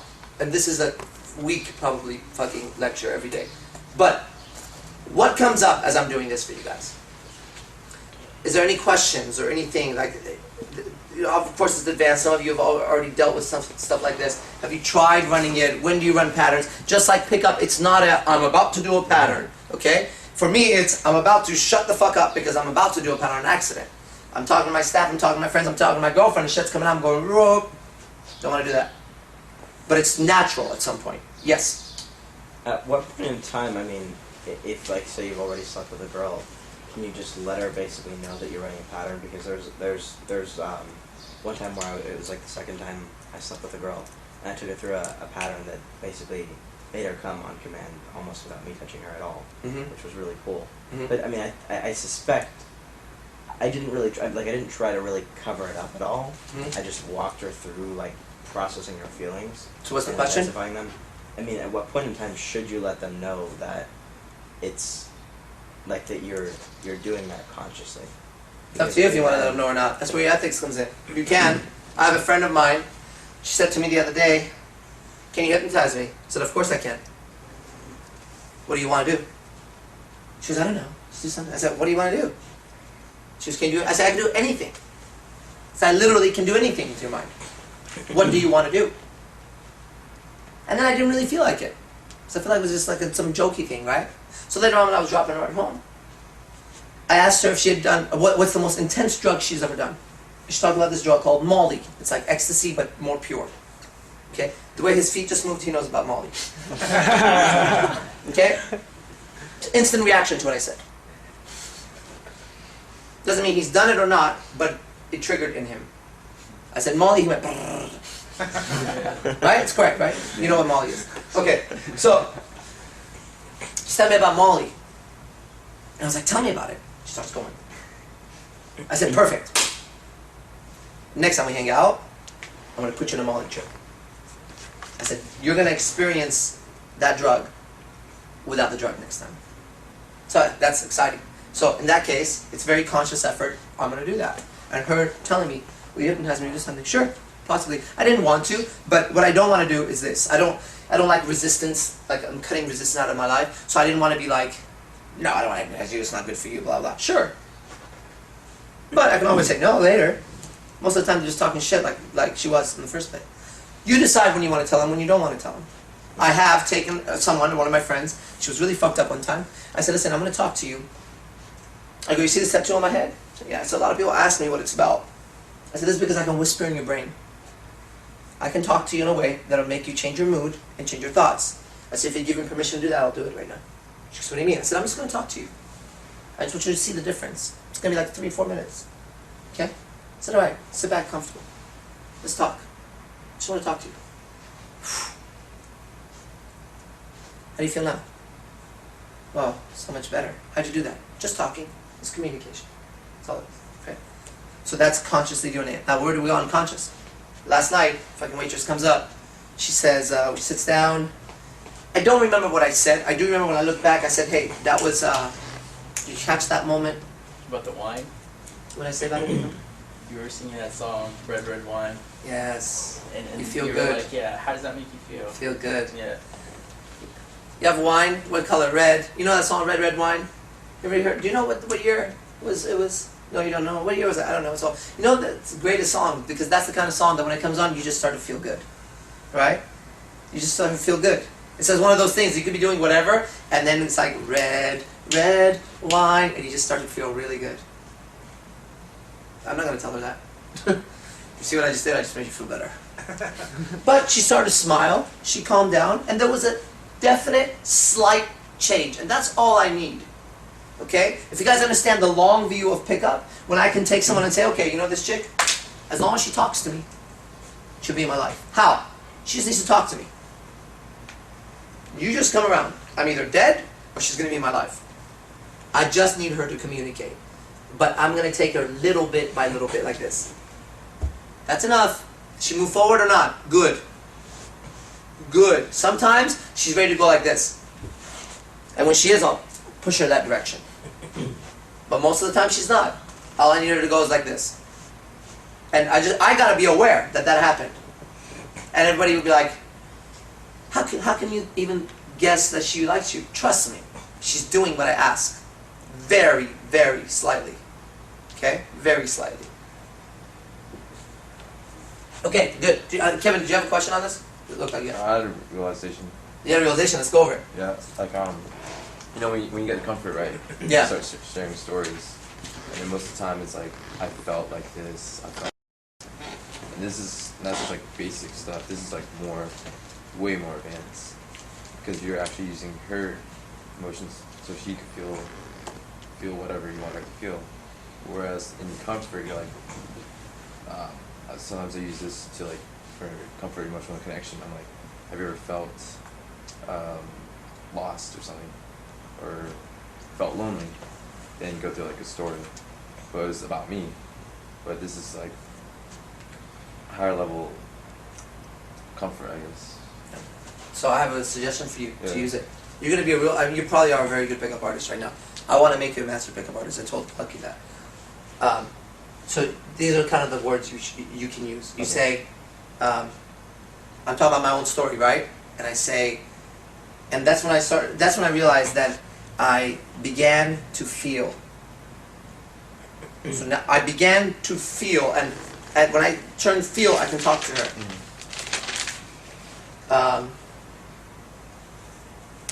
I was about to get on the stage. I looked around, and I realized for the first time that this is where I began to feel totally turned on about life.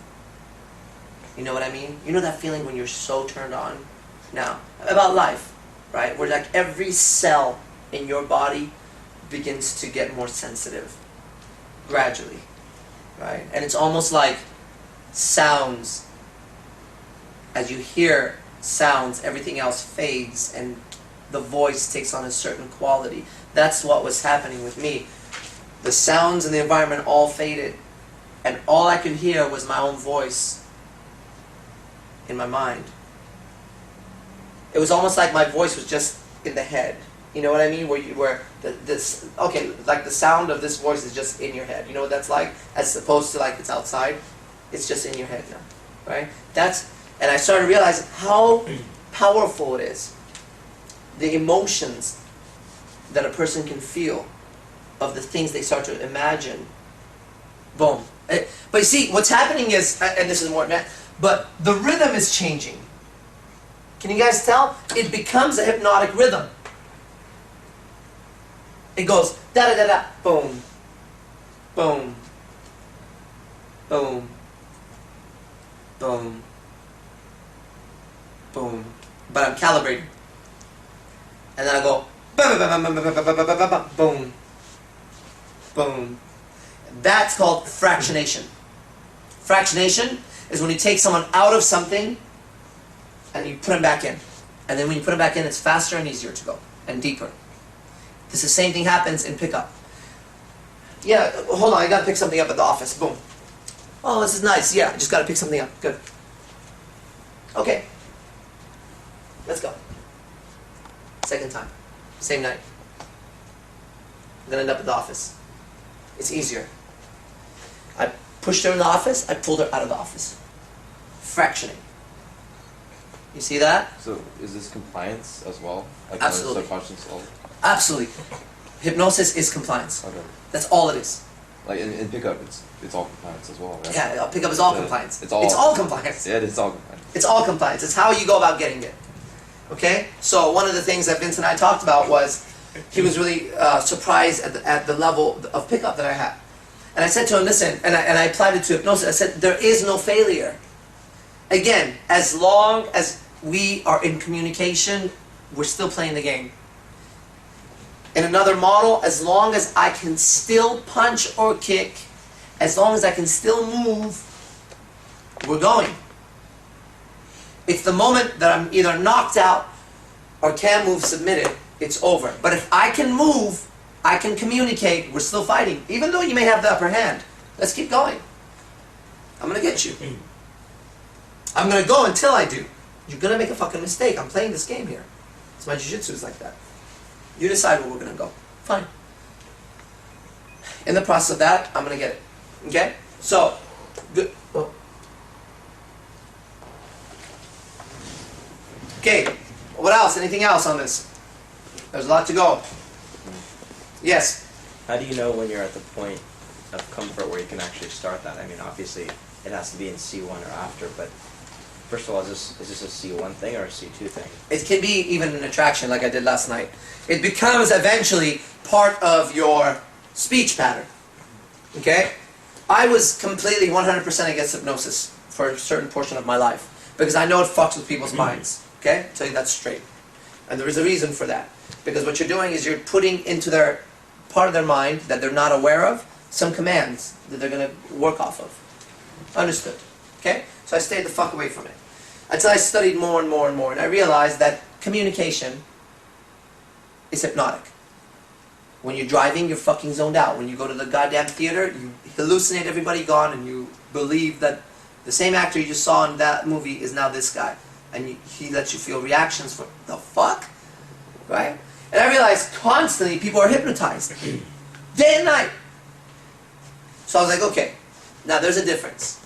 Putting someone into a deep trance, which I still don't do, or changing their pictures in their mind, flipping them around with the way I talk, which I know is happening all the fucking time. Okay? So, in regards to that, my communication, as I get better, this is something that I'm giving you what I'm practicing. This is my practice. My communication is becoming more and more hypnotic, to a point where I have to now cut it a lot of times when I'm talking. But I want to be at a point, I've just told my girlfriend this about fucking 4 days ago. I said, I can see a time in the future that as I speak, I can put people in a trance just as I know it. I just know. I know the future. I can see that shit happening. That's the natural progression of where I'm going.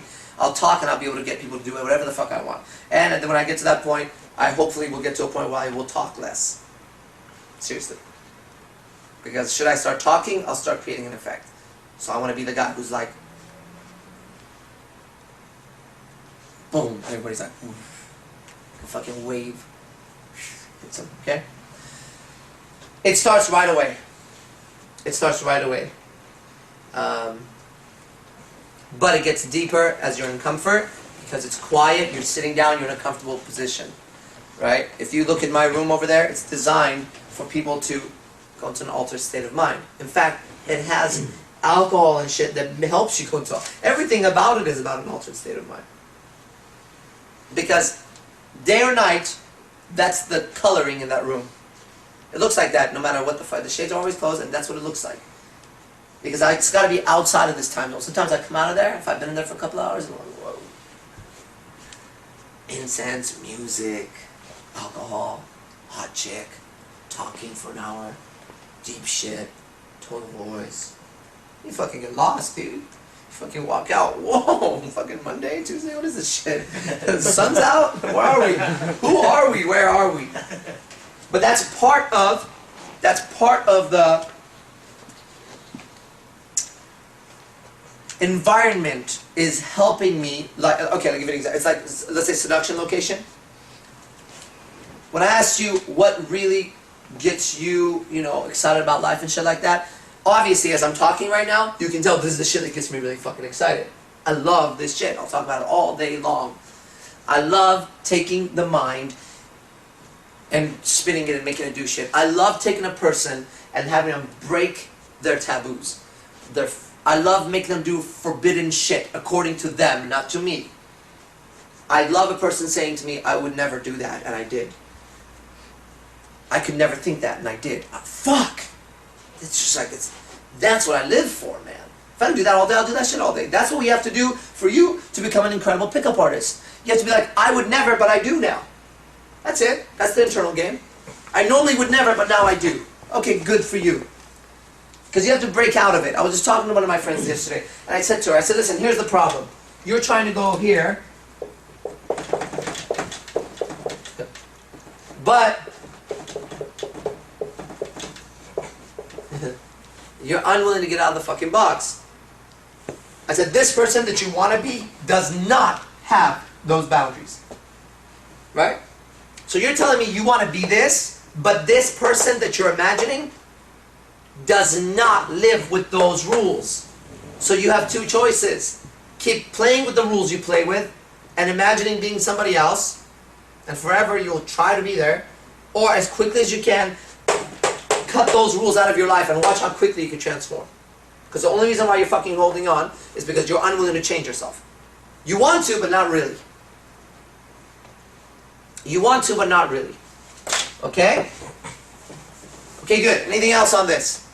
So I'm going to hit another subject and then we wrap this shit up. Okay. Here's another subject that's very dear to everyone's heart. Kino. Kino, touch. Kino escalation. How do you Kino escalate, okay? These are some strong points in my game. Kino. What's one of the most important rules about Kino escalation? Here it is. Kino cannot be a big deal to you. It's not a big deal to you. If it's a big deal to you, you're creepy. And she'll feel uncomfortable. Ugh. If your friend, a guy friend, accidentally hit you in the butt. Okay, let me change that actually. Purposely hit you in the butt. And you look back like, dude! And it was no big deal to him. Right? He went, and you're like, hey motherfucker, what are you doing? And you saw that it was no big deal to the guy. He just went, bam! Chill the fuck out. Okay, more acceptable. If he went like this to you, and you're like, dude, what are you doing? And he was like, oh, fuck, that felt good. Oh. It's over. Why? Because same guy. One of them was no big deal. The other one was a big deal to him. You are going to determine if it's a big deal to you or not based on his reaction most of the time. Okay? And that's what happens with Kino with guys and girls. The guy will reach for her hand and it's a really big deal to him. She feels it. She's already a little awkward. You touch her hand and she goes, and she senses it's a big deal to you. So she's uncomfortable. The other way, you touch her hand, she a little bit gets uncomfortable, looks, it's no big deal to you. She chills out. And you let it go. And that's the second part of Kino, is you have to Kino and back the fuck out. Okay? You can't Kino, then Kino, then Kino, then Kino, then Kino, then Kino. Then you're going to freak her out. You Kino, you back out. Then you Kino again, you escalate a little bit, right? This we just called fractionation in hypnosis. You Kino, you back out, you Kino more, you back out. You Kino, Kino, Kino, back out. And every time you do, it's not a big deal to you. Because remember when the dude grabbed your butt, it was a big deal to him, it was gross. So what you got to do is just make sure that you're Kinoing and it's not a big deal. So what are some go. What are some basic rules for keynoting? First, when you're hugging, you hug like this. You look away. She's right there. Sideways. You don't hug like this. That's off. Wrong. Weird. Hug sideways. Look away. If you do hug from the front, make you be the one that goes like this. Tap, tap. She might tap you. Most likely she will. Make sure you tap her too, first. That's how I tap when I first hug. Now, again, these rules can be broken. For example, there's a high level of attraction. You know it, she knows it. You don't want to part, and it's a good hug. That's fine. We're talking about setting up the keynote to that point. She doesn't know you, you're getting to know her. How do you get to the point where she's hugging you, like squeezing you? You hug slightly. You touch her hand. I right away go to the hands. Right away. If the chick's hanging out with me in the next 20 minutes, her hands will be touched by my hands somehow. Either she has a ring on, and I go, let me see your ring. And I do a ring routine. I say, let me see your nails. If there's no ring. I go, nails. Okay, put it down. If you were wearing a ring, which hand would you wear it on? Where? And I touch again. This finger means this is that. Hand down. Go back. Talk a little bit more. Your hands are tiny. I said that to the girl the other day. And it was. It was like a little hobbit hand. I was like, you have hobbit hands. Tiny little fuckers. They're like that big. Never noticed them. Okay? So you gotta touch the hand. If you're going on your date, right? You've been walking around all day, you barely touched. You've had such a great time talking, laughing, cotton candy, throwing balls at fucking stuffed animals and shit. What a great time. But you barely, that's not even funny. But you barely even touched hands. Now you start to get to the car, it's fucking 7 p.m., it's getting dark, you're like, oh boy, I gotta drop her off, here we go. You start to get more uncomfortable, you get in the car, you're like, son of a bitch, I should have listened to what Arash said, I should have fucking done something, because here we go now, we're getting awkward, am I gonna kiss her? I know what I'll do, ah, touch her leg. Too late, dude. Too late. Too late. Okay? Start touching right away, and it's no big deal touches. Kiss her on the cheek. Get used to that. It's easy. Kiss on the forehead. If you're taller than her, kiss her on the top of the head. Just do that. She has to know what your lips feel like on her. Okay? All around. Just skip this for a while. It's such a tiny little part. You kiss all around here. You don't think she'll let you kiss here? Maybe. Did it right. It's fine. Alright, welcome. We're about to look at a video called Secret Diaries that I did with the Playboy Live model Jenny Ray. She's a good friend of mine, and in the interview there's a lot of different pieces that I think would be very important for people studying game to see, because you get to see me interact with a 9 or a 10 depending on what you think of her. Okay, but in her field she definitely is, she's a Playboy Live model. Not easy to do that in life, okay? So, without further ado, let's watch, and then I'll break it down for you and show you what's happening, alright? Here we go. Okay, here we are. Are we on? Okay, let's watch. She's gonna write that's pink. I know. What are you gonna write on the side? I'm not going to write anything on the side. You're not gonna do okay, pause. Okay. So you're not gonna, you should take the gas tank.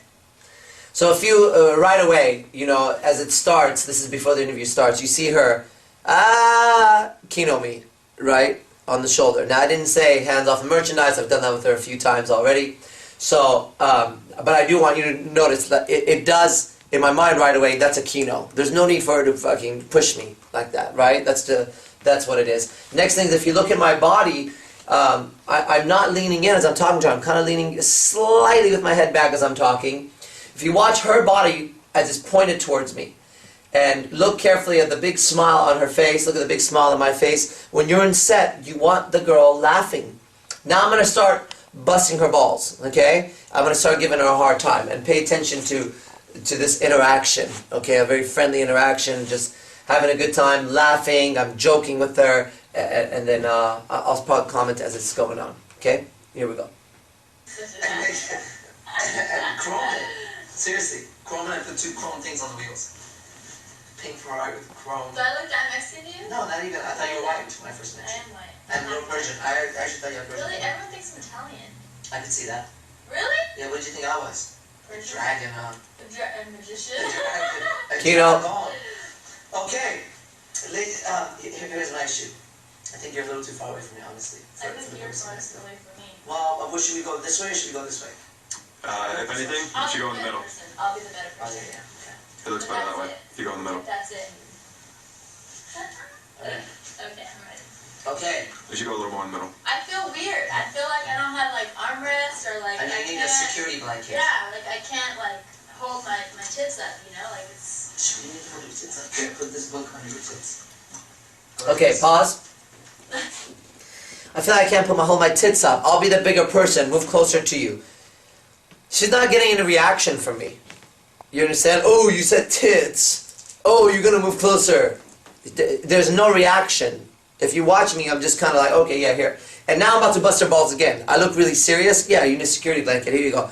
Here's a book, and I start making fun of her. She thinks I'm actually gonna help her out at this point because I'm just being very serious about the whole thing. Okay, but that's my dry humor. You watch her; she's gonna recognize in just a second that she's been had.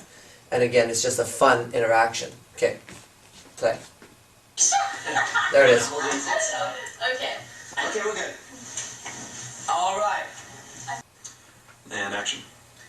All right. Body Ladies position, and gentlemen, she's seeking rapport. especially Gentlemen, this is Secret I'm not. Memories. Look at my body. I have next to me the most sought-after Playboy Live model of our area, Jenny Ray. Hello, Jenny. Hi.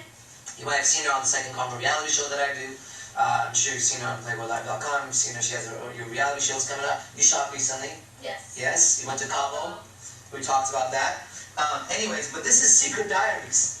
And your fans are dying to know secret things you would write in your diaries at home. Now, I'm scared to share. you're scared to share. When you're at Hand home, through the hair. Pay attention to that. have you ever kept a diary? When I was younger, Okay, not so anytime let's say recently you're keeping a diary just to create a picture. Okay, Okay. you're on your bed, Naked? naked. No, not naked. Hold on. You're on your bed. Okay. What color is the sheets on your bed? Okay, Pink pause. sheets. Okay. You're on your bed. Naked? Naked? No. What color are the sheets? Okay. That naked? Oh, yeah, okay, naked. Yeah. Well, she said naked. Fuck that. She goes naked. I go naked? No. What color are the sheets? Right? Still keeping control of it. I'm not reacting. This is a chick who I'm sure she's said that many times before to people. I'm naked right now. Yeah, okay, great. Good for you. Let's keep going. Just not impressed. I'm not impressed mode here. Baby pink and hot pink. Baby pink and hot pink. Give us the view. Do you have pillows? Yeah. How many It's a pillows? Playboy. It's a I Playboy. play with pillows, play with blankets, bedspreads. If they go on PlayboyLive.com today, I'm not leaning in. Leaning slightly back. If you know it already, what it looks like, you're on your bed. When I talk to her. You're in your bra and your underwear. Do they have to match or not, even when you're at home? Does it matter? Nah. It doesn't It matter. doesn't matter. It doesn't even matter when I'm online if they match. Really? I think that's kind of different. Yeah. Sometimes it seems like it's a big deal. Okay, so you're in, what's one of your favorite colors? I know you're wearing pink undies right now. If you didn't know, okay? So Okay, pause. I know you're wearing pink undies right now. Pause. She looks at me like, you fucker, how do you know that, right? I saw her underwear, big fucking deal. And again, it's like the alpha quality. Okay, I know you're wearing pink underwear right now. Now, I known it the whole fucking time, I hadn't commented on it, right? It was unnecessary. And when I say it's, again, very matter of fact. You're wearing pink underwear, and then there's this weird interaction, this awkward, like, how does he know that? And then the big laugh, okay? You want these laughter points. This is very important, okay? If no laugh, it's creepy.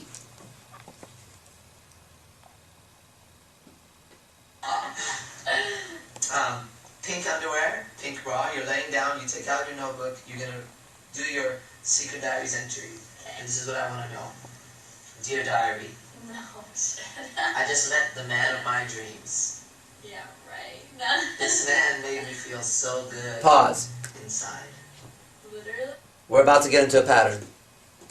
Okay? Anything that's positive, you anchor to yourself. This man. I just met the man of my dreams. This man made me feel so good deep inside. And now, I mean, this is going to be a pretty powerful pattern coming up real quickly, but it's just spontaneous. I'm just talking.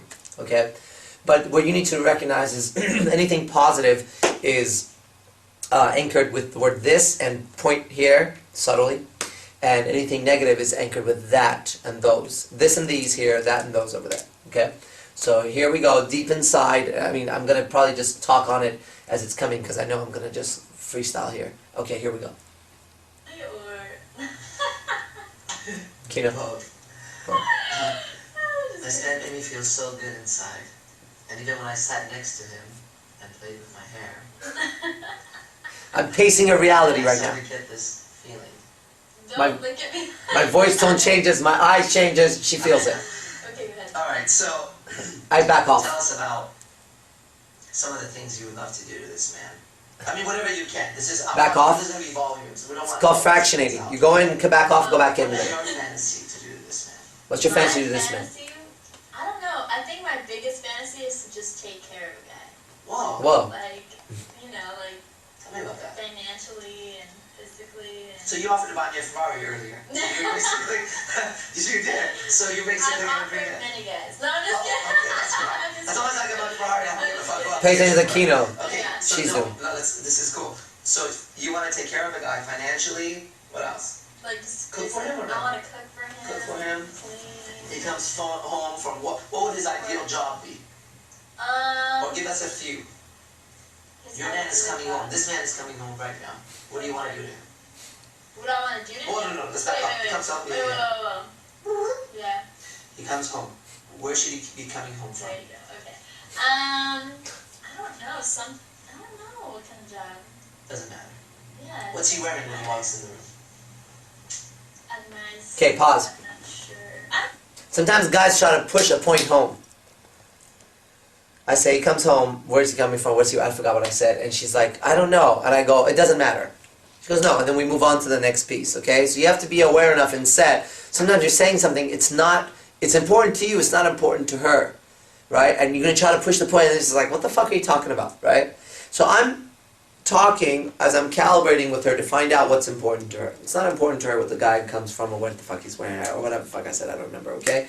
And it's important that you notice I dropped the subject, okay? Alright, we're going to keep going.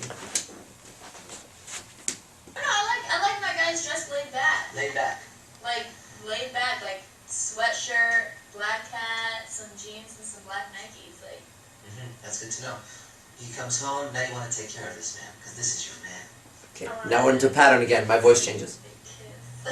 Okay, you give him a big kiss. Do you jump and straddle him? Do you softly kiss him?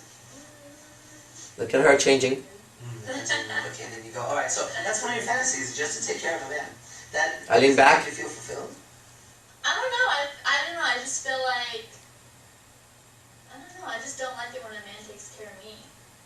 Oh, which clues me into our previous interaction. You and I just had an argument. What? I get it now. Okay, that's fine. Not a problem. Okay, good. No, I mean I like it when a guy like takes care of me. Like once in a while, it'd be nice for him to like cook me dinner or like tell me he loves me or you know just something. Yeah. I like what's that word? Arash. No. I like creativity more. Arash. Okay, creativity is good. I'm a magician. It's true. I'm a magician. Creativity is very, very important, actually. Okay, what are some things, and we've talked about this before, but in more deep depth. What are some things that really turn you on? Self point, turn you on. Very subtle. Look at her. Like a big buff man that is taller than me. I want him bigger than me. Oh, look at that. Blacker than me. Bigger than you, buffer than you, and blacker than you. That's my first real Kino. It's all good. Okay. So, that turns you on as someone who is Just bigger. bigger than me and like. Okay, pause. Has like the facial. I said that turns you on. That's a mistake, okay? It would have been this turns you on would have been better. Now, it's not like just saying this turns you on is going to get her turned on to you. It's all these tiny subtleties that add on in the end in the bigger picture. Just like when I'm speaking right now, there's grammar, there's all kinds of punctuation that's happening, and you get the whole sentence, right? And if it was off here and there, it would mess up the communication. So it's the same thing. At that moment, I just caught myself. I said, that turns you on. The correct wording would have been this turns you on, okay? Correction right there. All right, let's continue. Those structures of a man. I don't know, just sexy to me. That's physically very attractive, right? Yes. Okay, what about like on a mentally or emotional Mentally? level? What are things that really attract you to this person? Someone who is just like, you know. Pause. I'm gonna now, I said that's physically. What about mentally and emotionally? I need to reframe her. Okay, let's say she likes tall black men. I'm not tall and black. I need to find out what that represents to her in her mind. Why? Strength, protection.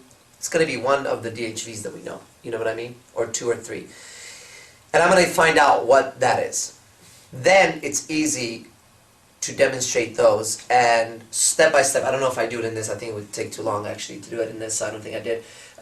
Step by step, you start to separate the idea of the physical and the mental and emotional quality. And then you start to get them to see that it wasn't the physical. It really wasn't. Because what if there wasn't, let's say, a tall black man who was emotionally a wreck, had no ambition, and was totally afraid to take care of their family? No, not attractive, right? But they don't know that. I need them to see that the reason why they like that is that represents to them certain qualities. So I'm going to go from there to the qualities. Now, if she had said to guys with tattoos that are bald and kind of short, that's me, then I wouldn't want to reframe it. You know, I just keep going. So there's I do a slight reframe. It's not huge, but that's what's happening here. And that's something you can do instead. Don't panic just because, I like Asian guys and you're not Asian. I like black guys, you're not black. It doesn't matter. Find out why, what that means to them, okay? Why? What the hell? What does an Asian person make them feel like? Oh, they make me feel like, they're always so smart. So it's smart guys. You really like smart guys, right? Okay, let's go. Okay. What about like on a mentally or emotional level? What are things that really attract you to this person? Someone who is just like, just chill. Someone who's not going to argue with me about something stupid, like... Like you're using them or something. Yeah, exactly like that. Pause. Or... That's called like a conspiracy. Her and I know about what's happening. Her and I had an argument about her using me earlier. So, anytime you could refer in set to something that just you two know about, it creates more of a rapport and a bond, okay? So that's what I was talking about, and I laugh, and she laughs. Nobody really gets it, someone using you, what the fuck's that? But between us, and that's what makes it powerful. Okay. Or, because I can just do, handle my own business. Yeah, I got it. Or, just someone who, I don't know, just likes to take care of his own things, or, A chill person. Yeah. Has his own life. Yeah. Right? Or does stuff that I don't even need to ask him to do, just like a man, But it's interesting because now you're touching on someone taking care of you slightly. No. A man, when I imagine a man, I imagine a man takes care of a woman. I don't imagine a man doesn't know how to take care of a woman. That's not really a man. Right? It's not True. weird. But True. I'm now showing her something like, I'm kind of teaching her. To me, a man takes care of a woman. Well, it's also true that I'm that kind of guy. You know what I mean? So I have to let her know. I'm not just going to, I want to take care of my man. Well, to me, a real man takes care of a woman. That's weird. I understand you want to take care of a man, but a real man needs to be able to take care of a woman. True. Okay, good. All right, that's important. it's like, a man, I guess you're right. But I mean, just a little bit, a slight, just slight showing interest in me. That's a man to me. Okay, I get it. So. Okay, pause. Okay, what are some things that... It's actually really important that when you're listening, that you listen. And you're going to notice that. It's just through a lot of martial arts training, really. But, when I'm in the zone, I just quiet down when the person's talking. And I just watch, right? And then not so much argumentative. It's just so annoying when people are arguing, So, that's her view. She says, blah, blah, blah. I'm like, Okay, I get it. And then we move on. You see how that works? That does wonders in a communication. Wonders. Because people don't know how to communicate, right? Someone's talking, their mind is going, and then they, blah, blah, blah, and then what the fuck, dude, right?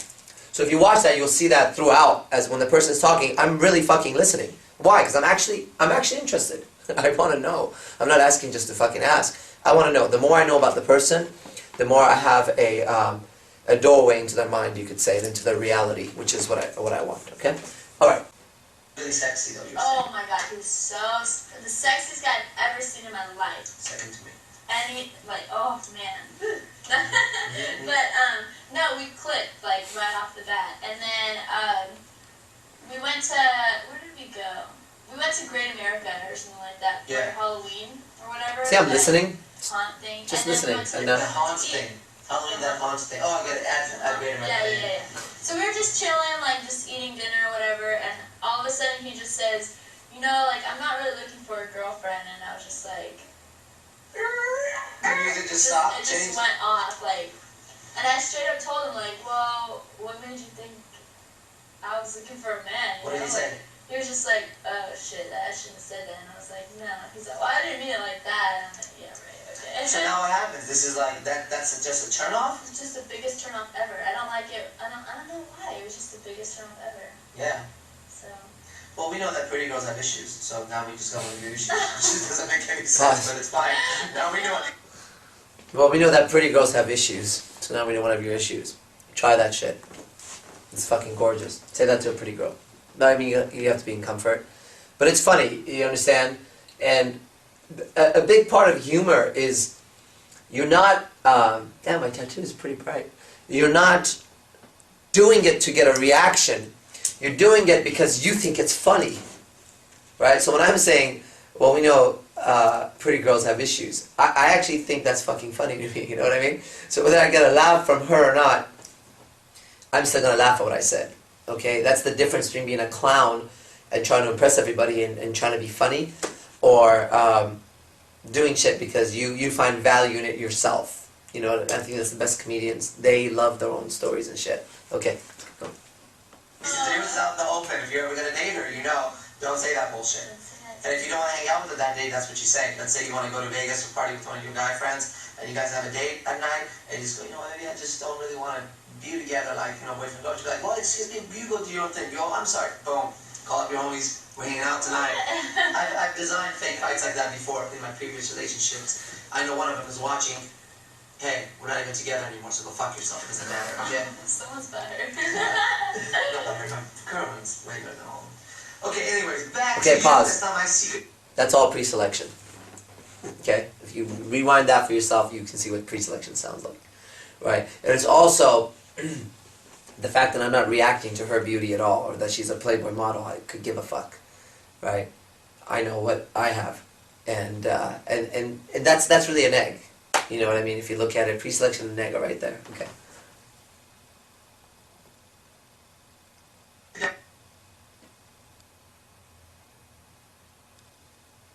Diaries, it's your secret diaries. A turn on is a big buff man who's bigger than you. Okay, that's physically, mentally, is someone who is chill, you click with. And a turn off is someone who just says, listen, I'm not looking for a girlfriend, I'd like to meet Or I don't like it when a guy is like, oh, what are you gonna buy me? I What hate kind of guys are you dating? You guys don't get that? Like, don't you get girls sometimes that are like, oh, it's Christmas, like, you know, Merry Christmas, and then someone will be like, oh, what are you gonna get me for Christmas? I don't get that, honestly. No? I do say that second one, but in a better way. Like funny, I say it in a funny way. But I don't really mean it. Yeah. So you don't like if a guy says, what are you going to buy me? Yeah, like, it's just like, that's just, I don't know why, it's just the biggest turn off ever. Or like, if you're at a bar and a guy's like, oh, you gonna get me a drink? Like, no, get you a drink. Yeah, I know that. No, okay. Okay, good. So this is what I really like about these secret diaries, because your fans are now getting to see your personality. This is not a camera personality. There's moments where I see the real Jenny shine through, okay? Those are turn on turns. Now, what? You don't have to be very specific on who it was or anything, but in the past, a guy has done something that has really stood out in your mind. Like, wow, that was just okay, yeah, right there. Boom. Top Yeah. boss. What is that? Well, whatever thought you had. I said, like, in the past, a guy's done something and started, boom, right there, because I'm watching her. And when I said it, her eyes flicked up. and I saw it. That's a thought. I go, right there. She goes, what do you mean, what's that? I go, right there. You had a thought right there. I think I say something like that right here, okay? And this is the difference. When you are in great communication, and when you're a great communicator, you're watching your audience, so you see. And the problem guys have in set is they're so worried about themselves. So they miss, she's telling you all the time, everything. Right? So I caught that quick flick of the eye. When I said it, I go, in the past a guy's done something, and she goes, boom, I go, that's it right there. She goes, she didn't even catch it. People don't know they're looking at their pictures in their mind. And I guide her now. I don't remember exactly, honestly, I haven't watched this in a long time, but I don't think I've ever watched this whole thing. Okay, here we go. When I said that, right? Okay. Explain that one. When the guy's done something that has really stood out, and you're like, wow, that was just amazing, I'm never going to forget that in my life. Oh wait, something good? Yeah, good. Let's go. Oh. Oh, you got a bad one, right? Yeah, I Okay, guess let's go. I was thinking bad. My tone of voice was good, so. No, it wasn't bad. It was like dun dun dun, like. Oh. Okay, I was going romantic. Oh. Okay, that's my voice. Alright, but check this out. Let's go with the bad one. Alright? So you had a guy. Good. Okay, fine. That's Good. good. The guy had done something that you just absolutely remembered. And you were like, wow, this was really, really cool. Okay, let's go bad. Okay, pause. You want pizza? No, I don't want pizza. Yes, let's get. You gotta pay attention to my relaxed manner in the conversation, okay? I think that's probably the most important thing if you're dealing with a hot chick. It's just relax. It's the way I'm talking right now, right? Same way over there. And that's just how I am. If I'm around a hot chick, or I mean, that's what it is. That's who I am, right? It can't be like two personalities. It's the old martial arts philosophy. I've always said it. I think you see it in one of my other videos. You can't. Now I'm gonna fight. No, this is it. This is who I am. It's just a self-expression. Watch the relaxed manner, and even when she's fucking back and forth, I just the smiles, and I'm finding it curious because I'm not the effect. I'm in control. Of my emotions. I'm in control of the situation. That's a very key, subtle message. Whether she gets that consciously or not, subconsciously, that's definitely going in. All right, here we go. We're almost done with this. Pizza. Let's just get pizza. Nah, I don't want pizza. You want sure you want pizza? Okay, let's just go get pizza. Ah! Okay. Alright, so Bad. bad. The thing did that just like, okay. And right now your fans are getting their knives and guns ready. They're going to go kill this guy, so we're not going to shout your names. Yeah, it's not I know. about that You anymore. motherfuckers are crazy. Okay, but that's okay because I'm crazier. Okay. Go on. What about it?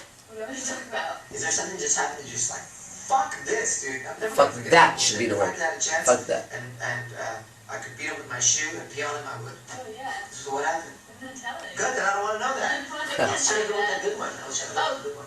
Good. Okay. Something has a dot. If not, they're waiting now to shower you with shit. I haven't met a man yet. Like. Look at me. Why do you say I that? haven't met a man yet, so I don't know. I don't have nothing. Okay, pause. Wow. Oh, it's so key in my game. And it's so powerful. I haven't met a man yet. And she looks at me. I go, don't look at me. Right? Anytime anything is happening that can be misinterpreted, if she says, if I say, can you remember a time where you kissed someone and it just was such an incredible kiss? At that very moment, if her eyes flick to my lips, I'll go, whoa, don't look at my lips like that when I ask you that question. It's a constant misreading of her signals in a sexual way, which can't be denied, because she will look at my lips. She did look at me, she said, man, it's true, I am a man, all that shit is true, but it's missed. So I bring it to their attention. That on an unconscious level, on a subconscious level, she is seeing me here, in this case, as the man, or as the kisser, or whatever the fuck's going on. Okay, here we go. Okay, let's get this straight. I've only dated 2 guys my whole life, like. Oh, this is fantastic. Listen, Dear Secret Diary, I am Jenny Ray, Playboy Live model. I have over thousands and thousands of fans that love me, and XOXO me on my Facebook and stuff like that. They're very obsessed with me. I haven't really met a real man. I have a hard time dating at times. I do. It's a secret Guys diaries. can't take me seriously. I've been told that before. Go on. That they can't take me seriously Go on. because I'm a model for Playboy. Yeah. So they automatically think I'm this girl that wants to have sex all the time and Yeah, I know. yeah. Girls think I'm the kind of guy that wants to have sex all the time. don't get that image at all. Nah. What are you crazy? No, it's the job you're in. Okay. Yeah. Wow. Okay. I'm almost sad right now, but that's okay. I'm gonna put on my professionalness here. So, what would be incredible? Oh, yeah, I see you. I know. You see that? See that look you have right now? That was I'm checking you out look. The look where I You were was checking like, me out. I saw it. I was stupid, like, what are we doing? No, like you were checking me out. I saw it. That's cool. What do you look at me? What do you check out first? The makeup, the piercings, the tattoos. Isn't tattoos this big? You don't even realize that it changed, huh? No, I knew you had the lines. But it used to be 2 lines. Okay, pause. Yeah. Changed it. Nice pause. So here I'm again misreading what she's doing. Like, what are you doing? Checking me out, and then, but pretty confidently and with a smile, kind of inserting the frame, and then saying, when you check me out, what do you check out first? My eyes, my lips, my tattoos, or whatever. She goes, those aren't tattoos. Well, they are, whatever. But it's important, just to constantly. Well, I mean, you don't want to be annoying, I'm not annoying. I'm funny. That's important. But that's it's a part of game to misread sexual content from her, even when it's not there. But nothing like you take it seriously. It's just like, oh my god, seriously, Okay, let's keep going. It's pretty funny. Just yesterday, actually. It's brand new. Okay. So it just... Boom. Magic. That's a conspiracy between us. Okay. Illusionist. God, that's good. Yeah. Alright, I'm gonna start. Ready?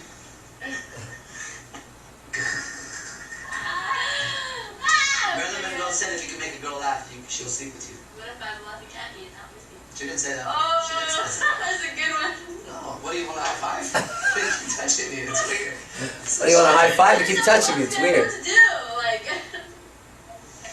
See the diaries, everybody. I feel like There's January, and here's Arash Dibazar. I feel like Ricky Bobby. Like, I don't know what to do with my hands. I don't know what to do with my hands. I don't know what to do with my hands. You know what you say that? I know what you can do with your hands. Play with your hair and put it on your knees. Perfect. You ready? Okay. Alright. Alright. And one. So, it's really interesting because if you're looking at your diary and you're like, here I am, a girl that I just saw it. We just took a little break and I just saw some of the stuff your fans write on your site. I know. Guys, some of that shit is gross. You know you're buying this stuff, okay? But it's funny. We laugh at it. Okay, they're sending you pictures. I'm not laughing at it. I was laughing at it, she was laughing with it. I love you guys. Yeah. People send you their pictures. Yet, you feel lonely when it comes to guys. Fuck, man, right now they're rushing to get a ticket to fucking, to Hollister, California. Modesto. No, you don't want to say that. You gotta get stop, girl. Okay. Alright, fine. What would, Okay, pause. what's an ideal... I mean, there's a lot going on, but you gotta check out the vibe, right? We're vibing. We're having a good time. We're talking about really nothing. So, when I'm watching this right now, that's the thing that really comes to my mind is it's enjoyable. I can see both people having a good time. I'm teasing her, she's teasing back. It's fun. It's a fun interaction. That's what you want to have in set. The vibe is perfect. You watch this vibe, I mean, man, you got it. Okay. setting for you to be spending time with somebody to get to know this person? That's a great question. That is a good I know. question. I do. Because honestly, like if I'm trying to get to know a guy, I refuse to go out to dinner with them. Good to know. No dinner. I feel like it's an interview. Interview. It's definitely an interview. It's so fake. It's like. We know that about And I in-game. refuse to go to the movies. Good. Well, how do you get to know each other in the movies? Exactly. That's exactly what. It's like, do you want to share the armrest? Movies, no good. Dinner, no good. Chump stuff. Good movie. What a waste of 2 hours. I know. So those are the things you don't want. I don't like that at all. What is ideal setting to be to?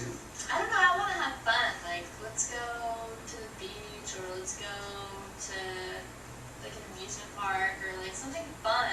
Something where you're walking around interacting with each other. Yeah. Or just something fun. Yeah, that makes sense. Nothing formal. When I teach guys, I teach guys how to pick up, right? I teach game, and that's one of the main rules we have, is you don't go to like a movie date or a dinner date. It's lame. It's really not cool, okay? Alright, what's one of the coolest experiences you've had with Playboy? This sticks out. Oh, Copper. Oh, boy. Just There's there it is again. I caught her signal in her They took face. you and 3 other girls, right, to Cabo, and they put you up in a hotel for 2 days. It was how like many days? the nicest resort ever. It was like all secluded, everything, free alcohol, free everything. In my room, I had a jacuzzi tub. Wow. Were you sharing your room with them? Every girl had their own room, Oh, but that's nice. like the building and stuff, I shared my room. Understood. Okay, so that was one of the best experiences you've had. The best. Let's get them all excited. It's you and 3 other Playboy girls, Playboy Live models, right? And it's a topless resort. Oh, it's a topless resort. Now, does that mean you have to be topless, or you don't can be? have to. Oh, it's a topless resort. Oh, it's topless? Was there a lot of people there? Kind of. It wasn't. It was like one of their off weeks. Yeah. So there wasn't too many people. Were they people interacting with you? Oh Cameras yeah, following yeah, for sure. It was Okay. so much fun. We So were that- like the center of attention of the whole resort. It was awesome. That's cool. Tell us, this is something people are curious about. Some people have not been to the Playboy Mansion. You have. Tell us about it a little bit. It's not as big as it looks.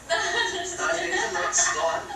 No, it's really nice. Yeah. It's awesome. What was your first time going there? Tell me The about first that. time going How'd that was feel? for, it was just for like it was a little photo shoot. It was out by the tennis courts. Yeah, but what did you feel when you were driving out? Was it like I surreal? was so nervous. I was like, my armpits are sweating. I was Gross. like, putting the air conditioner on. Says Like, my armpits are yeah, sweating, I was say so gross. nervous. And then I got there and like people came and like, opened my car door for me. And Yeah. like, I was just like, okay. Did you take any pictures of yourself? We weren't allowed to. Oh, you're not allowed Yeah, to. we weren't allowed to at all. Oh, that's good to know. Oh, okay. Now, you've been there since then many times, right? You go there pretty much every other weekend or a couple of times a month? Yeah, for what parties do you throw there? Or what? Just like the karma events. Okay, these are, The candy, karma, I don't know. yeah, you host those. Good, how's that? Is that fun over there? Yeah, Yeah? yeah. I saw Chris Brown. You love Chris Brown. Okay, I couldn't even say hi to him. I was just so nervous. so did you say hi to him? No. What did you do? I walked away. Chris Brown? But if I ever see him again, best believe I will be pregnant. You best believe I will know Chris Brown. I will know Chris Brown. I will introduce you to him. Yeah, right. You don't believe it? Let's remember this date. Alright. Okay, I will introduce you to Chris Brown, alright? Got it? Okay. What if I do that for you, then what? Will you believe that in magic? This is great. That's true. Believe in magic. Okay, good. So Chris Brown, man, this is the man, huh? What about him? Oh my god. I don't know. I don't know what it is. He's just sexy. So if a guy right now who has a crush on you made a music video of Chris Brown montages, piece of he edited a video of Chris Brown like music videos and sent it to you, would that be a good gift? Yeah. I look Yeah. chubby. I look chubby. And put maybe I am not that pictures of chubby you once in a anymore. while. I stopped training for Like 4 a months genuine after that. video, couple of pictures of you, and then no, not like Spice like that, but Chris Brown songs, Chris Brown music Oh, video, yeah, and then a picture of you. Yeah. Oh, okay. This costs more. You understand? This just made this video worth $175. No, you know who else I think is so sexy? Yeah. Who? Is, I know this is so odd, but I don't know Tom his Arnold. name. Tom Arnold. The big fat white guy. Okay. Alright, well basically listen, this is it. Check out the video again. This will be the end of part 1. I hope you got some good stuff out of it. The main thing is check out the vibe, the comfort that I have around her. Notice that as you've been watching this video, there really should be, I just realized that right now, there should be no difference between the way I'm talking to you and the way I was talking to her. I was a little bit funnier there probably because, I was probably less tired than I am right now. But anyways, check out the vibe, look at the keynote, look at when I anchor things to myself, saying this, that, to other things. There's a few times I fuck up on that, but I do tell you about it. Check out the humor, the jokes, the body positioning, and just the vibe, man. I mean, that's what it's all about when you're in comfort, just having a good time and being able to talk to each other and watch when I catch her IQs. There's a lot going on there, I wasn't really gaming her hard. I just wanted to have a few pieces on video so people could see. Okay, she's a good friend of mine. Okay, anyways, hope you enjoyed it. I'll see you on the next video, alright?